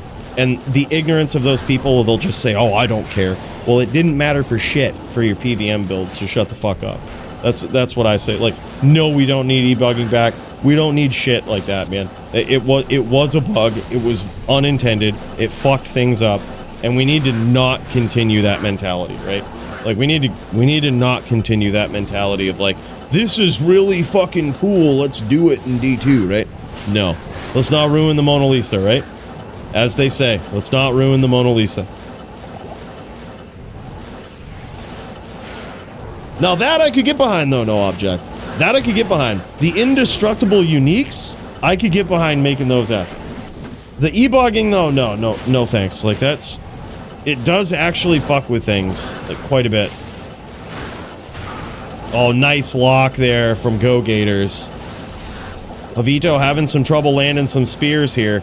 Now, in this matchup right here, they call this the gentleman's match. One of the fairest matches in D2 history. Nice movement here. Nice locks from GoGators. Havito was... Wow, he escaped that insane lock from GoGators. Props to Havito. That was... I'm impressed he survived. The problem here is, though, he's probably Hurricane PK. And that's why GoGators is looking to close the distance here and just get a name lock. Just close the distance because it's very likely that Havito is Hurricane PK. Meaning if he just keeps him close, if he just maintains the distance, keeps his lock, stays on top of him, that Hurricane's going to finish him off. So that's what GoGators is looking to do. And Havito scrambling here. He's trying to rep back some life, trying to keep the distance, certainly trying to stay out of that Hurricane distance of GoGators. Nice spear there. That one just singed the nose hairs of the GoGators. There it is again. Beautiful lock.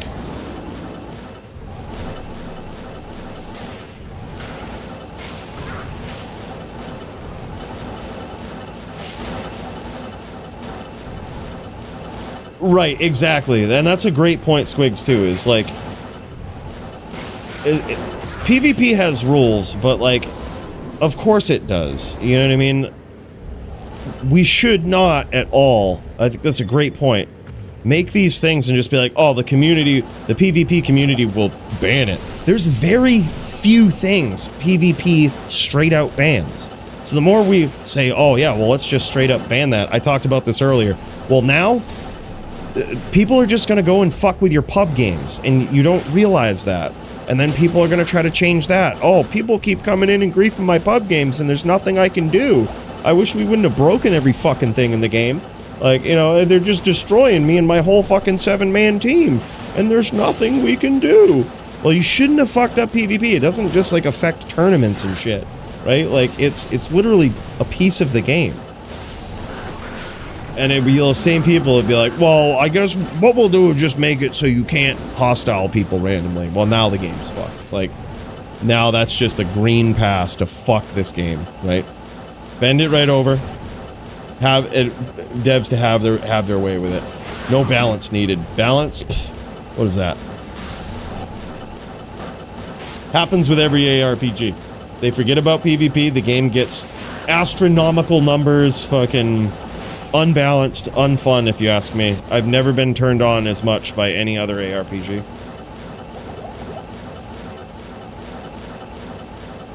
Warlock is way... Warlock just needs to be deleted. That's how I feel. It's a way overclocked class.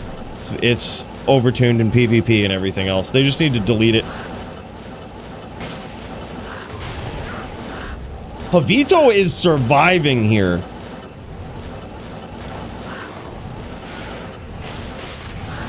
Oh my god, man. He's landed some spears. He is surviving. He has been literal one just about. Almost Hurricane PK at one point in this duel. And he is still online. He is still surviving. He's still landing shots. This is actually incredible. I mean, he has had his back up against the ropes from very early on in this round. His bow is about to run out here.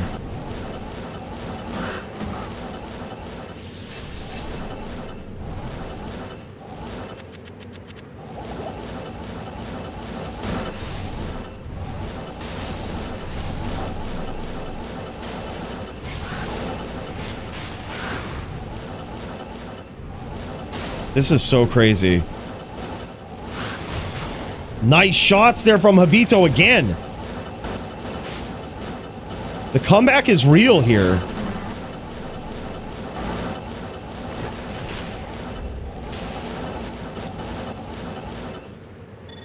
This is actually a nail biter, man. From what was looking like a very easy win for GoGators in the early part of this. Havito is making a comeback. He's working his way there. And he lands another spear.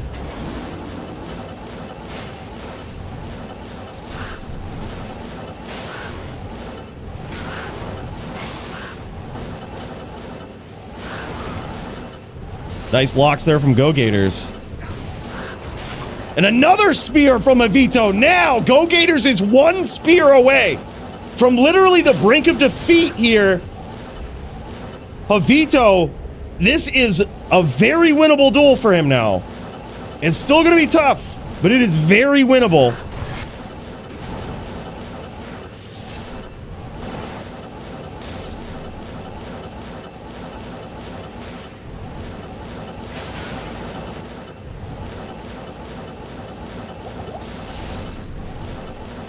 Nice sneaky stomp there from GoGators. This guy is an absolute animal. Especially, oh, there it is, man. Absolutely incredible stomp. What a great round from these guys. That was fucking insane. Holy back and forth. Literally, Havito did just about all of that damage from Hurricane PK. Early on in that round, he did basically all of that damage from Hurricane PK. He was so close to being out of that. That was incredible. Holy shit. He says, yeah, I was at 150 the whole time. That's insane. Yeah, they won't delete it. It's, I mean, we knew this would happen, right? Like, you bring in a new class, they have to, that's the gold standard these days. It's just unfortunate that it came to D2. Introduce new class, break everything. That is the saddest part about ROT dubs. Yep. Well, it's not just Blizzard, it's everything. If you're gonna introduce something new, break it and dial it back, right? Granted, I had some fun climbing up the ladder, but, you know, it's like, what fucking class competes with that now? The answer is none. Mosaic Sin might have, but I'm glad they took that out of the ladder climb, but it's like, you take care of one problem to introduce an even bigger one.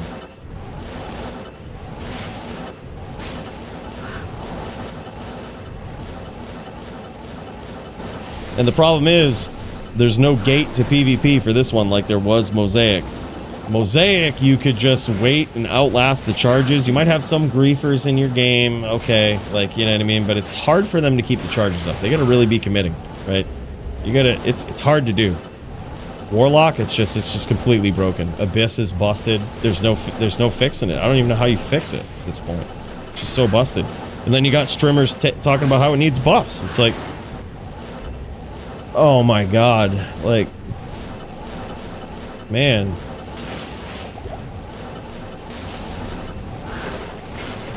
Yeah, exactly. Yeah, even Mosaic. To put it in perspective, Mosaic sins are allowed in DFC. Not broken at all. They are allowed. Abyss, banned before it was ever used. That is rare. It isn't like we're so quick to ban shit in DFC. we rarely ever do. It's like, yeah, but Abyss was just, no, straight, man. Stupid way to play. Oh my god. Big hits for both players there. I think in that particular exchange, Havito might have won out. That one, though, that one might have gone to GoGators. That was a big hit. He had a nice stomp there. In this matchup right here, you're going to see the Druid player trying to close the distance, get those stomps just like that, and keep those chains if you're a really skillful player like GoGators here. And the Necro player, Havito here, he's on Axino. What he's going to be trying to do is bait those stomps, have those bone spirits waiting, and you'll notice that he's not always teleporting. He's doing this walk down strategy. He's like walking south. That's a very, very particular strategy in this duel. And he's trying to make it so that if his opponent stomps him, he's out of the way, right? His opponent stomps and he's already walking down. He's already out of the way of that NATO. And he can throw a spear back up at him and win the exchange. So those are the small, subtle decisions we're looking at in this duel right here. And so far, both of these players, it's back and forth in this round. This is actually a remarkably close duel.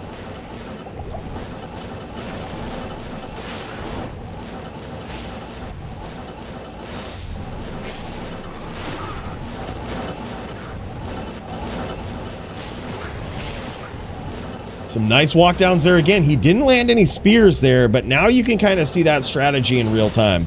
Now that you know about it, now that you've seen that interaction, that's what it looks like.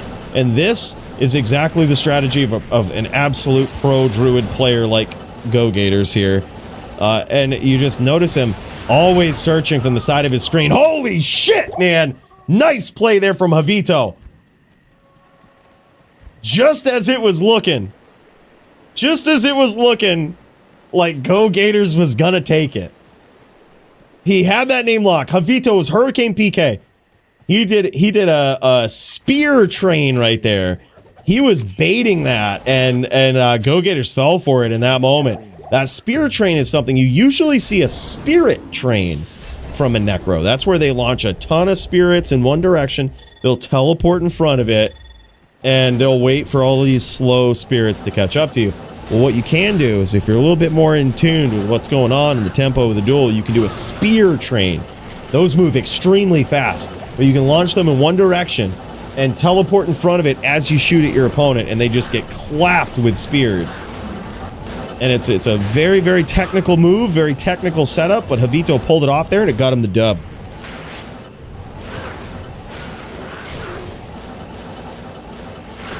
Gamba is closed. Best PvP class outside of Lock? Hard telling now with the new boots. It probably, I would say, was likely the Necro before. Close between that and a Zon. But I would say for sure it's got to be the Zon. I think Zon outside of Warlock is the best PvP class. Very skillful class, very tough to play. But if you're a pro, if you can play that thing like Mooches, outside of the Warlock, you're probably unbeatable for most people. Good old Coolie train, right? Exactly, dude.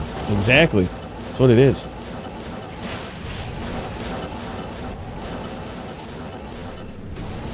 Yeah, and then the Sin got some updates too. Yeah, Sin got some updates too. She's got a Jewel, she's got a Sunder now. I wouldn't be surprised if she was also super good. The Hammered In is a non-existent now. A really good VT player might be able to piece up a lot of those outside of the Warlock. But yeah, I think probably Zon, Sin, Necro took a bit of a hit to the damage, that's for sure, but I think still viable, possible S tier. It would be a hybrid Zon, so it would be like mainly a Boa Zon, but with the jabs on the swap. Yeah, a lot of people talk shit about bows being weak and shit. Boa Zons. It's the same conundrum that we see for Bone Necros, right? It isn't PVM where they excel, it's PvP. They're very good. Yep, 100%. Easiest to play for a beginner? Yeah, probably Neck or Druid. Neck or Druid. Druid, probably the most simple. It's a very simple game plan. It's easy to learn, very tough to master. And speaking of which, the master himself, GG's. There it is. GoGators wins. I guess the people betting on GoGators were correct. Wow. Did you get Andy Man and I started to the queue for Melee? You know what? We'll get you in there, brother. We got you in there. We'll get you in there now. And in fact,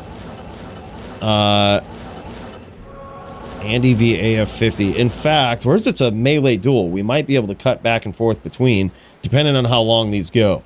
We did it with this one right here. Next up, we've got Swigs v Jaw. And if that one goes long, it could. What we can do is in between rounds, we'll check out some Melee between Andy and AF50. Then, after those duels, we've got Jagger versus Alex for the Melee title. It's looking crazy, man. It's looking crazy. Well, let's get in there, man. Squigs v Jaw. That one is up next. Let's jam it.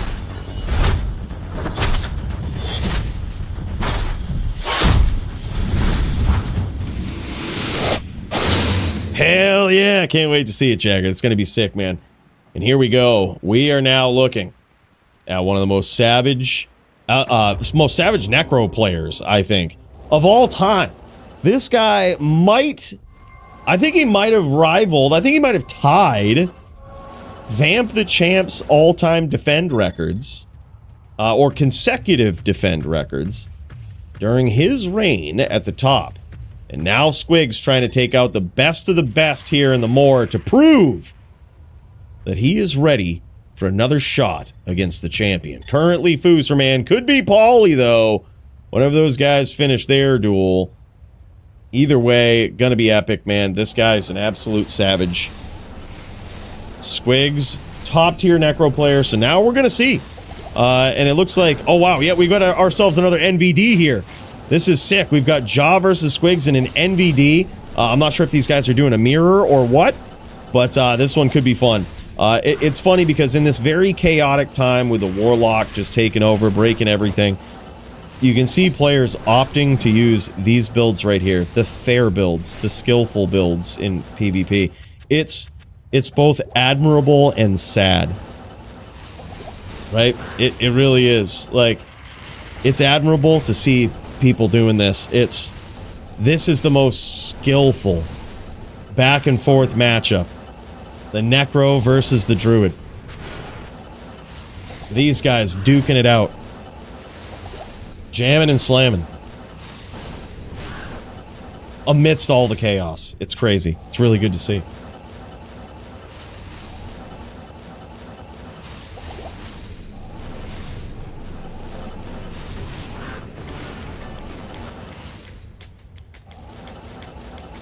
A big puff ape for you, no object.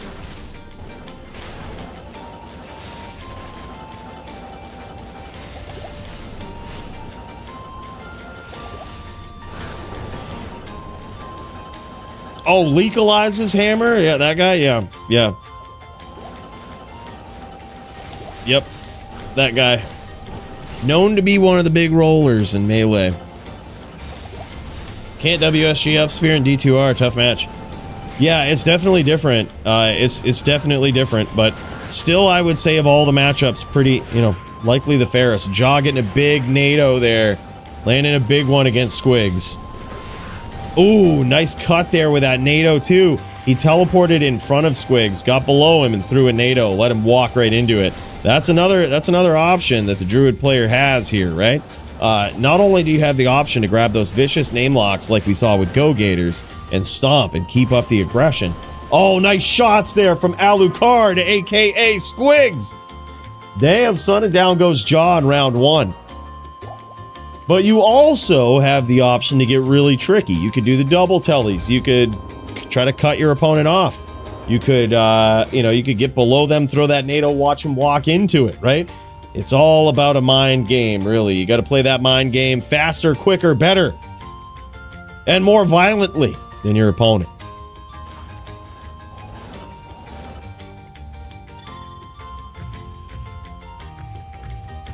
Yeah, no, that's a great question, Stumps. That's called CT casting. And that is to give yourself more leverage when you're casting spells, whether it's you're teleporting away for greater distance, or whether you're there's certain skills that benefit from being CT casted, like traps, guided arrows. Yep, but it's mainly to give yourself a bit more range. Your character shifts to the side whenever those UI screens come up, allowing you to move your cursor a little further than you averagely would. Oh yeah, and then there's the Abyss CT Evil, exactly. CT Abysses, that was single-handedly. Bro, this is how I knew we had to ban it. I beat Maddie.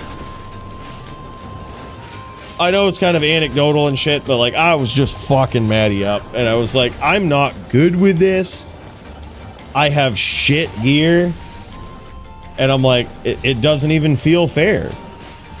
I was hitting fucking Zons with Abyss and they couldn't dodge it, avoid it. They just immediately get sucked into it. I'm like, so you can't do shit about this.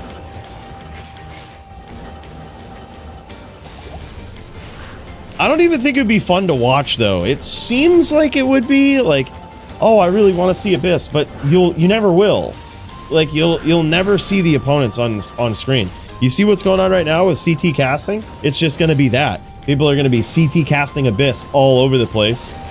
You'll never see the opponent. They'll barely be on the map and they'll just get sucked into Abyss. And it's like, it'll be a CT battle that I don't even think will be fun to watch. Yeah, sure is, Autocast. Yeah, Zelda's got the best soundtrack, man. I could too. Honestly, no object. I can follow that. To me, it's not even a thing. I think to the enjoyment of most people, it probably wouldn't be. But even that, it just feels like, bro, we don't usually tote long distance duels as being the best ones, right? CT casting traps versus spamming necros, or you know, things like that typically aren't great duels. This would just be all of that. It would be nobody doing shit, just CT casting Abyss. Yeah, I mean, I could see through it. People like you and I could be like, all right, yeah, I get it. That was good. That was a nice CT cast, but who knows? Maybe it'll get there. Maybe we'll throw in a roll. If you're going up against another Warlock, you can Abyss. It will almost certainly Abyss though at that point, because the second best Warlock PvP class, assuming no rules, the second most devastating one, gets destroyed by Abyss. It's not even close. It's not even fair. Currently, I think the best Warlock PvP build is Blood Boil. I think that's technically the best one. I haven't seen a more devastating build than that.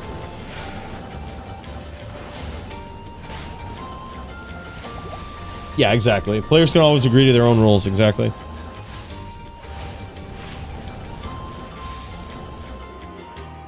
Yeah, exactly. Damn, son, and Squigs gets there again. This guy, let me tell you. This guy is a Necro. This guy is a Necro player. I'm not sure if Jaw has the new boots in there that reduce the magic damage or not, or what's going on, but it's crazy to see this if so.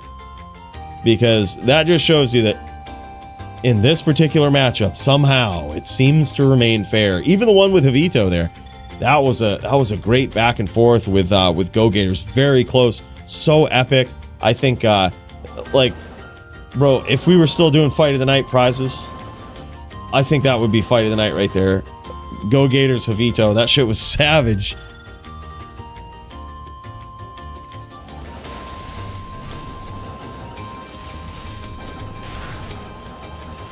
Yeah, I think the Void Rune Word giving the O skill of Abyss is actually more interesting than the Warlock having Abyss. The Warlock's Abyss is just busted, right? But the O skill of Abyss on other classes is interesting. It's not the same as the O skill of Enigma, where basically all classes that can teleport, it's functionally the same. All classes Abyss is not functionally the same, right? Like the Warlock's Abyss is pretty insane.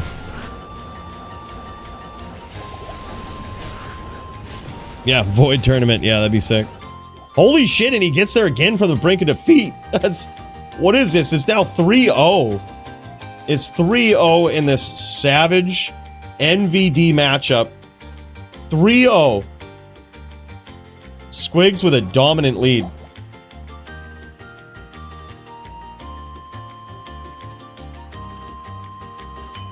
Yeah, Abyss does... So, the best way to explain Abyss is just imagine if a Hammerdin could drop a hammer directly down on an opponent with a name lock, and that hammer somehow stunned you and stopped you from moving for like 2 seconds. That's basically what Abyss is. And you don't even have to... just imagine with that same hammer, if you didn't really even have to quite hit. Like, you just target a hammer somewhere near your opponent. It hits them for hammer damage, stuns them, stops them from moving for like 2 seconds. Unavoidable. That's basically what Abyss is. If I had it, like a Hammerdin that could just make his hammers appear wherever, that create a black fucking hole and do hammer damage. It's stupid. Stupid skill. And by the way, he's godly. Thank you so much for the gifted sub, man. Big cheers. We might have to refill on the gas, man. Yeah, Blizzard on crack, with stun, easier to aim, can't be sorbed, yep. Yep, it's crazy. Nice shots there from Squigs.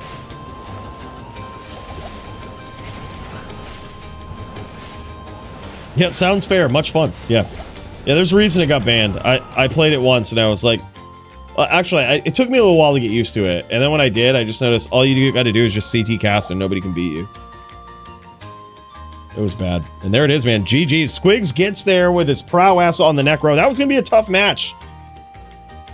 That's going to be a tough match, man. Ja ain't no slump. Ain't no slouch. Damn, son. That's crazy. I love it. These guys are showing off some HLD gear here, too. You might notice that Raven from Squigs is only 15 dexterity, and you might be thinking, why not a 20 dex ring? That's not a perfect ring for PvP. What are you doing? That is actually perfect. It's perfectly bad. He doesn't actually want to have a lot of dexterity. Why, though? It's because the Druid has ravens, and those ravens will peck at the Necro. And the worst thing that can happen is that you can block them. You block them, you get stuck in spot, and then the Druid stomps you, right? So you actually want the least amount of dexterity possible so that you don't block those ravens ever. You just let them go straight to the bone armor and do no damage. Yeah, that Druid Circlet is fucking insane, huh? You see that? What did he put, 2p rubies in there? Yeah, it's crazy. And Squigs has got 45 lifers and faster run walk charms here. That's going to make it so that not only does he have the cold resist with the faster run walk cold res charms, but also he's just moving quick. You know, he's moving quick, able to get out of the way of those stomps as he does his walk down strat. Yeah, that's insane. Both of these guys pretty decked out, man. What a great bout between Squigs and Ja. Back and forth. Dominant victory, though, for the Squigs. This guy was insane. All right, boys. Next up, we've got Jagger v. Alex for the Melee title bout of the evening. Let's get in there and let's check it out for some violence here, boys. You see it first.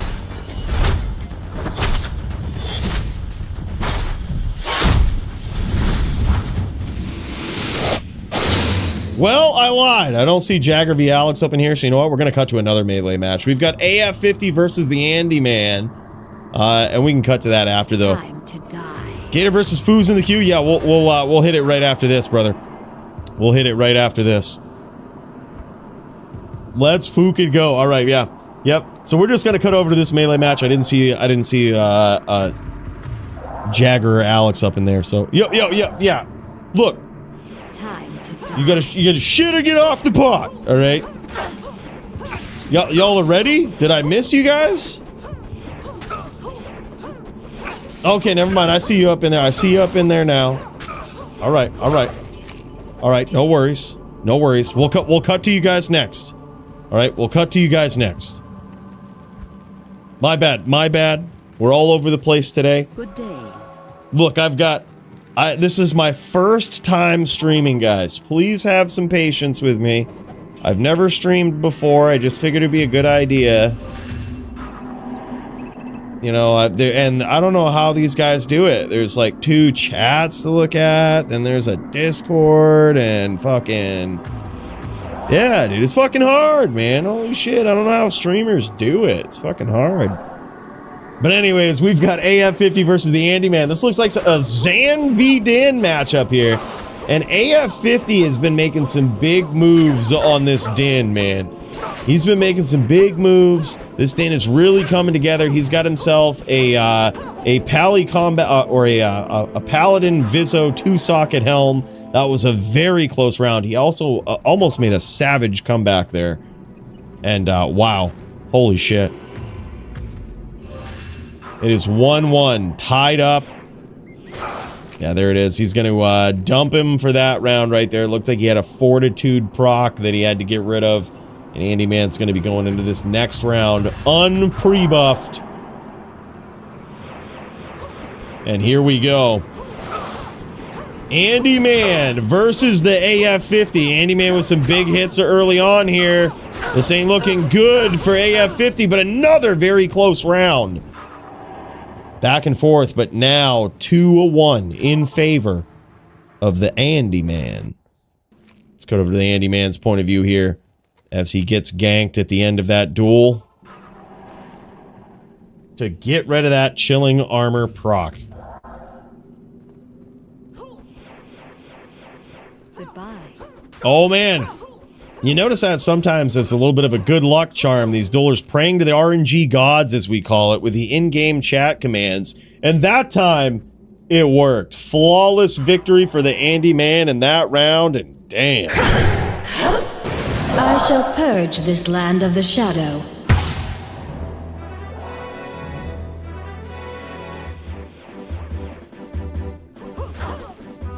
And here we go. Big hits for the Loot Goblin, aka AF50 out the gate here, though. And now, as he prays to the RNG gods, though, the Andy Man making a comeback. Holy shit. One right down to the wire there. Literal one for AF50.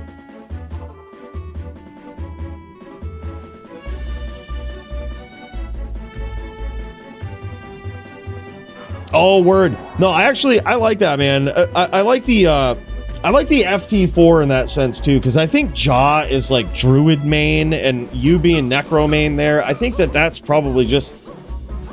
Honestly, that's what I want to see as a PvP fan, you know what I mean? I want to see Squigs at his best. You know, you're pretty good on Druid, too, but I think you're better on Necro. And I think Jaw's better on Druid. So it's like, seeing that is like, okay, this is like the pinnacle peak right here of savagery for both of these guys. Like, I think it probably would have been the same result even with a mirror. You know, whoever won that, I think, would have won the mirror. Back and forth early in this round. Uh-oh, Andy Man in trouble, and down he goes. Barely touched was AF50 in that round. These ones are quick, man. These are lightning fast rounds between these guys. Very, very close. It's 3-4 in favor of the Andy Man, aka the Zan. The Zon player that we're watching right here. And here we go, the next round between these two.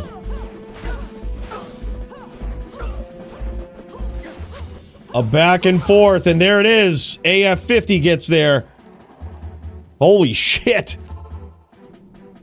Yeah, yeah. Yeah, it's the Loot Goblin. He's got many characters, though. Poke Zans are tough to hit. They certainly are, man. It's a great point, Smalls. Not only do they have the typical defenses of a melee character, right? They have a little bit of defense, especially when Fort procs. They've got some nasty defense.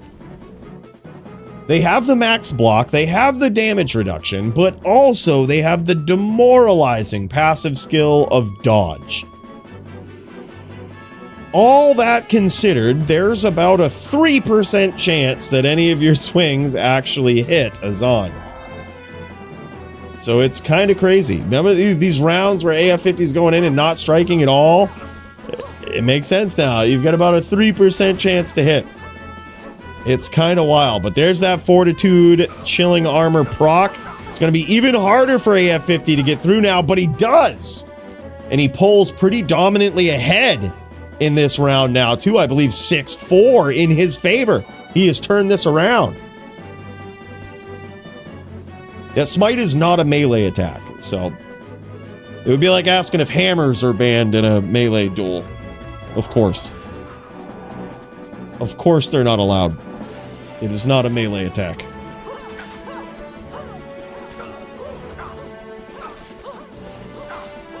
Oh my god, close back and forth between these guys. This one is a nail biter. Uh-oh, as Andy Man prays to the RNG gods, but does it help him? It doesn't. 7-4. Holy shit.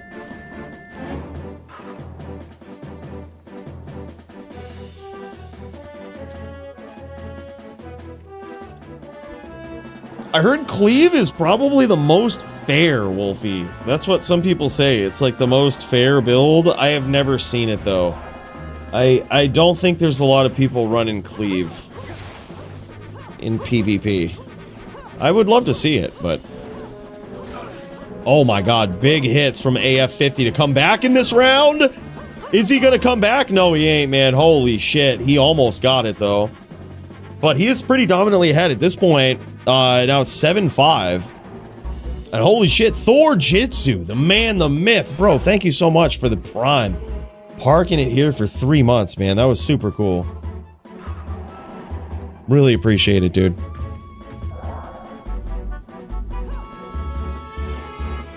Really, Squigs? No shit. I remember seeing you in a mirror once, and I was actually very impressed with Druid skills as well. Mirrors are cool to see every once in a while, but usually, like, if someone signs up on a Druid or signs up on a Necro, it's like, all right, NVD, FT4, you know? Like, I feel like that's how it should be. I like seeing a mirror every once in a while, but they oftentimes, like, yeah, they could have been decided with just an FT4. They often drag a duel to 6 rounds instead of 4.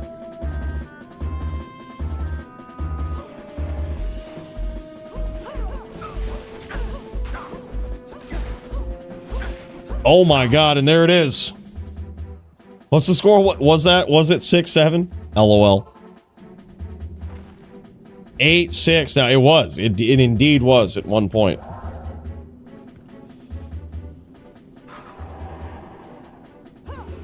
Yeah, I would agree. NVN is one of my favorite duels to watch. I think Sin v Sin is really cool. NVN is really cool.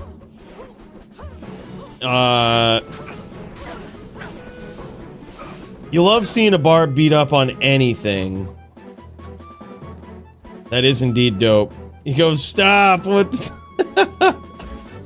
AF50, man, stacking them up. It's now 9-6 in his favor.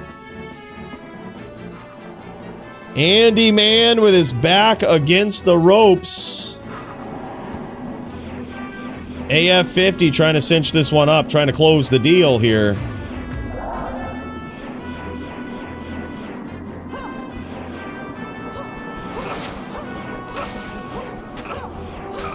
Big hits for AF50. Andy Man, though. Andy Man. Can he do it? His back is against the ropes. This is his one shot. Can he do it? Let's find out.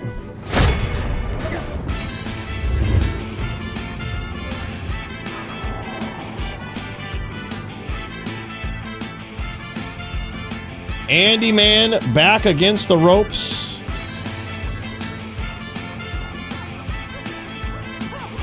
Let's see if he can do it. And just like that, it's over. Unfortunate. The dream was alive there for a while. Unfortunately. AF50 shut it down.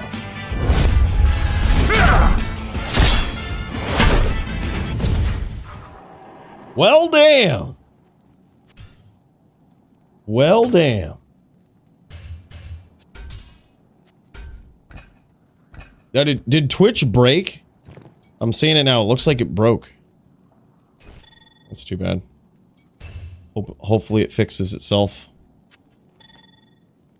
Is the Twitch site just down? I'm like having trouble. No, Twitch is up. It's just the dash. Well. Nam wasn't one in a day, as they say. Holy shit. Look at that. Look at that Pally Vizzo. Base life and everything. Twitch is good here? Alright, GG. Alright, cool. Cool. I was gonna say, it like froze up on my end when I was like, yeah, in the preview, but I saw the F and I was like, no! Alright, good, good, good. But yeah, look at that, man. That's, I gotta say, AF50 looking clean, man. Andy Man coming in with blatant disregard for anyone's safety with this gear, though. Like, look at that 15100 jewel in there and that Amazon Vizzo. Look at that 28 strength on a 2 Zon amulet with increased chance of blocking. Perfect Raven. A beautiful melee ring.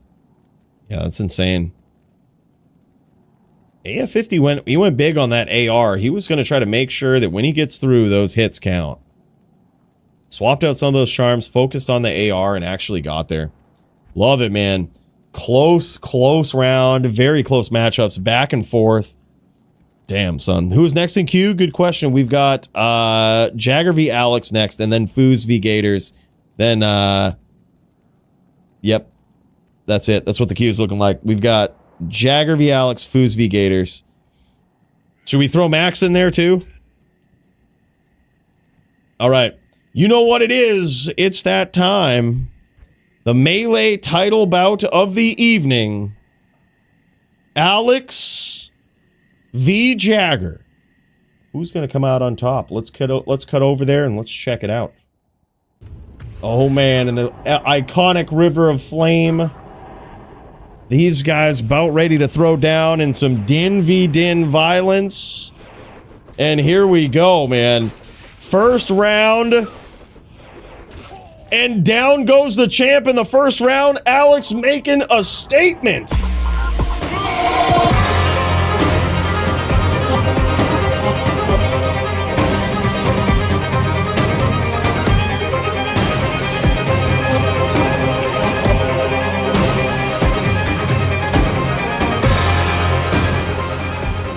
And here we go. 17, aka the Jagger Swagger, is the long-reigning dominant melee champion, and he evens up the score as we cut in here after that second round.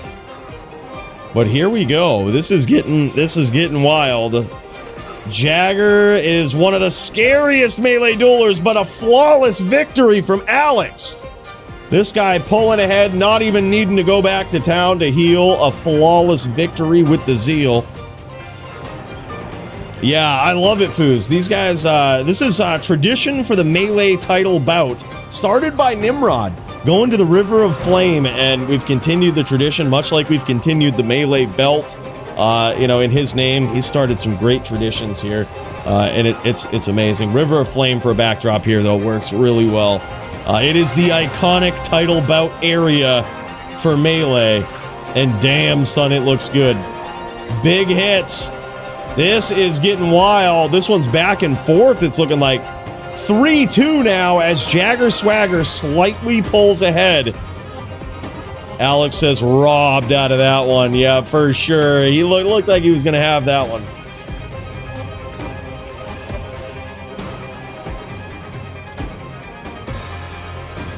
Damn, man. Is it in hell? Do these guys do it in hell?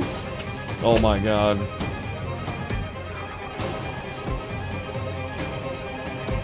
Yeah, this is nuts.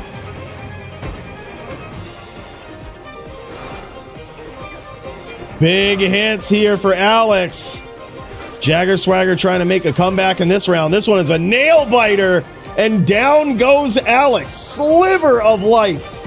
A sliver of life from the champion there as he advances to 4-2. All of these rounds have been so close, so back and forth.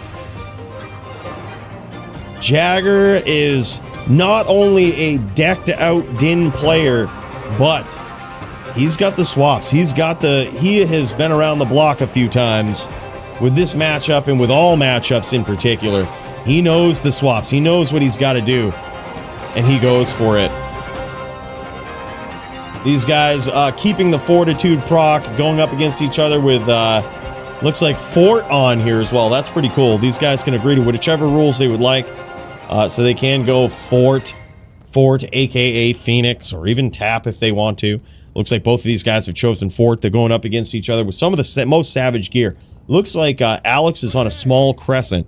And last I knew, I believe Jagger Swagger, the champ, is also a big small crescent fan. He's a big fan of that small crescent, often busting it out in many different duels. Look at this swap here. We've got an AR swap from Alex. This guy making sure. He goes, Alex copied my build 100% Coolie. Oh, okay. Yeah, he totally copied him. Well, I mean, look, when you've got a dominant melee champion, you got to take a page out of his book, right? You got to take a page out of his book. Big hits from the champion, though, and some return fire from Alex. Damn, man, and down he goes. That Fortitude proc, carrying it into these next rounds. That keeps that momentum, at least mentally, going. You know, and technically, to some slight RNG degree, actually going. And here we go, the next round, big hits from the champion right out the gate, and huge. We have Alex Half-Life in him, but it just isn't enough, man. That was back and forth. Jagger Swagger almost was felled there. He was literally one hit away, but Alex, unfortunately, couldn't land it. Even after stacking up all that AR, it's a little demoralizing coming out after stacking up AR and still kind of missing here. He might be going in, yeah, he's going in for swap too, and he might really focus. I wouldn't be surprised if he really focused on the AR. Or no, he might actually, he might just be going back to the damage. Defense, oh, that's what it is. He's going for defense. No swap to the Haas though. Haas on the swap when you, oh no, he actually has it. It looks like he does have it. He has Haas on the swap for the defense. He's gonna make it, so hopefully Jagger doesn't hit him. That's his goal. But Jagger, oh man, what another close round. He was getting in through that defense, but holy shit.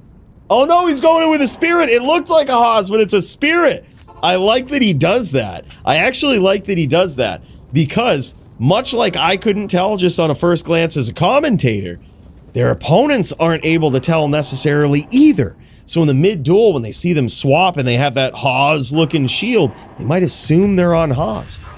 That's crazy. You got to be really looking close to be able to tell that he's on fake Haas. Damn, son. All right, here we go. Jagger Swagger having a little bit more trouble getting through, but a big consecutive slew of hits there fells his opponent. Alex goes down and the score advances now 8-3, I believe. Is that what it is? Well, the assumption entails if someone's on Herald of Zakarum, right? The reason they're on that is because of they want to boost their defense instead of having spirit for battle orders on the swap. So if you see that as an opponent, you can assume that they're on a defense setup. So when you go for your swap, you can adjust accordingly. Yeah, but that is meant to throw them off a bit. Yeah, now 9-3. Okay, here it is. 9-3 in favor of the champion. Alex drawing first blood, trying to make a big comeback here. Now 9-4. He's got his back against the ropes. Can he do it, though? Can he pull this one out? We're going to find out.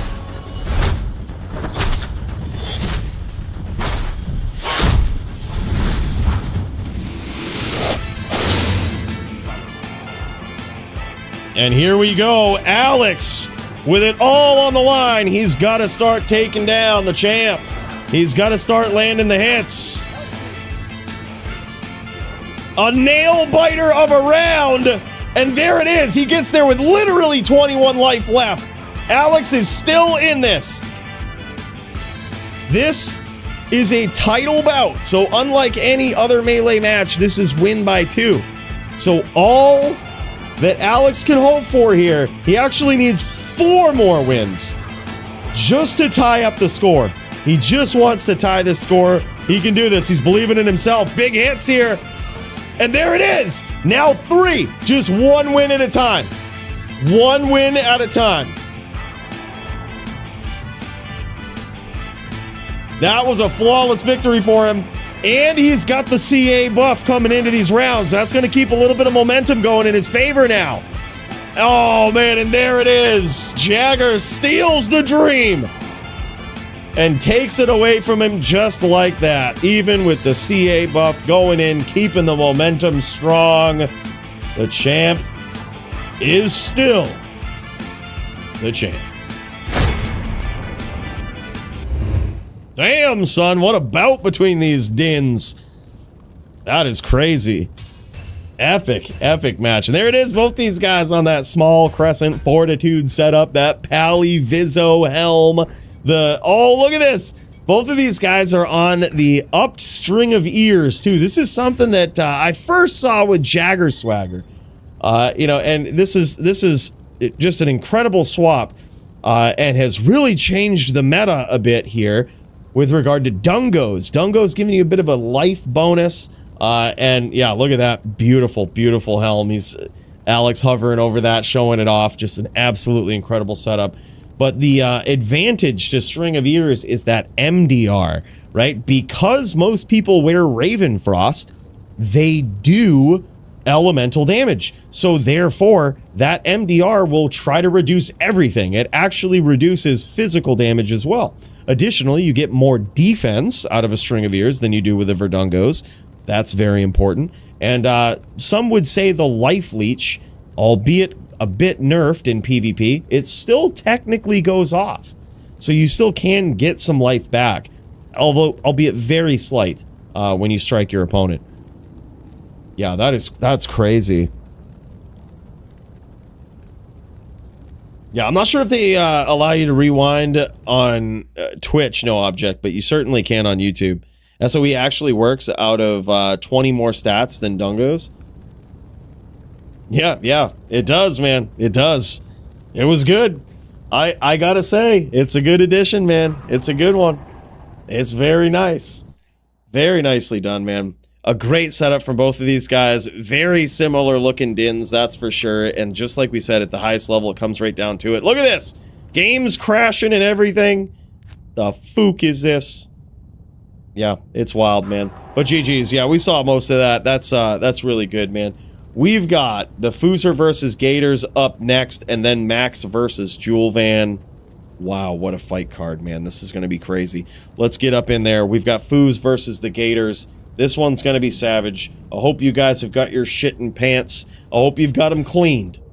And you might even want to add some Depends up in there, because this one's going to be fucking wild. In this corner, we've got the GoGators on the Necro. We've seen this guy's prowess tonight. And now you're going to see it again. This guy is an absolute savage FPK player, and it's so good to have him back. This guy had to take a little bit of a hiatus because he welcomed a little one into the world a few months back. And, you know, you have to focus on your priorities. And congratulations to him for that. And now, unfortunately for everybody else with hopes of achieving PvP gold, GoGators is back. And now he's going up against the current champ right here. I think this is a feel-out process right here. This is a feel-out process. These guys actually have, this is a duel that they have for another NVD tournament that they're in, I believe. And they're executing it here on the DFC, so we get to see it. So this is actually, this ain't just an exhibition match. This is a competitive match. These guys are trying. These guys are trying to take each other out. There ain't no, hey, let's play red herring here. Let's feign this a little bit. Let's keep our opponent guessing for when we finally meet in the DFC octagon. No. This is pure violence in the blood more. Pure unadulterated violence. No, he's just straight bone necro. Usually in NVD, that's what you'll see: straight bone necro versus straight wind. You know, because of course you could have like a fire druid and it would still be effectively a druid. But it's a very traditional matchup: wind druid versus bone neck.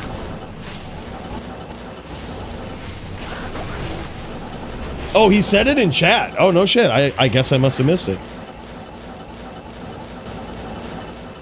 I wonder what kind of hybrid. I mean, he isn't launching a lot of he isn't launching poison novas, so I can imagine in these situations right there, if you were a hybrid, that's what you'd be doing.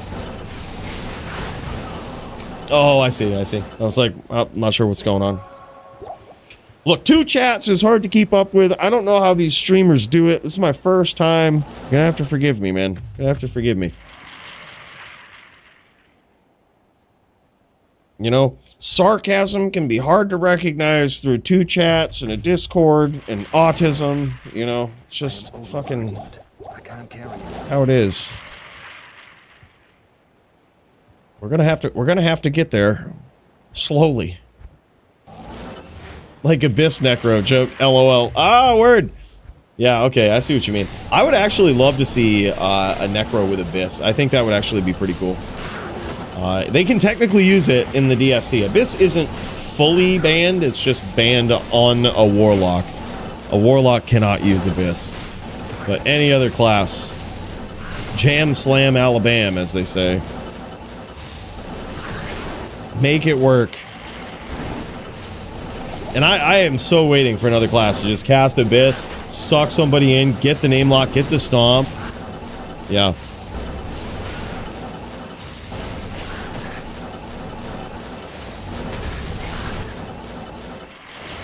Nice hits there from the Foos. Foos coming in with incredible aggression here. He's really, he's trying to get down the cadence of GoGators. He's trying to realize the patterns here. This is very, this is crazy because we are used to seeing GoGators on Druid. This guy is an incredible Druid player. He had an incredible run, which also tied Vamp the Champ for consecutive defends. Actually, I think it beat him. I think GoGators did 9 consecutive defends at the title spot as a Druid player. He was a Wind Druid main and absolutely slapped people down. Was just so incredible with it. And now you see him on a Necro. This guy has really sharpened his skills on so many different classes, mainly in this matchup right here. I mean, that's really how you get a lot of good practice in NVD, or on the Druid in general. It's just NVD. It's where usually the best players are, and if you can get good in that matchup, you'll probably get good in a lot of other ones, right? It's just a matter of adapting that playstyle. And so far, it looks like GoGators is in a lot of trouble here. Fooer just landing some big shots, closing the distance, so much pressure, cutting off GoGators as he walks towards those puddles, which is really, really fucking him up here.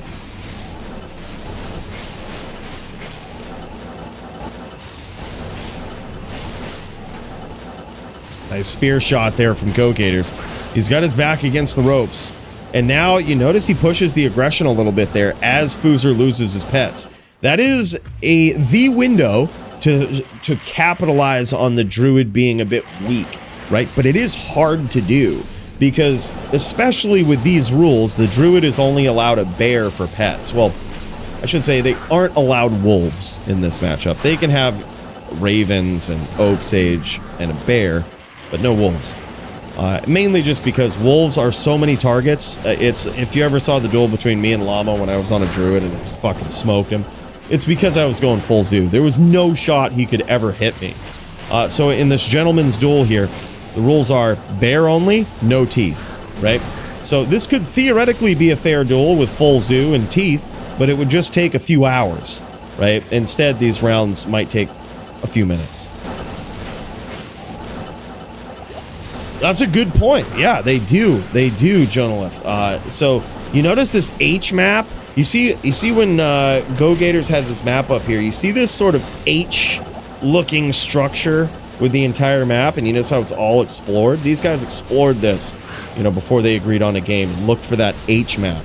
And the reason for that is it's a wide open area and there's not a lot of corners to hide in. There's always going to be puddles, but you know, you don't want a lot of houses. You don't want a lot of obstructions in the moor, even terrain obstructions such as like corners and shit.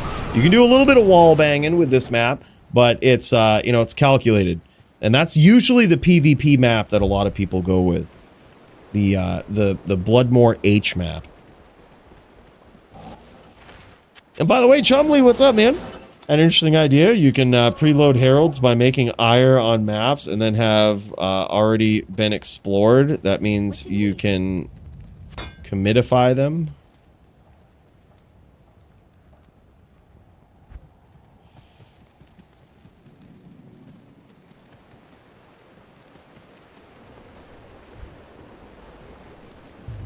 You can make heralds on maps that have already been explored.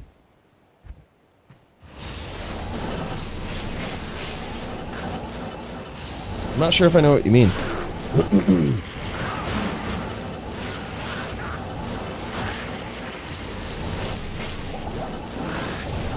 I hope they do, Smalps. That was definitely something that was in the plans for the original D2 game. Even Xtimus showed that off with some like early guild areas that your team could be in. I really hope they finish. I really do hope they do that. It would be very much so welcomed, especially with, you know, as they find it harder and harder to balance things. I think the least they could do is add some sort of arena with regard to PvP, right? Like with some sort of respect for PvP. Yeah, and some sort of crazy like capture the flag or something, right? Like other PvP style things that you could do. That would actually be pretty insane. I think any sort of focus like that would be wild. I think they should. I mean, why create more end games when you have one that has been existing for years? Just that sort of nod to the PvP community, I think, would be good, especially with, you know, the balance or lack thereof with the Warlock and potentially any other changes they bring to it. It's like, I think that sort of nod would at least be appreciated.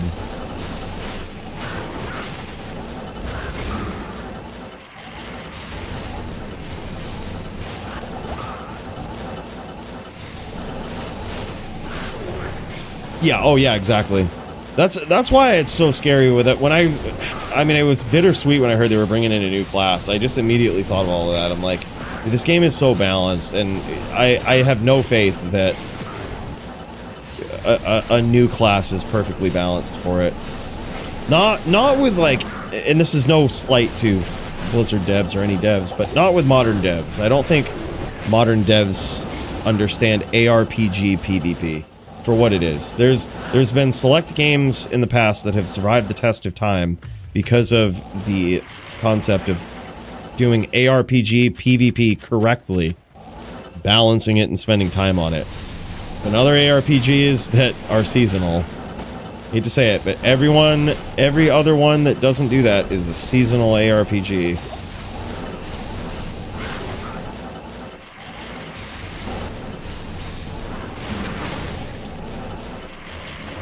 Yeah, I think the Druid does have an advantage in this matchup. They say statistically the Druid does. And it makes sense when you think about it. But it really does come down, even though I think if all else being equal, I think the Druid has the advantage for sure. Especially with the new boots and, you know, some of the changes. But it really does come down in a lot of these matchups, and you see it all the time, to the skill level of the players, how quickly they can read their opponents, adapt to each other. It really is one of the last bastions of skillful gameplay, you know, in PvP that's almost otherwise completely balanced. You know, it's as balanced as it can be, but I think it does slightly favor the Druid for sure. It's hard to get a complete 50-50 split, but this is probably the closest one of all the duels, and it really does go back and forth.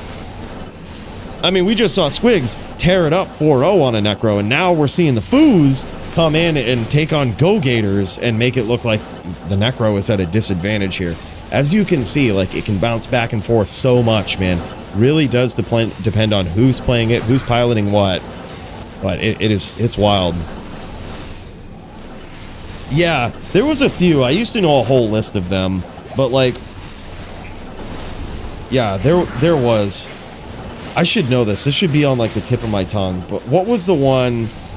There was RuneScape that had kind of big rewards for PvP, even though there was a specific area. If you killed your opponent, you got all their gear, which was like interesting, you know, because they also, oh my god, dude, and GoGators just came back from that like a champ. But here was the thing. They gave a nod in RuneScape to PvP because the areas that allowed PvP were some of the best farming areas in the game. If you risked going into those PvP areas to farm, you would be rewarded with good loot to farm, right? Or with something good that you could farm there. But the risk is that you could get killed and lose all of your gear because there was PvP players that could hunt you in that area. And it was like, just that nod to balance, you know, trying to balance PvP. It was an end game in and of itself that doesn't need any updates. It doesn't, you know, it's like the story of the players and their triumphs and tragedies allow that to continue. And some people are going to be pissed and hate it. Other people are going to love it. But regardless, none of that matters. What matters is having a big emotional impact with what you're doing. And that's why PvP, I think, is so big in a lot of these games. It's the biggest emotional impact of anything. Otherwise, what are you doing? You're farming shit over and over, fucking brainlessly. You step into PvP, someone pieces you up, you get pissed. That is a strong emotion, right? Someone, you know, hell, even sometimes people make fun of you or whatnot, or, you know, they shit on your build and you get pissed, or maybe you do that to them. Maybe you shit on them and piss other people off. Either way, no matter how you slice it, and I'm not saying it's the right thing to do and you should do that, right? But my point is, it elicits a strong emotion that sticks with people. Losing all of your fucking gear in RuneScape is a strong emotion that sticks with you. And gaining gear from killing someone is a strong emotion, is a strong reward. And it's that sort of concept that I think a lot of ARPGs, they chase their fucking tails by trying to make endgame that gives people strong emotions temporarily. When instead you could just focus on PvP, and that strong emotion is very likely always going to be there. It's always going to be repeatable. There's, you know, and most importantly, it builds that like undying love for that piece of the game. Yeah, hell, even if it's teams or whatever, right? Like, yeah. Tell me you didn't learn the most about the game, though, the people that do PvP. Tell me you didn't learn the most about the game when you started doing PvP, because then you cared. Someone fucking flatlined you. Someone, you know, you thought your build was trash, and then someone, you know, so you built another one, then someone shit-canned you on your original build, and you're like, what the fuck? I guess I just suck. And then you got good. You learned, you know, you learned the mechanics. Like, that's how it is. You learn the most when you do PvP, because that's where you get the strongest emotion. Whether it's good or bad, those players are coming back for that emotion. People like to be punished, I think. You know, they like to be defeated. I get sometimes pretty tilted in PvP. You know, I lose to people, I'm like, God damn it, I shouldn't have lost that. Like, I look so bad, I shouldn't have lost that. I was totally my duel. But at the end of the day, what other part of Diablo 2 gives me that feeling? Nothing. No other ARPG does either. If I die to a monster, I'm not like, I should have had that. Of course, it's a fucking video game. You know what I mean? It's designed to be beaten. Another player isn't. You know what I mean? There is no, you could win, you're definitely gonna win. It's, you could perpetually lose and there's nothing you can do about it. That's frustrating. That's an emotion, right?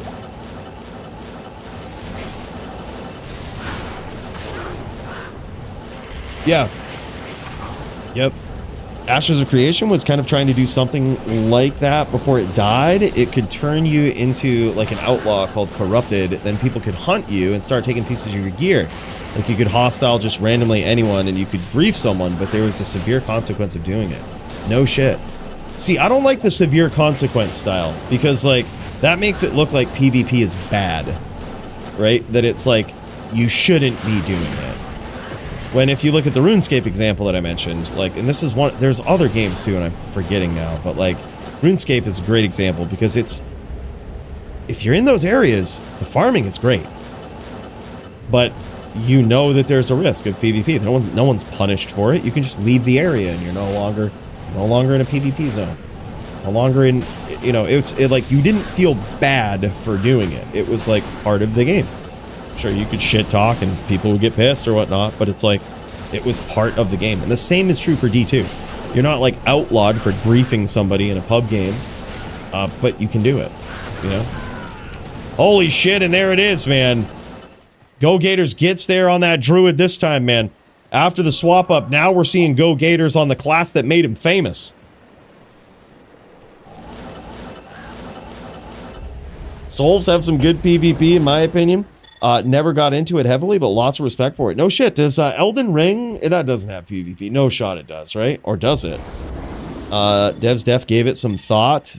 Elden Ring, no shit, it really does. It's kind of cool to watch, really. Yeah. I mean, that's what it is, man. I really do think, I know, like, for so long, Blizzard and a lot of devs have been like, you know, we all know the meme about, oh, PvP, shut up, PvP guy. And I always feel like I'm that guy when I talk about it. And, you know, I always feel like I'm that guy when I have anything to say about PvP. Where, like, literally 99% of the shitheads out there that, you know, I'm not saying the devs necessarily, but, like, other players that don't PvP and don't have an understanding of how it fits into the community, just discount your opinion like you're some rogue fucking player that doesn't understand the game. It's like, bitch, I'll smash you in PVM too. I do every season. I smash you in PVM and PvP. Bro, like, you know what I mean? It's like I don't know about your game. I'm better at your game than you are.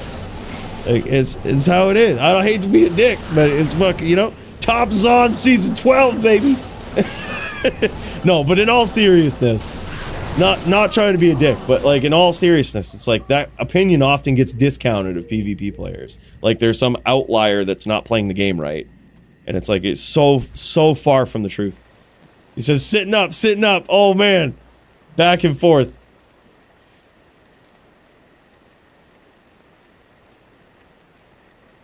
Oh, that's cool. I appreciate that, Tad. Yeah, I think it's an important piece. Like, you don't have to PvP to be affected by the PvP community. Not necessarily directly, but, you know, we talk about it all the time, that the community in Diablo 2, at least, and probably a lot of other games too, has a lot to do, maybe possibly even RuneScape, you know, with you losing all your gear all the time. The PvP community has a lot to do with the economy and, like, running the economy. You know, it's people in a game like this, you don't really need the best gear to trash the entire game, right? You really don't. But in PvP, gear is pretty important, and weird gear is also sought after sometimes, right? Weird, strange gear that you wouldn't averagely be looking for. And that drives the economy, keeps it healthy, right? So with devs focusing on the economy as well, like, that's also an important piece of it, in ensuring that dupes are taken care of, and that, you know, exploits are managed. All of these things, it all ties into PvP, if you ask me. And so I'm glad that you're open-minded to that, honestly. I don't think enough people are. There's, like I said, there's a lot of people that just discount PvP players' opinions like they're some rogue, like, oh, well, you play the game differently. It's like, you can't really convince a lot of people otherwise, you know?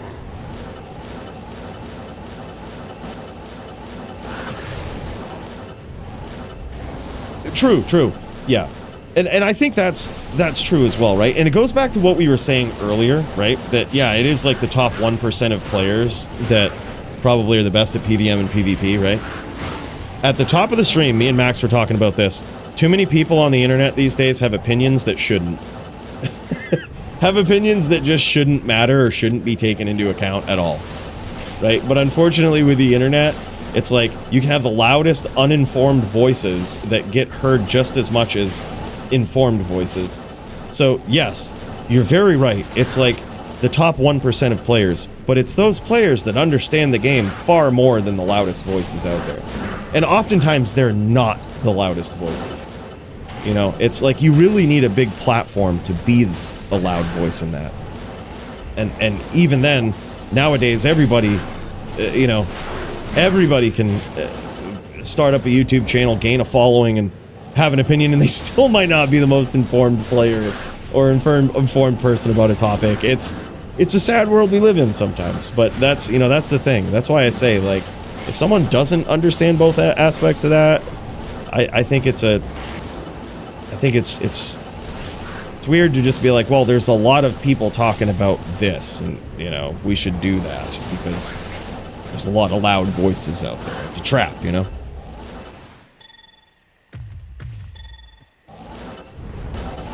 Right, exactly, Tams. Yep, I agree. I even hear some Diablo creators out there, I won't mention names, but they suggest things, and, you know, it's like, I love the D2 community. I love all of the creators. I think it's good that we're all doing something positive for the best game in the world, right? But I think sometimes there are some people who put opinions out there that don't really know a lot of what they're talking about. And it's sad to see because they have a following and they'll be heard. And it's like, it's sad. It's sad.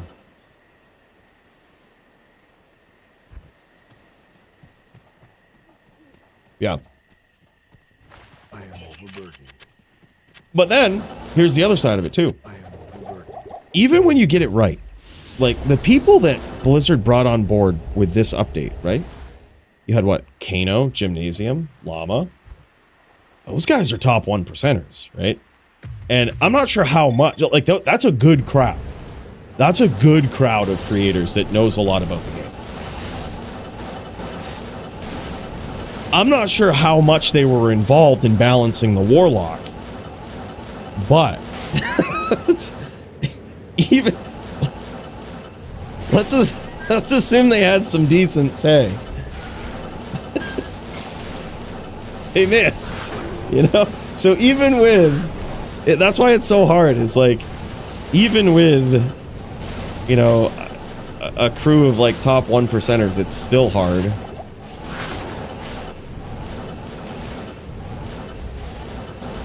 True, Stadium. I think that's very true. I think if you would have brought, like, probably not as many people know about Stadium PK here, right? Like, but if you would have brought someone like him in, he could have been very informed. You know, not as loud of a voice, hey, we need to do this, change this, but very informed, very, very good at PvP. Probably would have never got off the ground, exactly. Be like, well, if you do this, like, I could just see, like, if I was on that team, again, I know why they probably would have never asked me. Same thing. Nothing would have got done. You can't have Coolie on a team like that. It makes sense. Like, you know, the whole concept of magic resist and shit, I would have been like, dude, we can't do this. Please don't do this. Like, this is a bad idea. Minus magic res, please don't do this. This is horrible. Mastery magic damage, no, horrible. Don't do it. It's a bad idea. I can tell you why. I can show you why. Do it with all the other stuff, sure. Physical? Yeah, sure. Sure, okay, we might be able to get away with physical. Magic? No, man, it is sacred. It is sacred. Yeah, 20% volume, right? Right? Yeah. But now it's like there's some things done that can't be undone.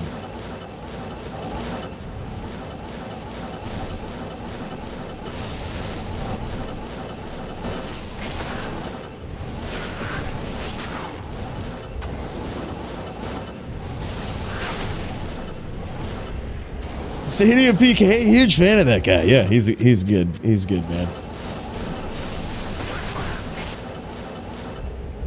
The Unreal Engine, just seeing this too, the Unreal Engine game Rune had great PvP. It was even set up to support it.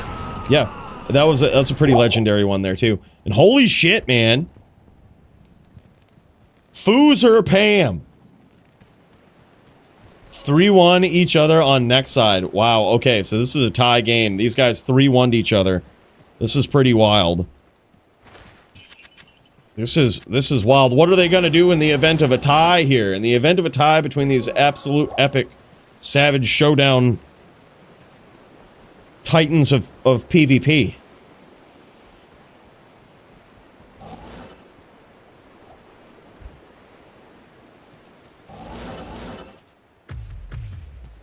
Yeah, all right. I guess they're just gonna. Are they sticking it here? He's like, are they sticking it here and trying to do an FT2? Yeah, he says he's gone tomorrow. I think they're gonna try an FT2 on this setup right here. I don't think these guys are swapping.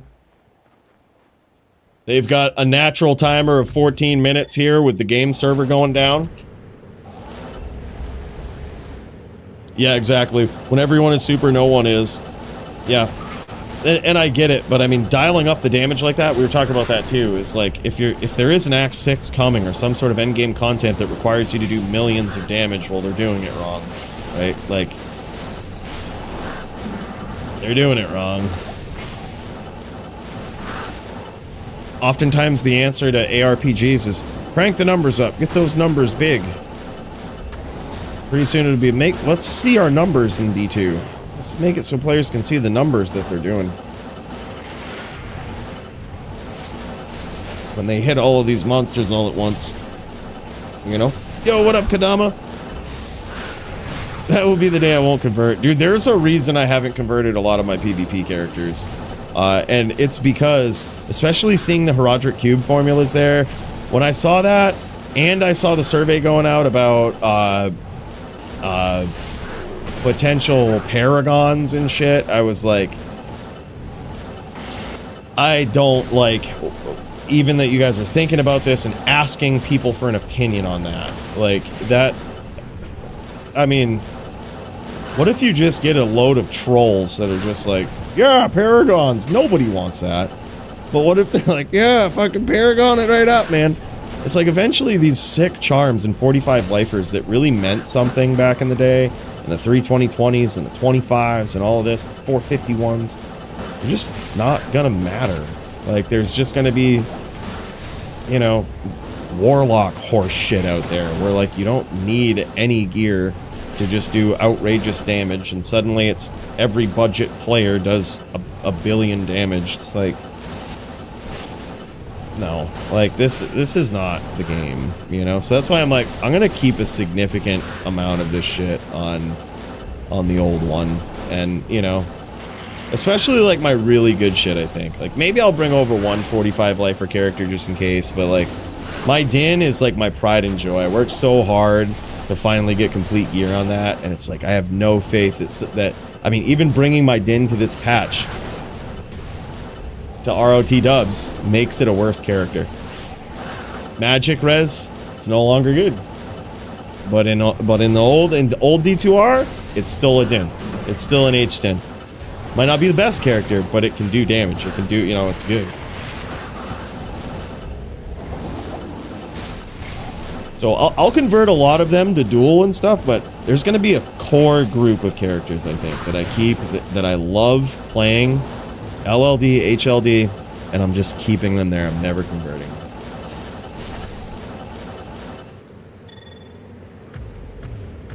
I think so too, Nim. It's possible. I think they need to be really careful with who they listen to.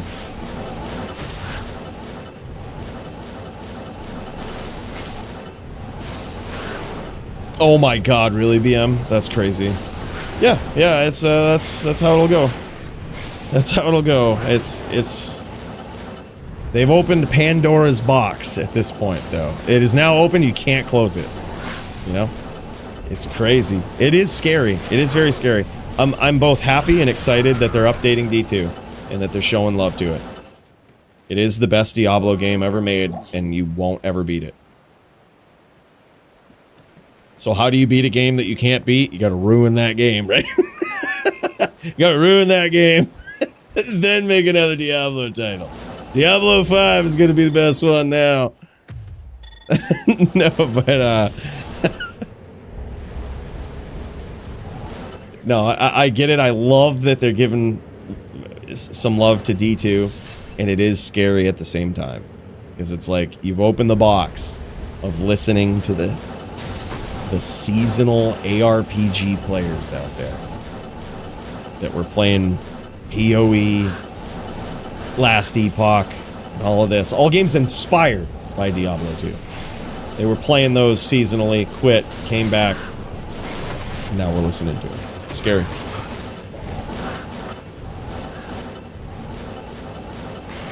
Yeah, I would agree. I hope that was just a troll question. I hope they were just putting that question on the survey, Ari at Summit, to be like, okay, clearly nobody wants this, but let's see how many trolls we have and like how many stupid people we can discount their opinions. If they answer yes to Paragon, we're throwing out their survey. Like, I think if that was the reason they put that question on there, that's genius. I think they probably should. Paragon system in D2? Yeah! Alright, throw all of your answers out. Your opinion doesn't count. That should have been the only use of that question. I hope it was. That was why they put the question in there. If so, top tier. Top tier shit.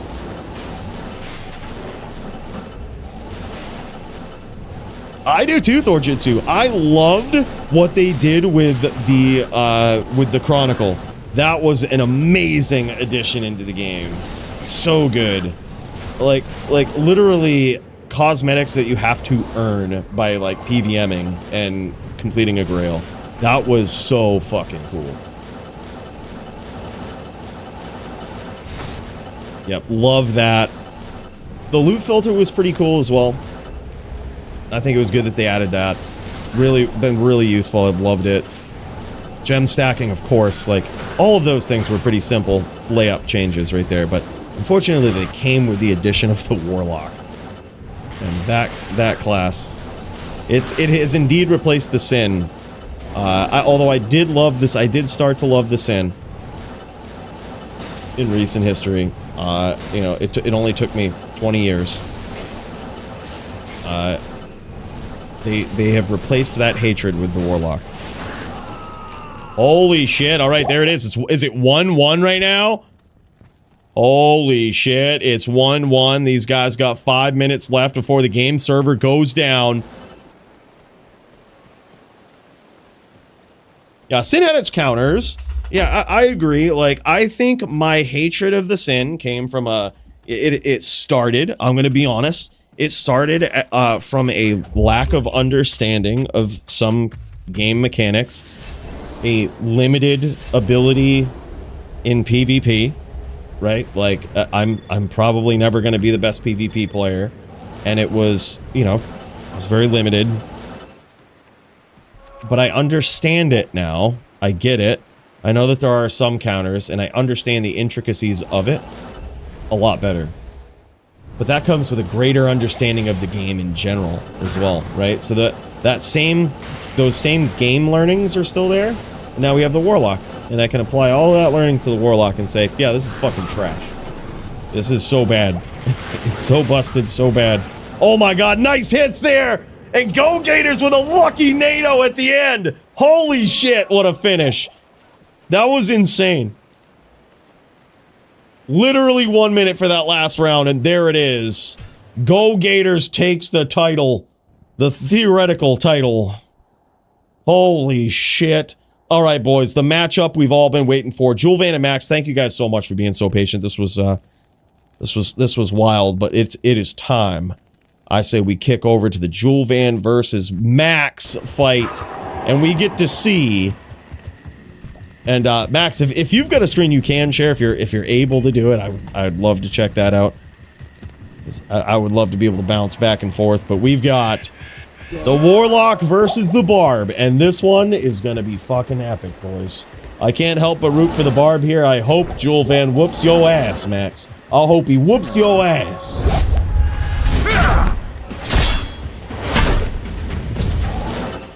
But that being said, right, only because I know how powerful stream kills my FPS, alright. Only because I know how powerful Max's build is. I actually think Max's build might be, in the absence of Abyss, the best Warlock build in PvP right now. I don't exactly know. He's got himself a monster. We're gonna get rid of that. Don't worry. Watch this, Coolie. Oh god. Kill my merc and my binded demon. Oh, he can unsummon his binded demon, I guess. Yeah, that's true. But yeah, so Max is gonna be on a build that he is the best player I've ever seen on this, although there's not really a lot of players that have adopted this build yet. And much like Max was the grandfather of the kicks in my world, he is the grandfather of... Oh my god, what the fuck is this shit? Oh my god. Bind Demon? Should we allow this in PvP? Bind Demon? Seems good, right? Like, yeah, that's probably legit. I am overburdened. That seemed pretty easy to kill. I can't carry it. He is on a Blood Boil build. And Blood Boil is like Corpse Explosion that doesn't really require corpses as much as it requires pets. Max has the ability to cast his pets on top of people and explode them. It is very hard to get out of the way of that. It's very hard to approach a Warlock like that. You have to be very sure. You have to be extremely patient. If you're the bar player, you can do it. You have to be extremely patient. You have to look for your opportunities, and you can't get too froggy, right? You can't get too froggy. Chain locks are good, but they'd better be executed quickly. Look at that, dude. That was just a goat man swinging slightly at him right there. Just took 1k out of him. Just ting ting boom. Like goat man takes 1k out of the player. Can you imagine chaining someone like that? And you got the goat man. They're just teleporting away, and the goat man is chunking you for 1k as you're chaining somebody. You see what I mean? This is a tough one. You have to really pick your battles with the Warlock here, and probably chaining is out of the question unless it's like a surprise chain stomp and then get out, right? Look at that. After a failed exchange there, he loses 600 life. It's kind of crazy. Look at this. He wants to stay away from those pets. If he sees those pets inching up on him like that. Yeah, and he has 58 fire res right here, which is also going to be bad. It's basically like Corpse Explosion. It's physical and fire damage, essentially. Unless Max changed it to physical damage. There is a way to make it only do physical damage, and it saves you like 20 points. So he might have done that. And I think he actually did. Because you don't really need, as you can see, the fire damage. You really don't need it. The physical damage is high enough. And you might be wondering, like, how the hell is he doing damage? It's literally just the explosion of those pets. You can see it right as he closes the distance, blows them up. In and out, just like that. It's so crazy. Oh, so that's allowed for PvP? I played on hardcore. Yeah, no, not the Bind Demon, but this build right here. The Blood Boil is currently allowed in the DFC. It is the build that I believe is the best Warlock PvP build in the absence of Abyss, which we just straight banned before it became a thing. It took me about 1 day of playing Abyss and felling some of the nastiest players in PvP that I shouldn't be beating, and not having a problem versus any build out there to realize Abyss is probably broken. Right? But this build, in the absence of Abyss, is a very, very savage Warlock build. Julvan has to be very patient. He has to leap around, wait for Max to come in. Max is going to be the aggressor here, right?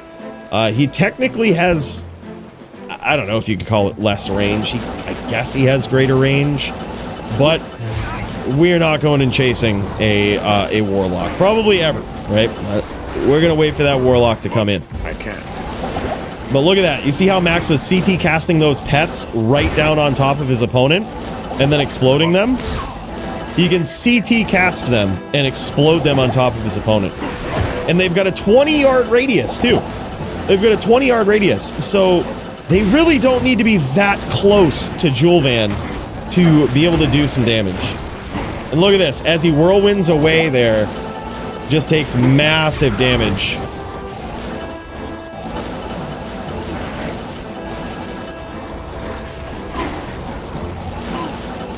And you see those, it's almost like an Uber Mephisto with his pets spawning right on top of the player. Like, look at this. Like, as soon as you come in, like, the Uber pets just spawning right on top of him. Nice hits there from Julvan, but unfortunately, that requires him getting close to the pets and getting blown up. You can't Stadium. We tried this, I stacked up a ton of leech, and they don't leech a lot. Like, it would be great. I think it'd be an awesome counter if your life leech worked like it fucking should versus these pets, but it somehow doesn't, and you can't really leech a lot. You definitely can't out-leech the explosion. Yeah.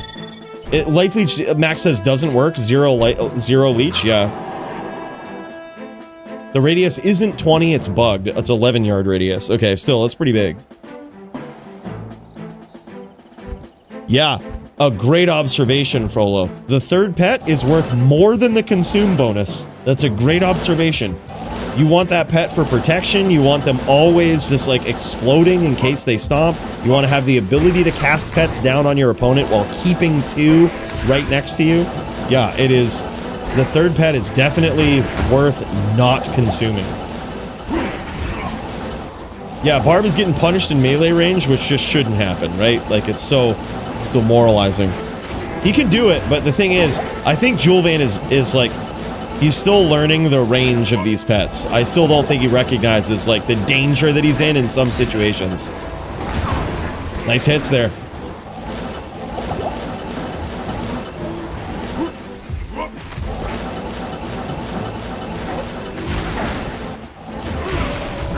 Oh, nice hits there from Julvan. But unfortunately, it all doesn't go without punishment, right? That's the thing. He's gonna land these big hits, and it all doesn't go without punishment.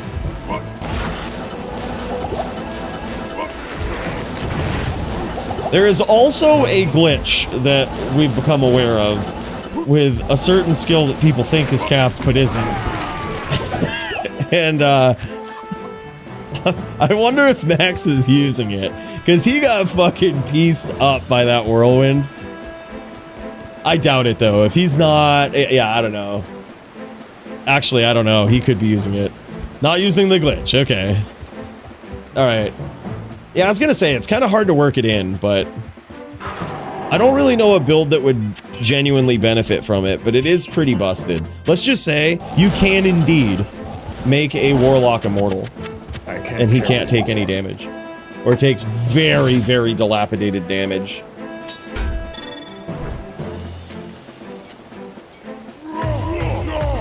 Well, Locke is just spamming pets and exploding them until he wins. And if his opponent comes in close, yeah, he'll just tell you away. Yeah.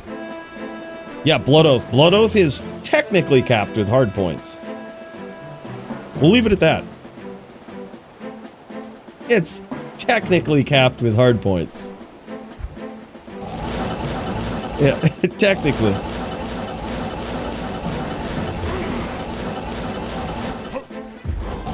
And it is. If you put hard points in it, it's capped. You know? They did good. They did a great job. Didn't know that. The tooltip must be lying.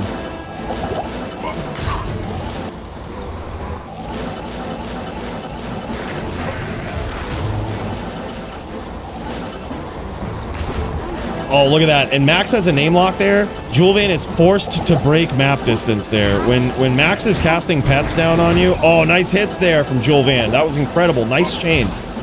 But notice how much damage it doesn't do. And look at that. He stays right in the pocket, explodes pets. Max gets out when he loses pets. He needs to recast them. And there is a bit of a casting delay on them. But I mean, nothing that you can't out-teleport, right? Like...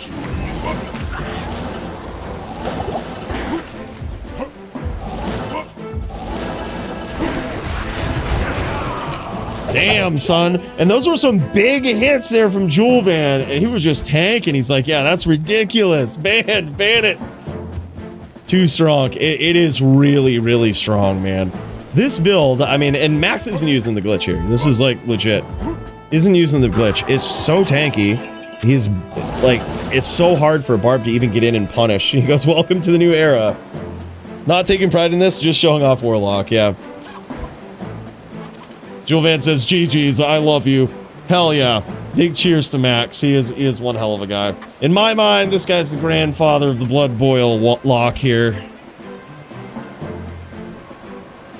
Yeah, the thing is, Wuchaz, it's like, people will tune in and look for the lock. They'll want to see lock duels.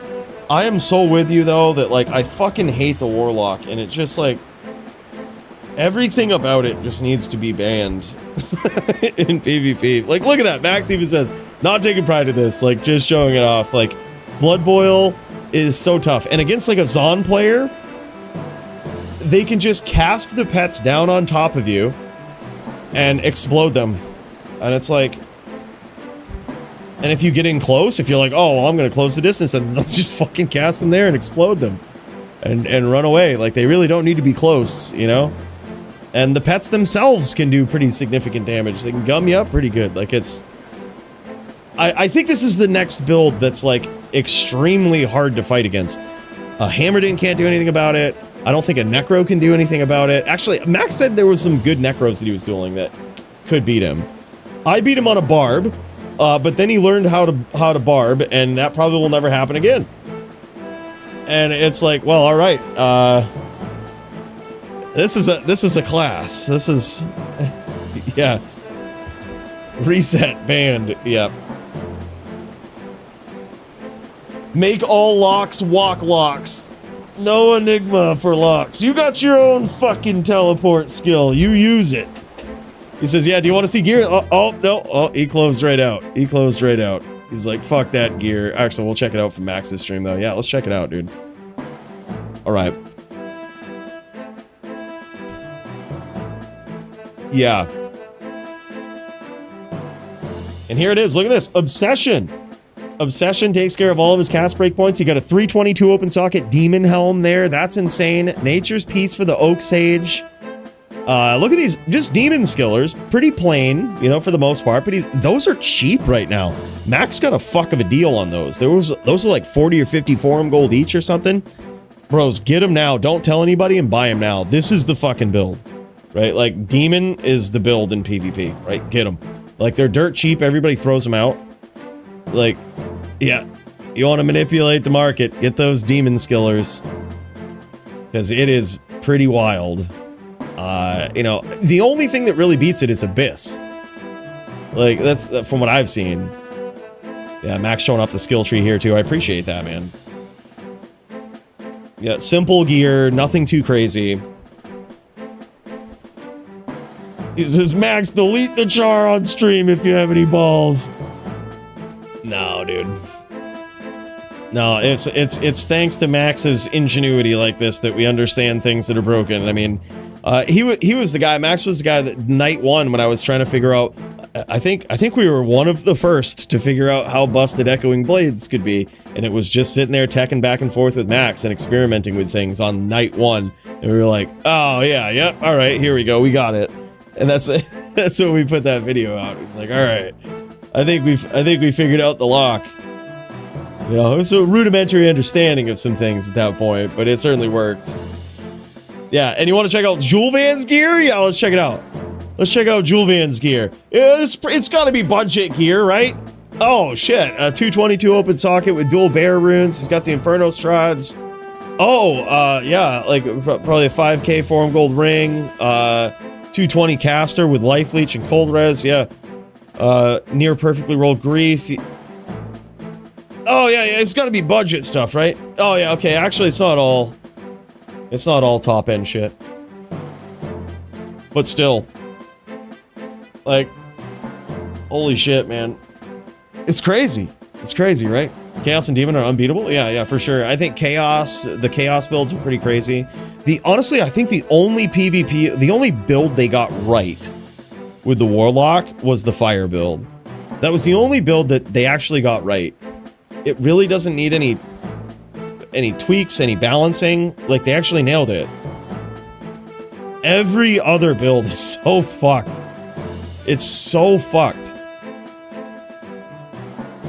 It's that sacred magic damage they start fucking with, you know? It's the sacred magic damage. It's the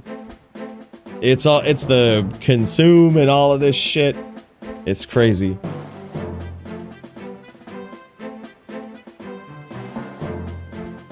Yeah. Here, I'll pop into the voice chat too, Max. I see you typing a lot there. You don't have to type all that. Here, Max, I'll undeafen myself if you want to tell us about that.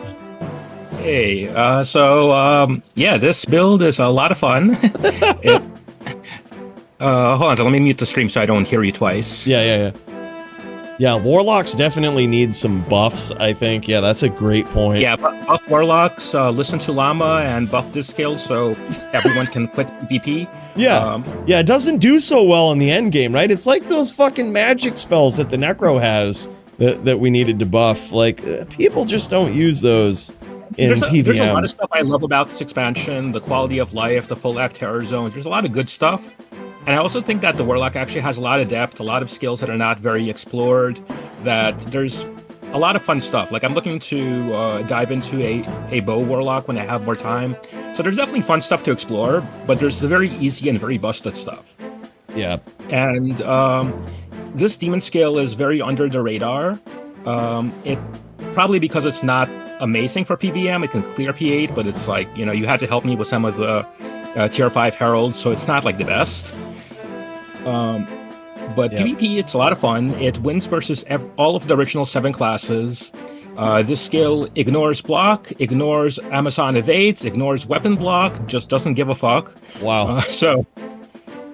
Wow. It has two. And with the death mark, I think you were telling me that you can teleport minions through walls. Yeah. So like death mark is a very interesting ability. So let me tell you about how this works here. So when I use Blood Boil, all the minions go boom. So if I have them all stacked up, that's 3 times the damage. If I have them spread out, then it's kind of like traps where I can like kind of control space and have them in different positions. Now, Deathmark teleports all of them at once, and it gives a massive debuff if you cast it on someone. Yeah. You have to actually click on someone to get the debuff on them. Right. The problem is that if I cast over there, see, my minions aren't teleporting. It has a range that goes to about over here, but it cannot go full screen. So that means if you name lock somebody, you cannot cast Deathmark on them. So most of the time, I'm just casting fresh minions. You know, I'm just casting minions way the fuck over there and blowing them up. Right. But Deathmark is kind of cool in that it goes through walls. You do not need line of sight. So it's a cool utility skill. Yeah, I remember you were showing me that like if you're behind a wall and you're trying to wall bang someone, you can just throw the pets over there at the safety of the other side of the wall. It won't reach all the way. Like I can't cast it. That's too far. Yep. So like it'll just be around corners. Yep. But you know, it's still good utility. But most of the time, I'm just casting fresh minions on top of you, teleporting on you. I'll be using this at like if I'm on screen. Like I cast this on Julivan a couple of times because they do actually hurt. And the Goatmen use barbarian skills, so they can use Berserk, Frenzy, Stun, so they can actually give you swirls, which is that's crazy. Kind of GG. I also like that being melee, they walk towards opponents, which gives me more range. Like before, I started the build with Tainted in my first iteration, and it looks nice. If you max Tainted, it says like 40k damage, but it's not real because that Blood Boil synergy does not work. They messed it up. It's like looking for the Blood Boil on the Tainted itself, which it has 0 of, so the synergy never works. Yeah. So right now, Goatman I think is the go-to skill. There's not really much. So why did you max Goatman? Was it just to like give him more life, more? Yeah, because like if one thing that kills this build is if my minions die. Yep. Like if like Echo is actually kind of hard for me because somebody teleports on top of me, they kill all my minions in one swing. Suddenly, I don't have an attack. So I do need to keep my minions up for me to be able to have an attack. So that's why I try to make them beefy, and the Oak Sage makes them even more beefy, so they can explode more times. Yeah, without, yep. Yeah, wow. and the Oak Sage doesn't teleport with them, so you know it's nice. Well, I mean, this build is. I'm not gonna try to downplay it. This build is really, really strong. The only thing I lose to is other Warlocks. I do think that I have no chance against the top-end Abyss build, and nothing beat me very convincingly on Echo, but I think Echo's counter is block. right now, well, I don't have Storm Shield on right now, but as per DFC rules, I'm on 35 block versus Barb. Yep. But if I went max block versus Echo, I don't know how that would match up. But Abyss is just, I don't know, I'm at a disadvantage. Like, you were taking some rounds off me and you had no skillers. So yeah, that's it's wild, man. It's state of Warlocks right now. But there's a lot to explore, and as much as everything is broken and everyone's saying ban, ban, ban, I think we should be taking the time to explore these classes because, like it or not, they're not going to go away. Yeah. And even if everyone likes standard RVC NVD more and keeps on playing the matchups that we've loved for the past 25 plus years, this game is going to keep changing. And what exactly are you going to do when Blizzard makes the next expansion, adds in a new class, normalizes the Warlock, and then rebalances every other class in the game, and suddenly you don't have RVC anymore? Right. So I feel like we need to keep going forward, as scary as that is. And yeah, you know, it's no, I agree. I think that like, every it's you have to, you know, I like felt every bad league- even banning Abyss, but I'm just like, this one is so clearly fucked, and it's not even like this. At least is very intricate and kind of requires a lot of things. Like, there are windows where you can be beaten with this build. Yes, like there's a casting delay with your Goatman or really any pet. Like, they're not like regular wolves or something where you can just keep. There's like a weird delay when you cast. I can them. alternate pets if I want to get around that delay. Oh, word. But- Okay, yep. You can just alternate pets. Yeah. All right. Well, there you go. So I don't know. I feel like we're in a weird place right now, and I completely understand players wanting to stick to the traditions and, you know, keep clan wars and not have Warlock in there. But at the same time, I'm happy that DFC is at least allowing us to showcase this stuff and kind of pose a big what if. And at the end of the day, we can always agree, like, that's how Warlock versus Warlock duel, or, you know, you as the matchmaker can just choose not to give people miserable matchups. Yeah. So, yeah. You know, yeah, that's the thing, man. Like, yeah. I want to see the Warlock, and it's like when I dueled this build of yours last night, I was like, yeah, okay, this is. I almost switched my build to dual track amp, but I was like, nah, I'm gonna try Abyss and just see how fucking miserable this is with budget gear. And I remember when like, you brought in your Hammerden, and you were like, what the fuck? Yeah, oh yeah, like just getting pets casted down on me, and I was like, dude, this is so stupid. Like, what am I getting fucking hit with? It was like the first I was like, this is so stupid. But yeah, and this is like simple gear. Like, there's so much room for improvement. Like, you know, this book has DR on it. If I had a 220 amulet, I could possibly make max DR without a storm shield. Yeah. These could be lifers. I think I can probably reach 6.5, maybe 7k life. I mean, my torch is also kind of a dumpster torch, but, you know, it is what it is right now. And yeah, and this could be 2 sockets. I could have the physical jewel in here that would give me pierce. Yeah. You know, so there's this is not the ceiling by any means. The thing is that there's such an interesting it's such an interesting time in D2 right now, because as much as I want to see the Warlock and how it fits into other classes, there's this whole other world that's going on. You have other classes with new items that also I would love to see in their natural environments without the fucking Warlock in there. Like, yeah, I mean, you know, I totally agree. There's a lot of fun stuff that's not yet being explored. As much as many leagues might want to ban the new jewels and sunders, you know, it's kind of like, well, DFC, it's like, what if, you know, how does the balance play out? You know, they will never be banned, I don't think. I mean, you know, you have 22k traps, but it still loses to Warlock, you know, and then there's other stuff. You know, what if we, you know, you put Void on many different characters? Like, I'm trying to make a Trapper with Void because I want to see what happens when you combine Abyss and Mind Blast. Yeah. And then Abyss also has Decrepify in it. And, you know, it's like, I mean, sure, it might not technically be GM, but you could, you know, with a new Druid helm, you put that on a Druid, now you have Decrepify on the 163 Druid. You know, it's like there's a lot of fun toys to play with if you're not a stickler about the rules. Yeah. And I'm kind of excited to see where things are going to go. At the same time, very scared that, you know, it's going to get more and more fucked up and further away from the game that we all love. But yeah, you know, that's the scary part, man. But no, and there's a lot of people asking, like, well, you could just do lock v lock or whatnot, and that's the only thing. Well, here's the problem with that, and you know, coming from the DFC standpoint and like progressing up a constantly revolving door of who could be the champion or whatnot. The more that you focus something on that, and like, okay, if you're playing this class, then you can only duel a Warlock, right? Well, then what happens if someone mains a Warlock and they climb up the ladder and they're number 2? Yeah. You know what I mean? Like, what do you do? You know, suddenly it fucks everything up, because if nobody else plays Warlock at that point, somebody who just joins up on a Warlock gets the most ridiculous Warlock player to go up against. And there's no balance. There's no options for them to duel on, you know, it's strange. But, and then they also, holistically, if you think about it, let's be realistic for a minute. If you are the type of player that just started up in PvP and you're maining a Warlock and you're like, okay, well, this is going to be, finally, I'm going to be good at PvP, right? Finally, I'm going to get good.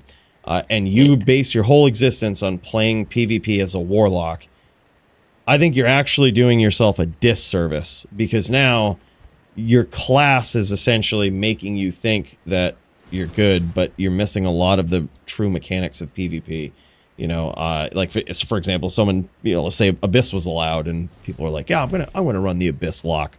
You know, well, really, what you're doing is you're shooting yourself in the foot, because Abyss is just so powerful, it kills everything, and probably this build isn't far behind it, where it's like. Yeah, you know, it's not that far. I mean, my only competitors are an Abyss build and someone that's really godlike playing Echo Strike. And it would be like a Smiter. It would be like a Smiter only ever dueling Amazons and being like, wow, I'm kind of good at this game. You know, and Smiter is a really good class. It's like, well, yeah, it's good when it smashes the only thing that you ever would duel against. And with the Warlock in this case, it would be every other class. You know, it's like, but truthfully, you're missing a lot of the key components of, you know, what makes this game good. Yeah, that's kind of the problem with Warlock, is that there's no real clear counter. It's like, what do you do if someone has a high-end Abyss build and they just say, I'm going to BM you? Like, even like all BM builds at their worst still had counters. We all ran BM Hammerdins out of Juves. We've all made Aridans leave games. You know, it's like, but what? But here it's like, you know, and what even do you this do build, versus a summon or an Abyss lock? You can't like BM them out of a game. They'll 7v1 the whole game. You know, it's crazy. And no, Miasma Chains is not better than Abyss. And this is the mistake that a lot of people fall into. They think that because a skill does a lot of damage or does more damage than something, that it must be a better skill. If that was the case, Hammerdins would still be king. Right? Like, we would still be kings as Hammerdins. But it never has been the case, because it isn't all about damage. A lot of times it's about all of the other shit. Like, Miasma Chain is very limited, because I can only throw it for the screen, and I have to kind of wrap somebody in it. If I hit it with terrain, it fucking breaks. Like, I have to directly get a name lock, or else it's shit. Abyss is so much better, because I can CT cast that bitch somewhere in your direction, and you're going to get sucked into it and take fucking hammer damage. So it might not be Miasma Chain damage, but it's like, I can be a fucking idiot and like cast an Abyss and trap you in it. Like, and you can't do anything about it. So therefore, it is way better. It is way better than Miasma Chains. Yeah, Abyss is way overtuned. And to make it worse, Warlock has so much minus magic res, where you have the book that only he can use that gives minus 20%. Then you can, if you consume this demon, you know, you get what is it again? Do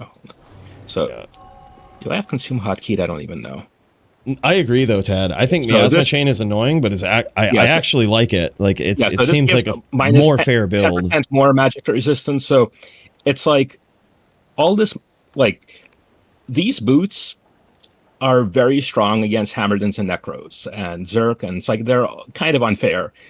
But I mean, there's Pierce gear that maybe it'll kind of offset it a bit, but then you have the Warlock that has innate ways to pierce with the book, with consume, that they don't even care if you're wearing these boots, because they have so much pierce that, you know, it's pretty bad. Yeah, that's the problem. Like, the consuming the monster to get added magic damage and minus enemy magic res. It's like, that is unnecessary. Like, the life bonus was good enough from consume. Like, consuming certain Yeah, and pets to get certain this is- bonuses. It's like, oh yeah, my and this is the problem going forward, that any magic resist gear that they introduce is going to work stronger against everyone than it will against Warlock. I guess you could say that there's a GM limit on how much you can use versus non-Warlock classes, but still, it's not pretty.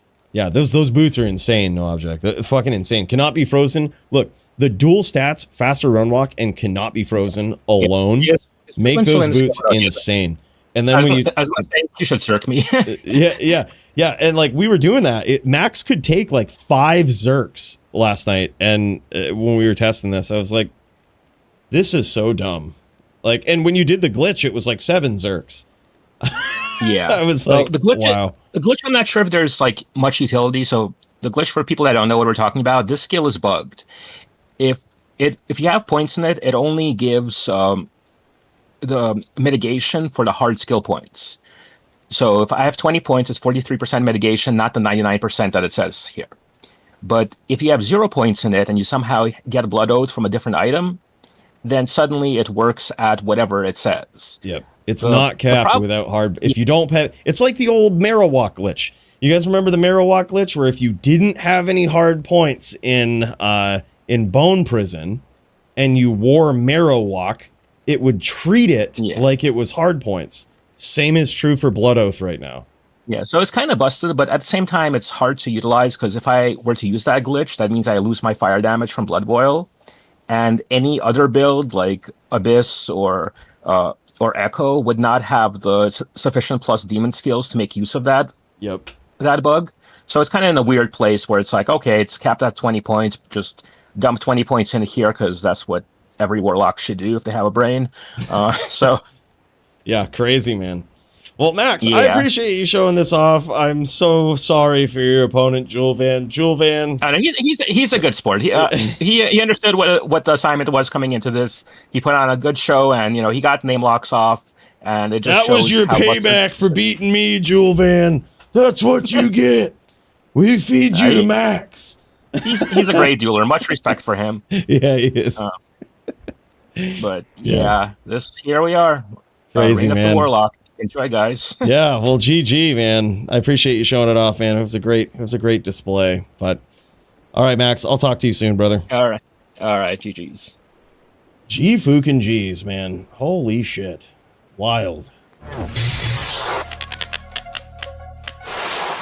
Well, is there no one else now, Cher? Yeah, those boots fuck in general, man. They fuck Hammerdins, Berserkers, they fuck Necros. They don't fuck the Warlock, though. Too much Pierce. Too much Pierce, man. It's crazy. Yeah. But boys, holy shit, man. Yeah, these are all still coming through from earlier. This is wild. Rose, thank you so much. Really appreciate you joining me. We do this every Thursday. If you're new here and want to be a part, we do some PvP in the DFC. It's a competitive revolving door of savagery. And holy shit, real siphon with the Prime, man. Thank you so much for parking that over here. I appreciate you, dude. If I want to learn how to get good at PvP, where do I start? Probably right here is a good place. Join up in the Discord if you're not already there. There's a link to that in the description of this video on YouTube. Also, hopefully our bot is fixed on Twitch. Let me see if it is. So I'm going to type in Discord. It's broken. But either way, check out my main channel on YouTube. It also has a link to the Discord. But that being said, boys, holy shit, what a night. I say we get to this, boys. We'll be here next week. Another big cheers to Real Siphon. Thanks for parking the Prime, man. Appreciate it. And if there's no one else, Bill, let's bring him out of here in style, shall we? That's right, that beat. Boys, every week, it means the world to me to be here.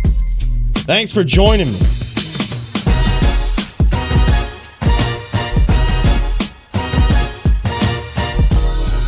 And dry your eyes, man. We'll be back next week, I promise.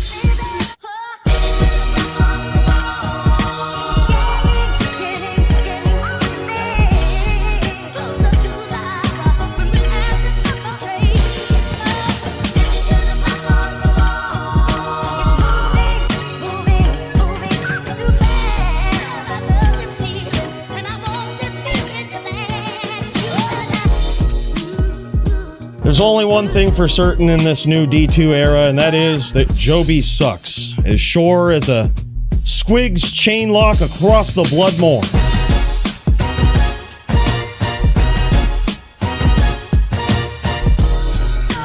Thanks again, guys, for joining me. I appreciate you. See you next week.